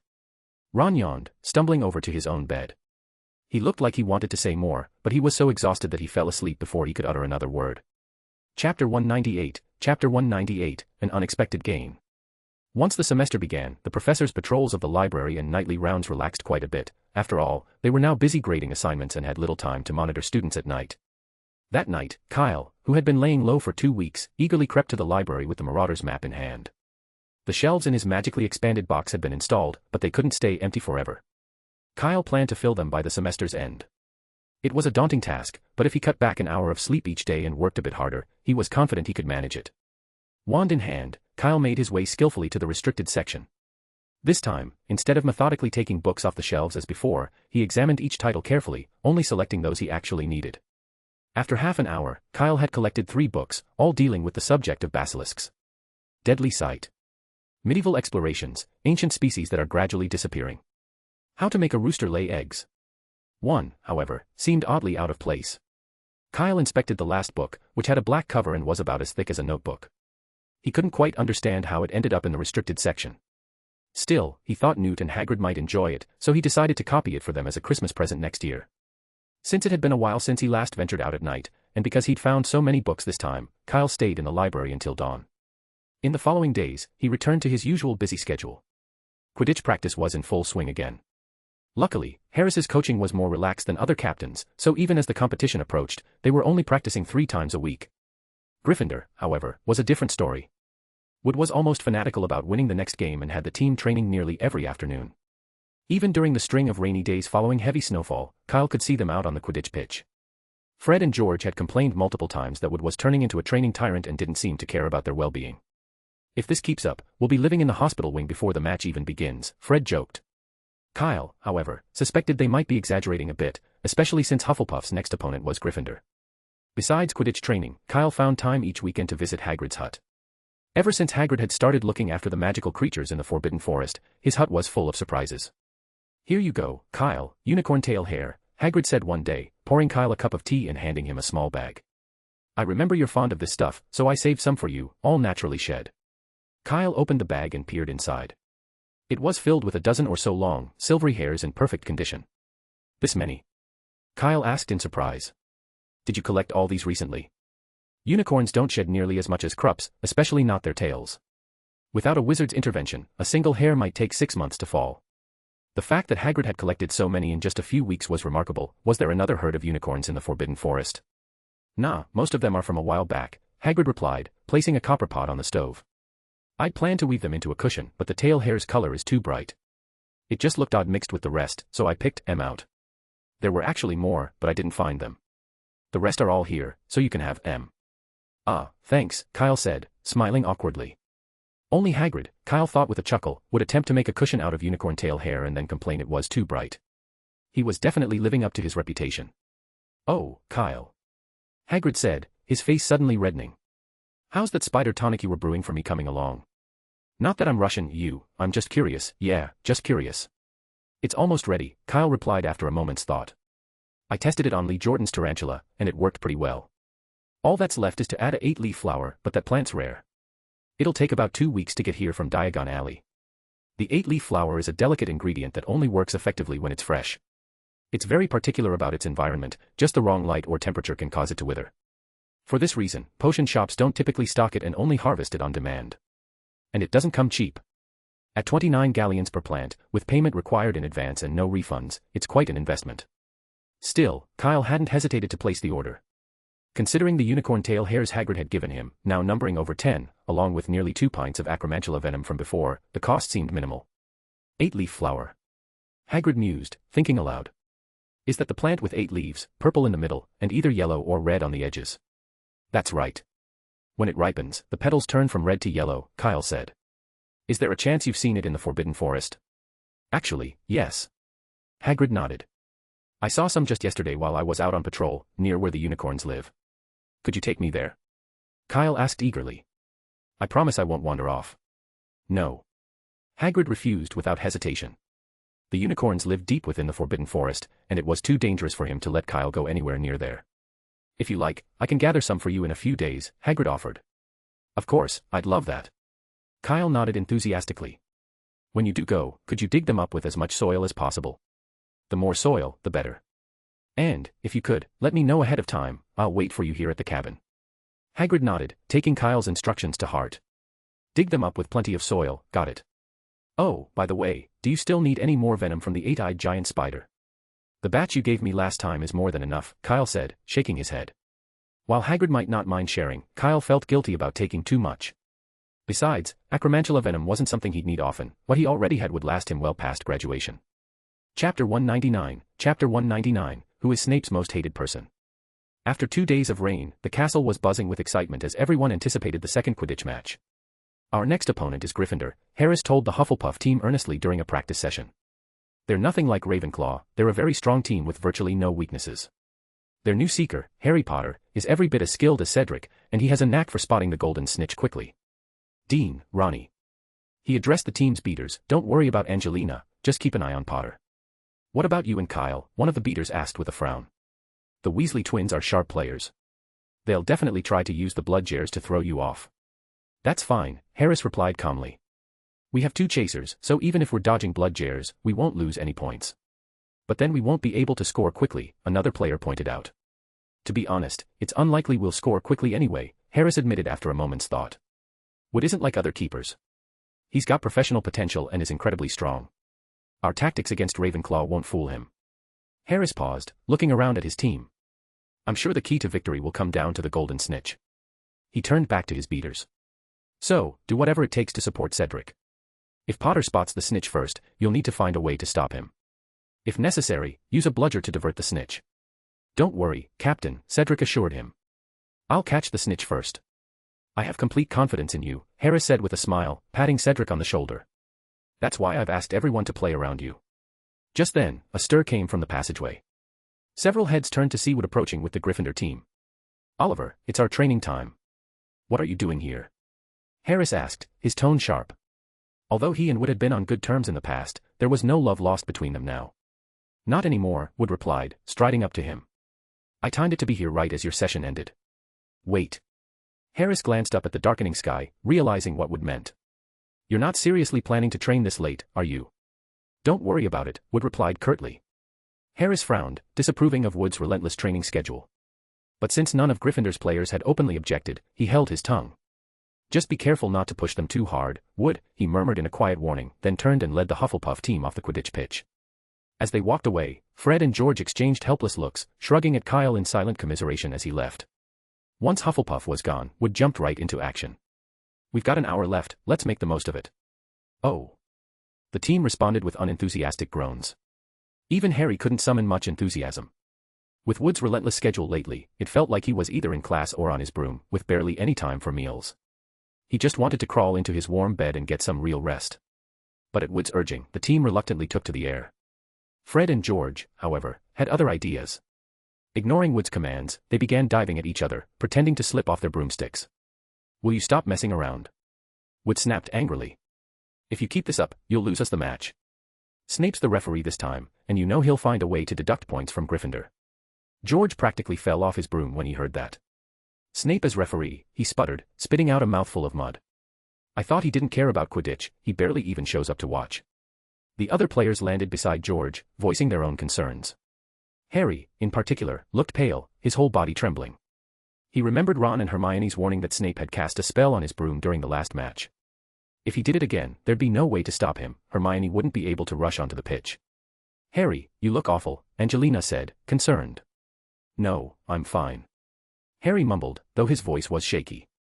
"Wood, in the next game, don't worry about me. Just focus on scoring as many goals as you can." "No, that won't work," Wood replied, frowning. "Catching the snitch is worth 150 points. You think we can just score that many goals?" "But Snape's definitely going to target me," Harry said nervously. I'm worried." "There's no reason to worry, Harry," George chimed in, patting Harry on the shoulder with a grin. "Remember, we're playing Hufflepuff. What's there to be nervous about?" Harry blinked, a bit confused, wondering if George had hit his head when he fell and was confusing Hufflepuff with Ravenclaw. "I'm serious, Snape will target me," Harry insisted. "He hates me. I don't even have to do anything wrong in potions, and he still finds a reason to take points." "Don't sweat it, everyone's lost points to Snape," Fred laughed. "So, how many points has he taken from you at once?" 15, Harry whispered, almost feeling guilty. He worried that maybe his potions blunders were partly why Gryffindor was trailing in the house standings. But to his surprise, Fred didn't look bothered in the slightest. "Only 15. Fred said, sounding amused. "I thought it would be more." Harry stared at him, stunned. "Only 15 points. That sounded like a lot. Maybe George's fall had actually affected Fred, too. But then, that didn't make sense, he'd never heard of twins sharing concussions." Fred chuckled and went on. "Do you have any idea how many points Kyle's lost in potions?" Harry shook his head, puzzled. He'd assumed that someone as accomplished as Kyle would probably earn extra points rather than lose them. 50. George held up a hand, dead serious.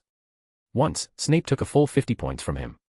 And on any normal day, Kyle usually loses around 20 points for all sorts of reasons, Fred added. If it weren't for Connor earning points back, Hufflepuff would be right down at the bottom of the house standings with us. Harry was speechless. The thought of someone like Kyle losing so many points was beyond belief. It was almost as unthinkable as Hermione forgetting to do her homework. Fred continued, "So you see, Harry, compared to Kyle, you're practically safe from Snape's wrath." With him around, George added, grinning, "We've got nothing to worry about." The twins exchanged a look and burst into a wicked laugh. Chapter 200, Neville, you need to be more confident. Meanwhile, Kyle and the rest of the Hufflepuff team had just returned to the castle after leaving the Quidditch pitch when Harris stopped them. "Wait a moment," Harris said, patting his head. "Wood interrupted me earlier, and I almost forgot to mention something important." His tone grew serious. "We need to be on alert.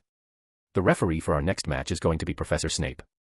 The moment he said it, everyone's gaze landed squarely on Kyle. Thanks to Mikkel and Ryan's chatter, nearly every Hufflepuff knew about Professor Snape's tendency to single Kyle out. Hearing this news, the team's first thought was that Snape had grown tired of mere point deductions and wanted a new way to cause trouble for Kyle. And Quidditch, they figured, was the perfect opportunity. "Are you certain, Captain?" one of the players asked, frowning.